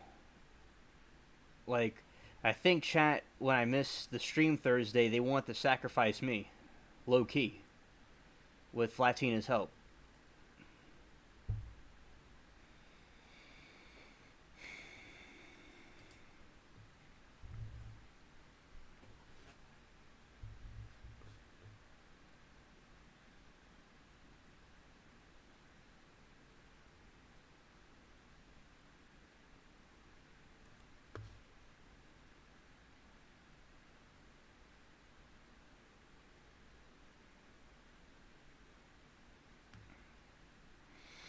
Oh, and Katrina, I lost some toys during Katrina.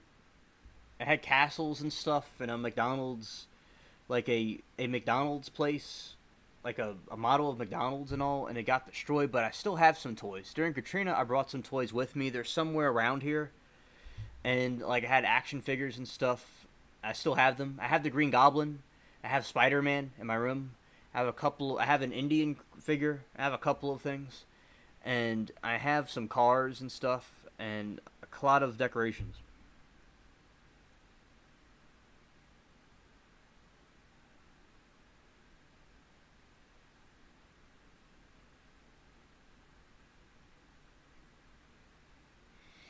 Because Amanda, the the Tuscan Aztec people and Latina would have some special magic to bring me back. It would be a never-ending. It's like Hades. They die and they come back. Yeah, see these people. They chilling. I have toy cars too. Yeah, as I just said. I was thinking about my toy car earlier.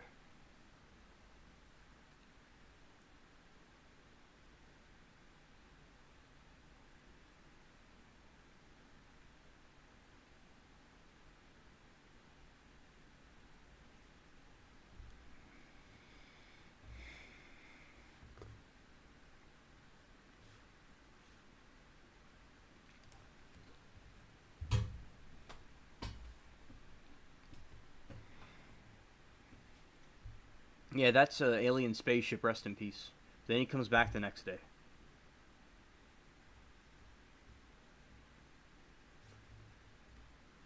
All right. So, what was the other thing? Oh.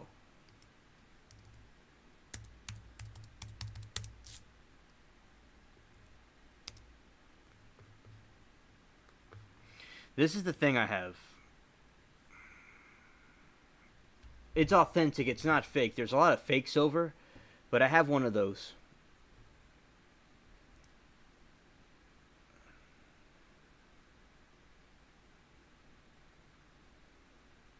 Well, that's cool, Amanda. And I like the. I had Buzz Lightyear and Woody, and I had many stuffed animals too.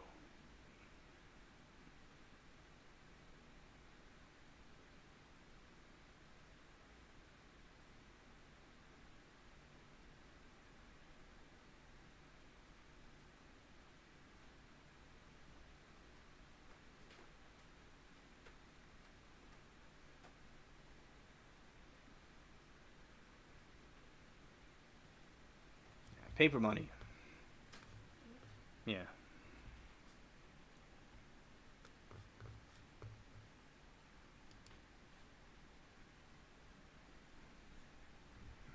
And yeah, so that's the back of it.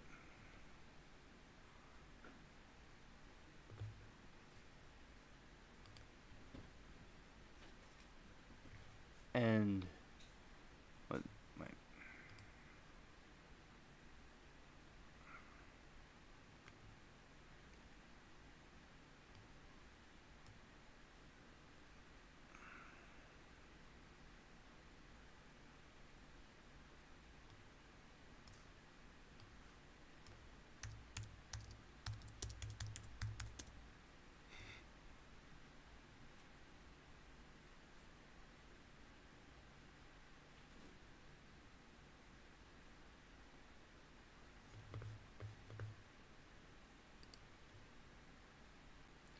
Yeah, she got the piggy bank. I agree.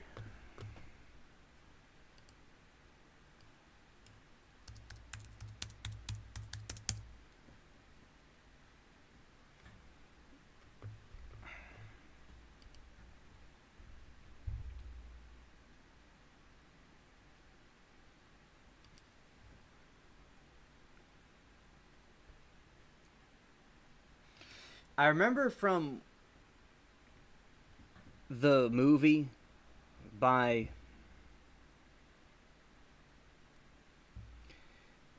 yeah, I remember that movie. It was Spy Kids, and they're all lined up with their piggy banks to buy the new game. It was hysterical.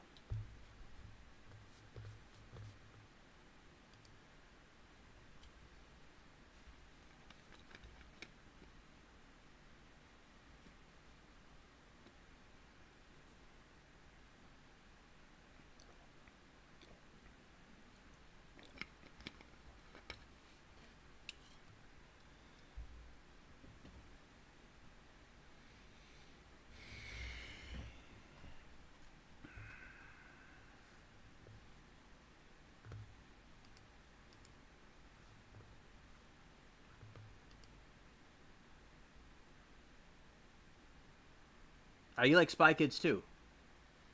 Yeah, that was a great movie.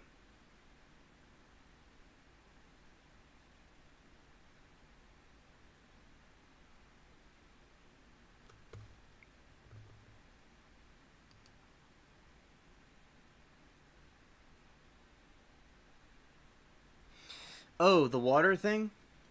It's Patrick Star from SpongeBob. That's who it is.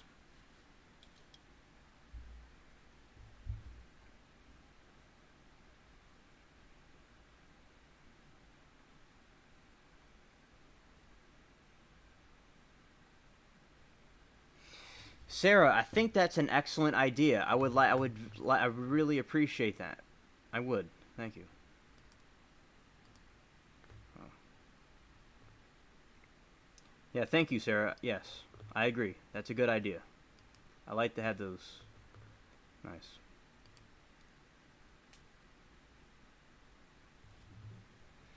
Oh yeah, Spy Kids was good. Times were different back then. People were better. Like, people were better. And things were better back then. Yeah, and I think in the 2000s, in the 90s, people were different.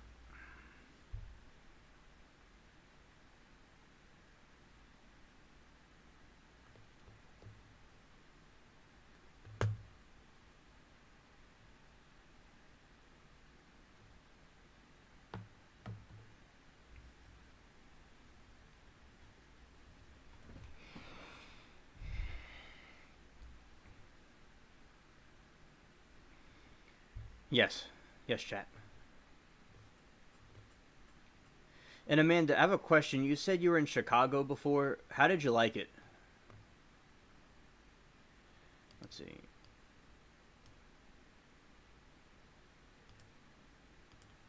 Oh, you know a necklace I have? I have a necklace.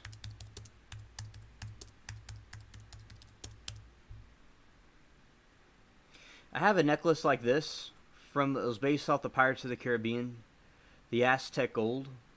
Like, say like Latina has all this gold, these weird gold coins. They're cool and cursed, and it's like somebody takes it. Yeah.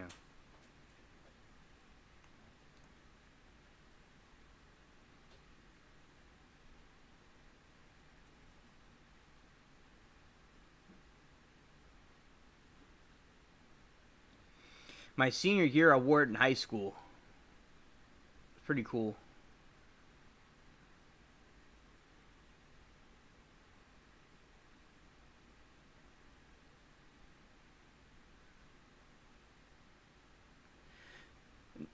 No, I wasn't asking her, Latina. I was not asking you anything. I was just making like this is like the kind of stuff your people had, and like the people went and they took it and they got cursed in the movie.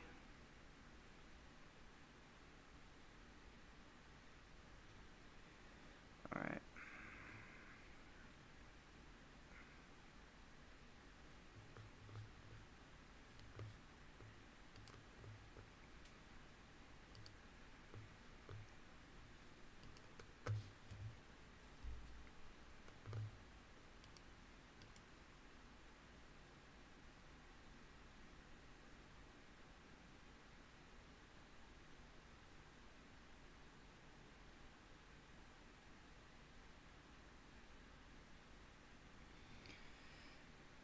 Yeah, and another thing.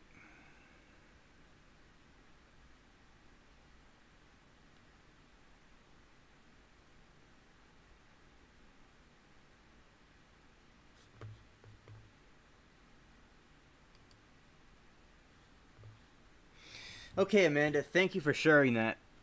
Chicago sounds like a cool place. I studied about Chicago when I was in school. There's something called Fancy Friday. One of the teachers made up, and I dressed out like a gangster, like from the 20s, and everybody liked it, and it became a tradition.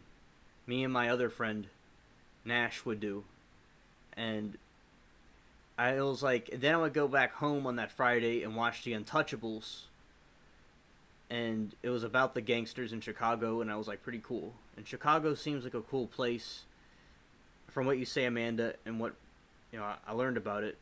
Although not the gangster stuff, but the other stuff, Like, it's a pretty cool place, and the snow and all. But yeah, thank you. I'm glad that you said your first-hand account of it.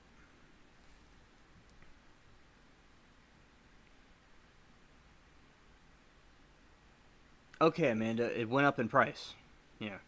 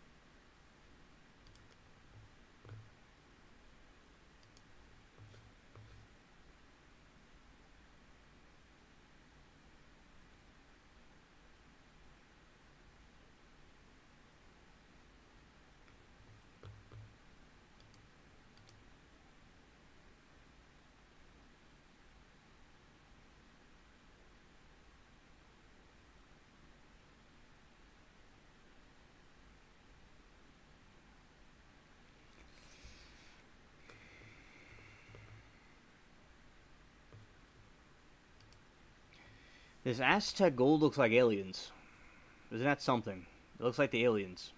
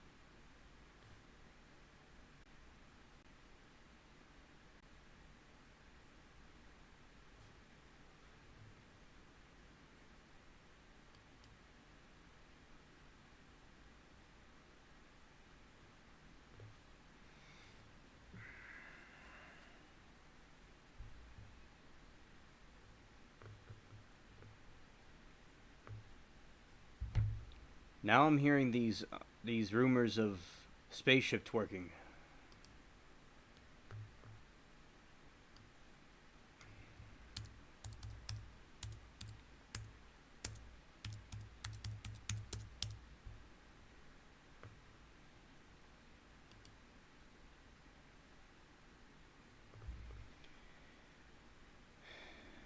Yeah, so we got the aliens with the Aztecs.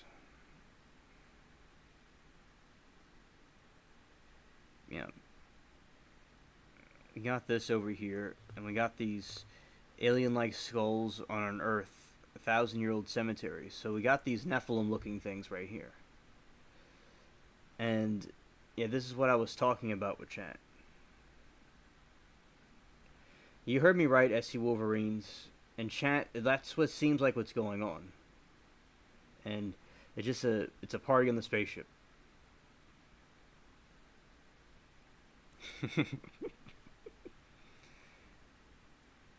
Yeah, it's an alien head.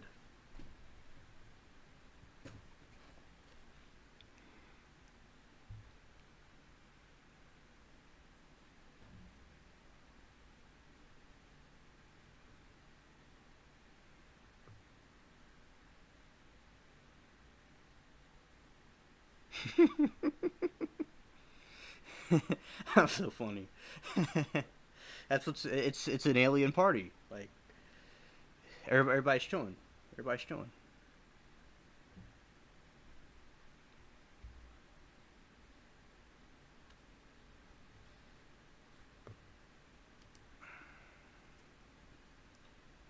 Yeah, that's the alien skull in ancient Mexican cemetery.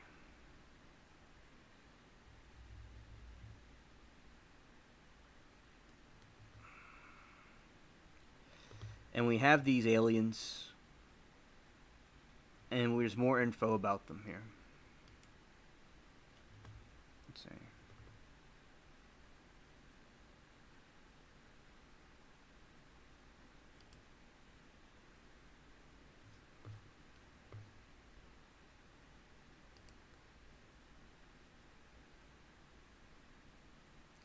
Yeah, that's a depiction of the aliens in ancient Mexico.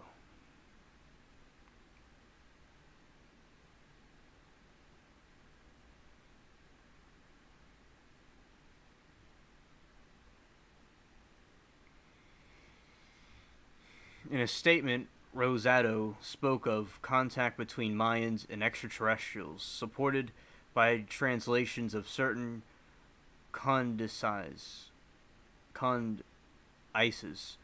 which the government has kept secure in underground vaults for some time. In a telephone conversation with the rap, he also spoke of landing pads in the jungle that are 3,000 years old.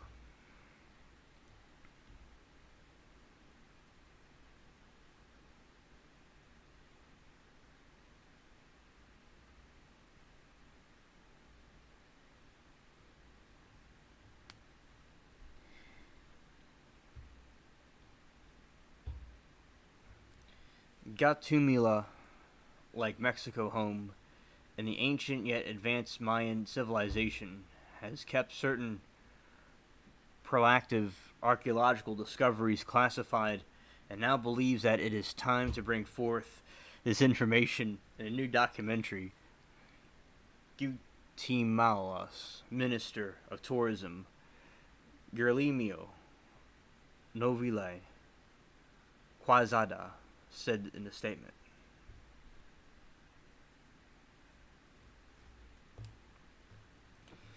Latina, Conehead, I have not seen that movie yet. But I am missing out. I need to see that movie.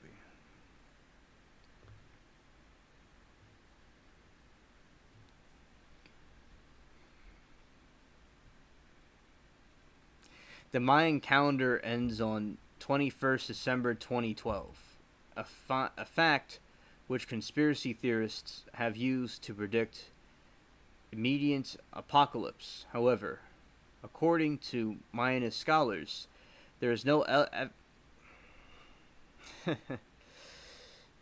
there is no evidence that the Mayans themselves expected a cataclysmic event to occur once the calendar had reached its denouement. More likely, it would simply mark the beginning of another 5,125-year-long cycle.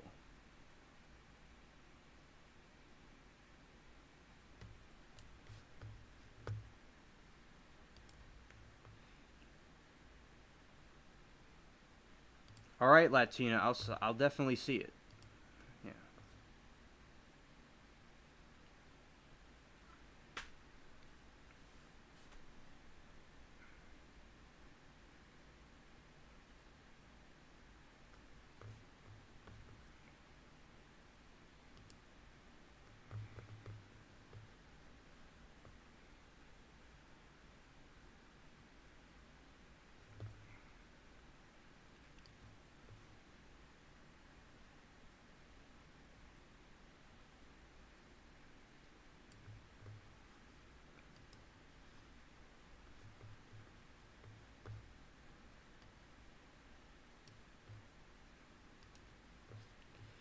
Let's see.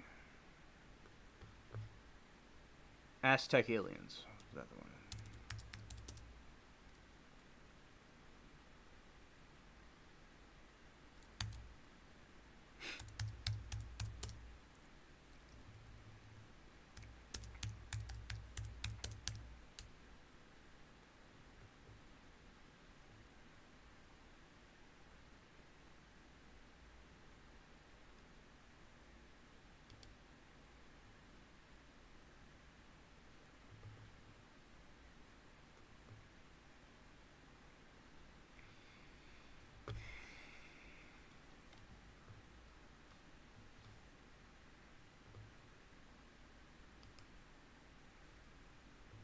That's a good question, dude.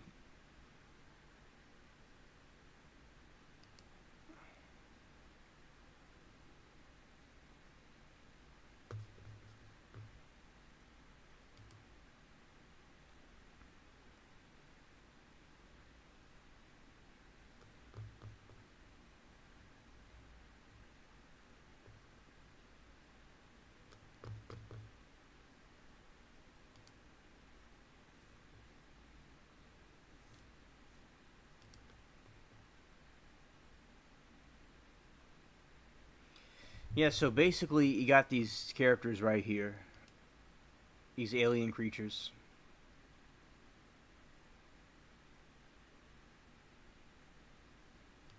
These Aztec aliens. That's an Aztec alien, chat.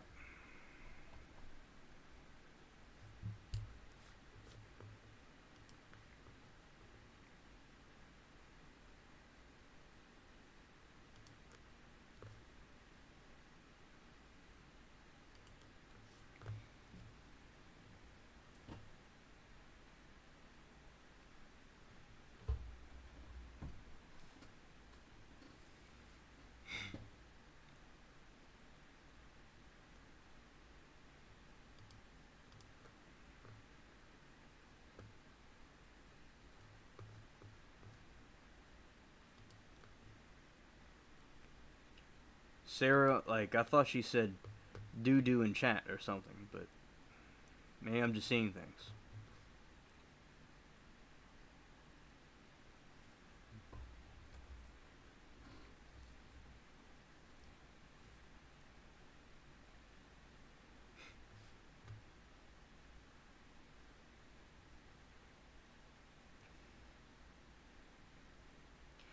Blankman, I think we're cousins.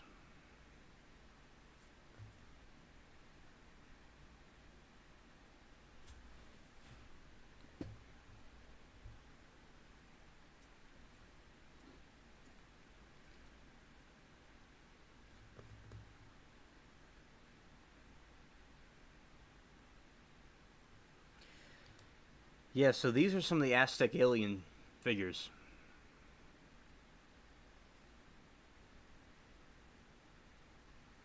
Rebuke it and name it Jesus. These fallen angels.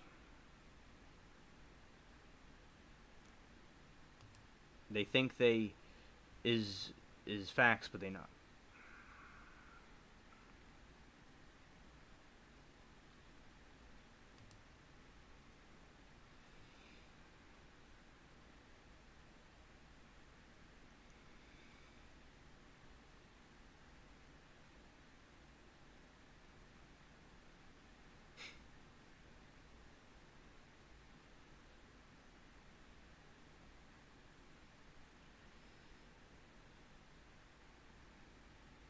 Yes.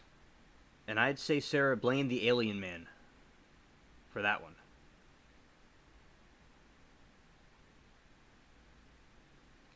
Yeah, so this is some more of these alien creatures. I don't see this other one.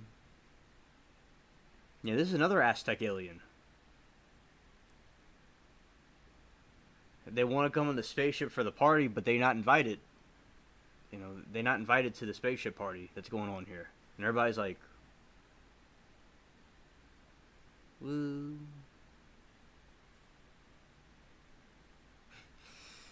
Exactly. Why are they trying to be like Egypt? Exactly. I do remember, Sarah.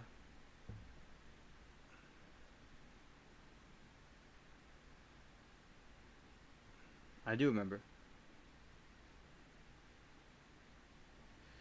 All right, Latina. Good night. It's not going to be on for much longer.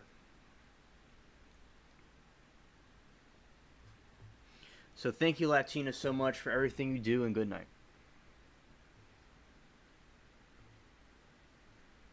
Exactly, like the alien in Peru. Right.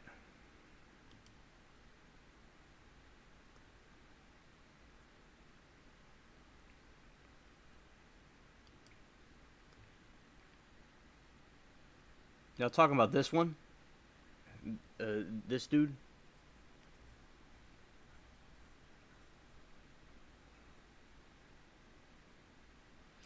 Yeah, shout out the chat. Everybody here.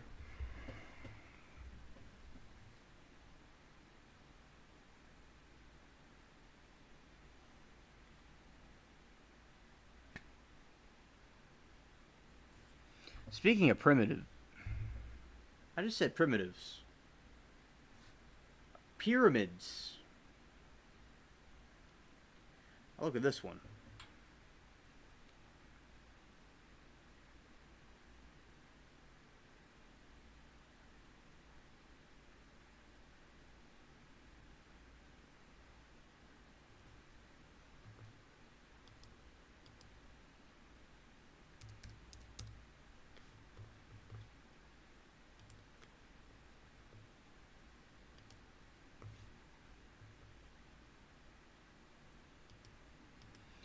That's a reptilian one right there, Sarah, in chat.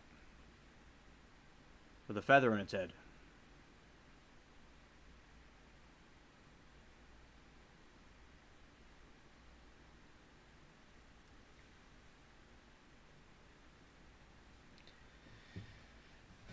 Oh yeah, because all these these interdimensional fallen angels came to these different civilizations and built these pyramids.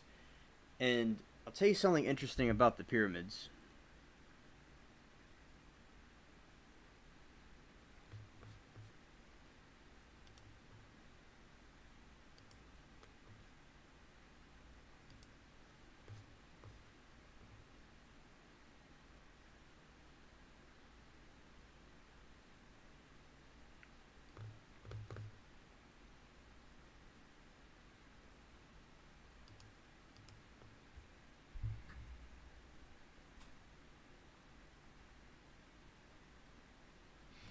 Yeah, this is a pyramid in South America.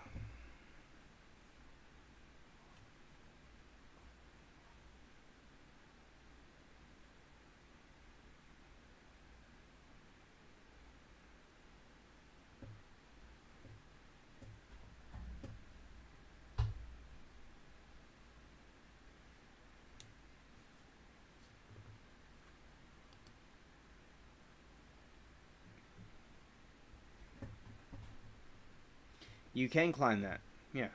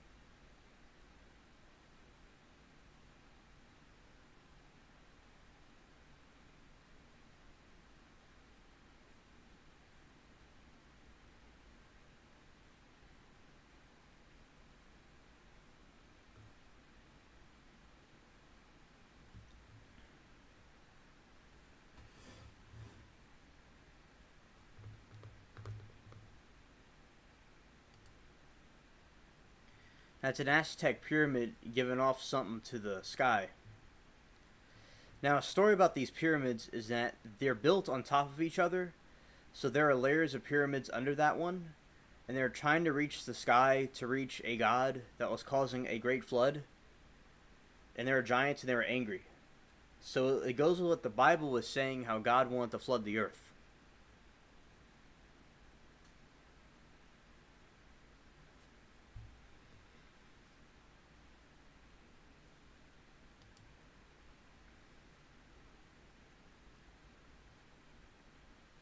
That's a nice one.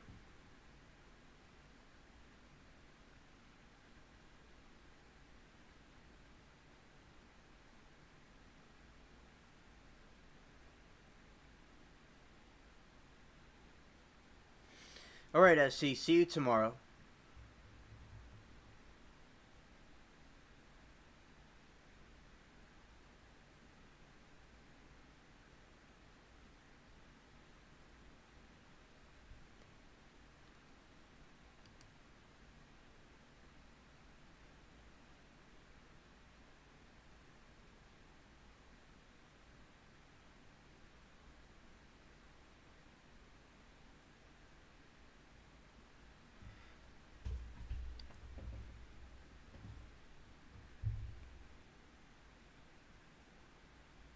It is a good structure. I do agree. Yeah, that's very nice. It's very nice lighting and colors. And these are the ones in Egypt.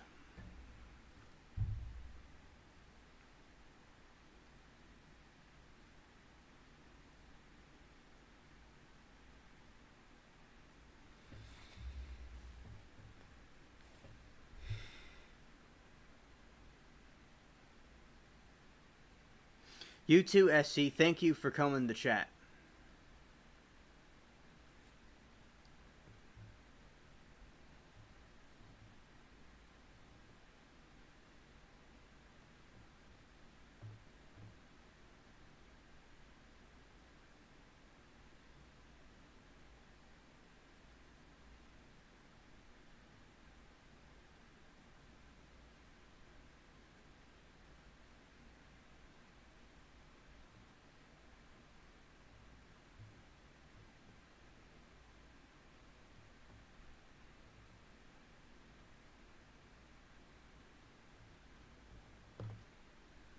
Alright, and here's the other pyramids.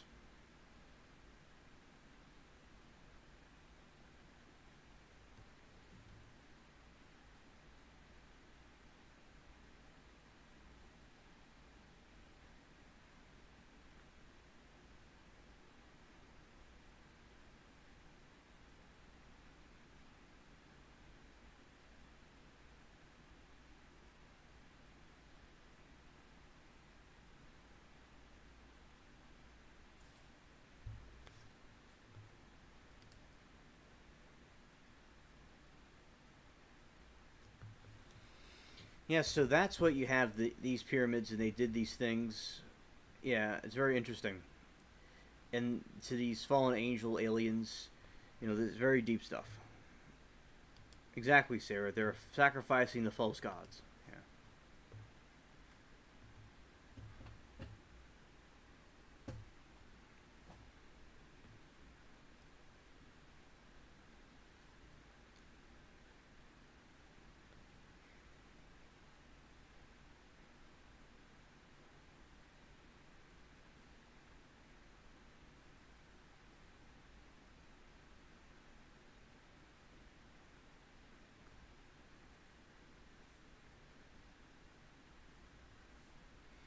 It is fake. It's an animation of a historical event.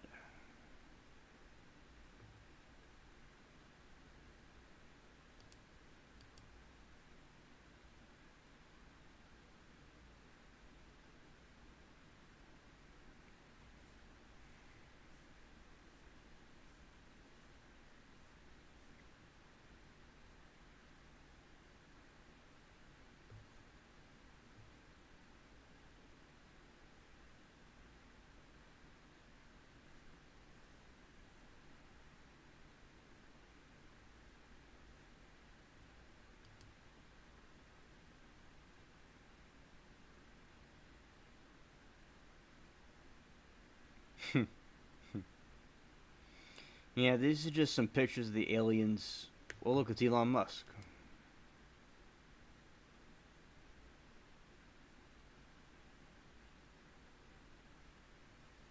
I knew it.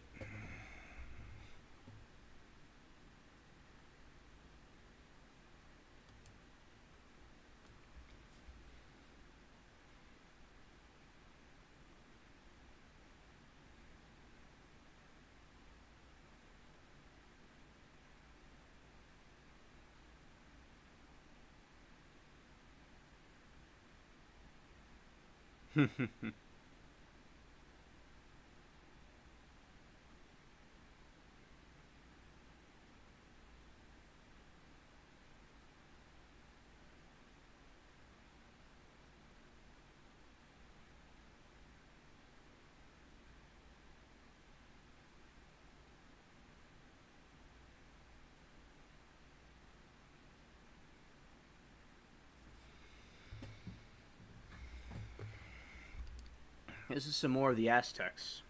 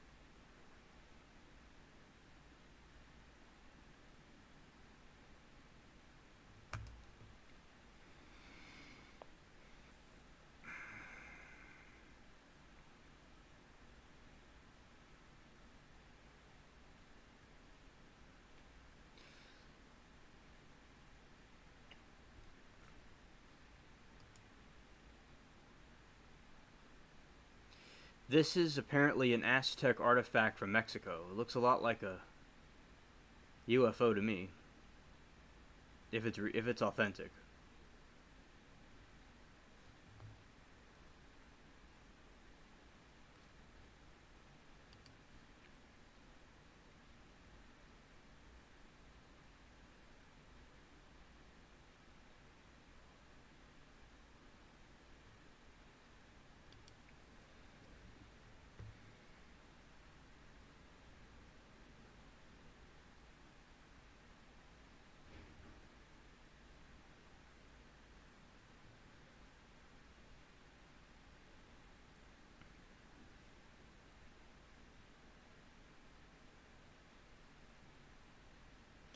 Oh yeah, they did fear the aliens, and then they like some of them like worshipped them and identified with them, like they became allies with them. But of course they're scared of them. But this is some more artifacts about it.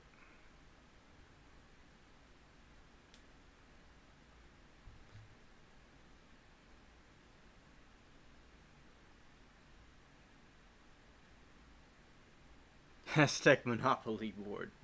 That's hysterical.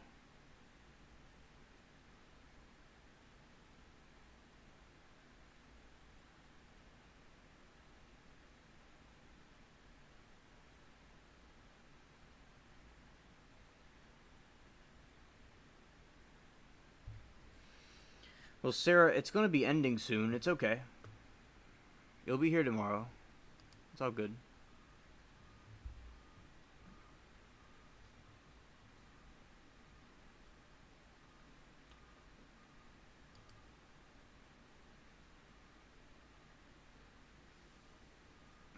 Aliens crashing at Roswell. Roswell Museum.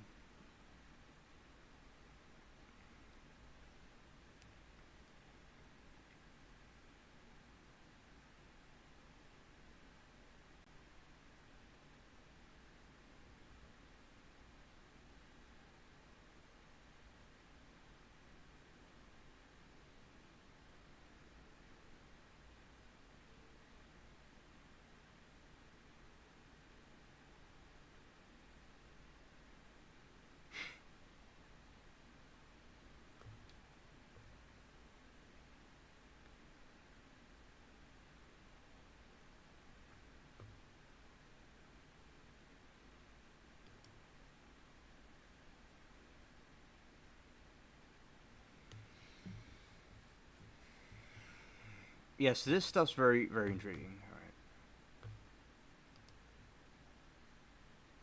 Something I'll get into more tomorrow. This was some UFO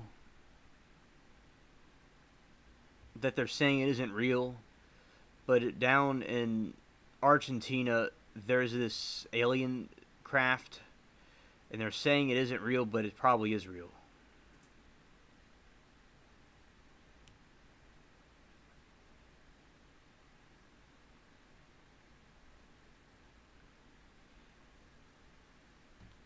That's good. I mean, that's good, Sarah, to comply. That's good.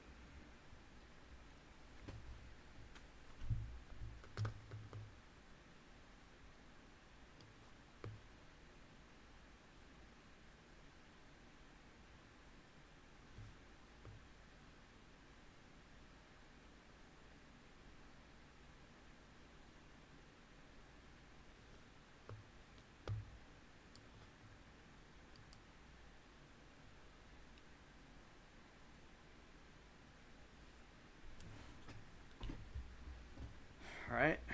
Let's see. I'm checking something.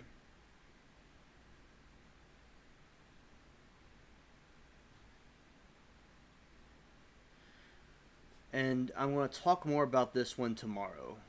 This situation.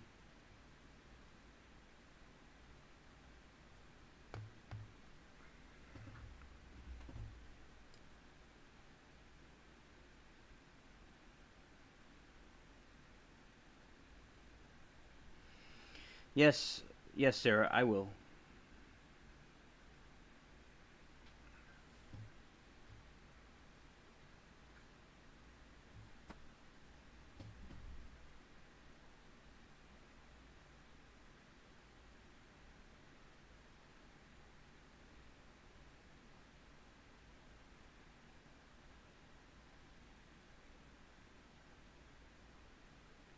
Because it's on the same terrain. It's in Argentina.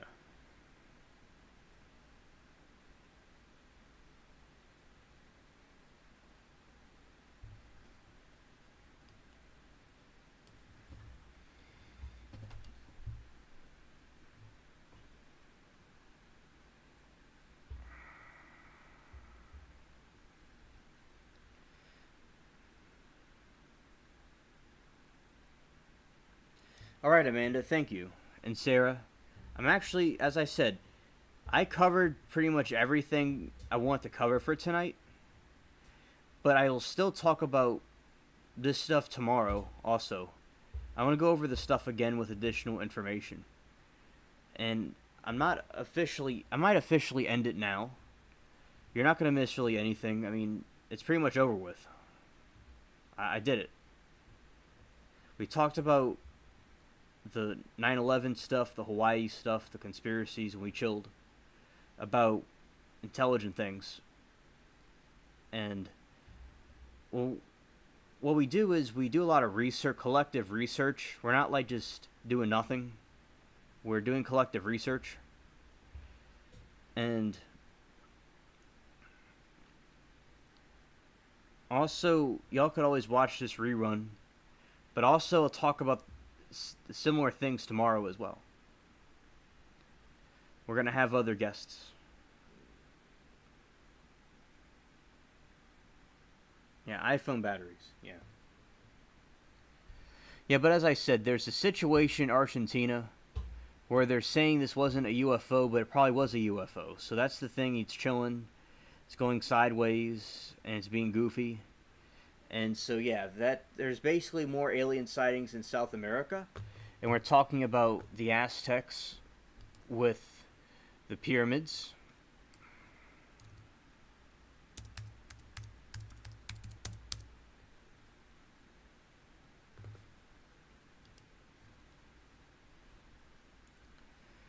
You know, we're going to get into more of that tomorrow.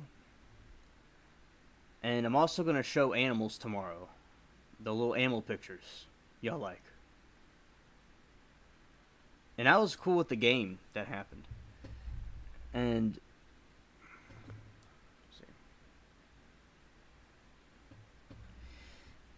I will end the stream. I'm going to end it because I covered the topics I wanted to do.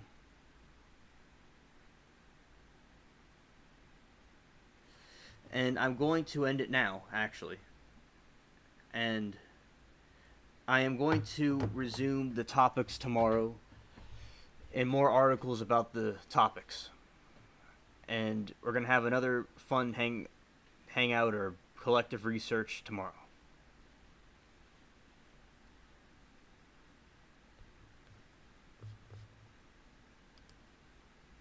All right. Thank you, Amanda, and everybody that showed up, people that are watching or tuning in. See us tomorrow or watching a rerun. And everybody in chat. And thank you, Blankman, for coming. You're cool. Yeah, say your prayers. And thank you, Blankman.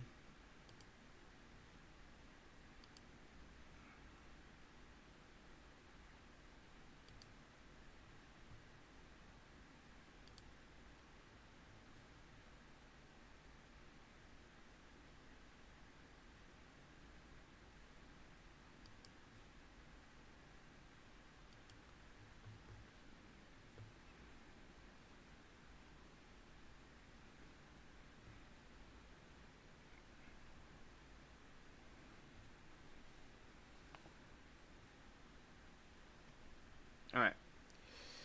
Hope you all have a good weekend. See you all tomorrow. And everybody has a good day. Alright.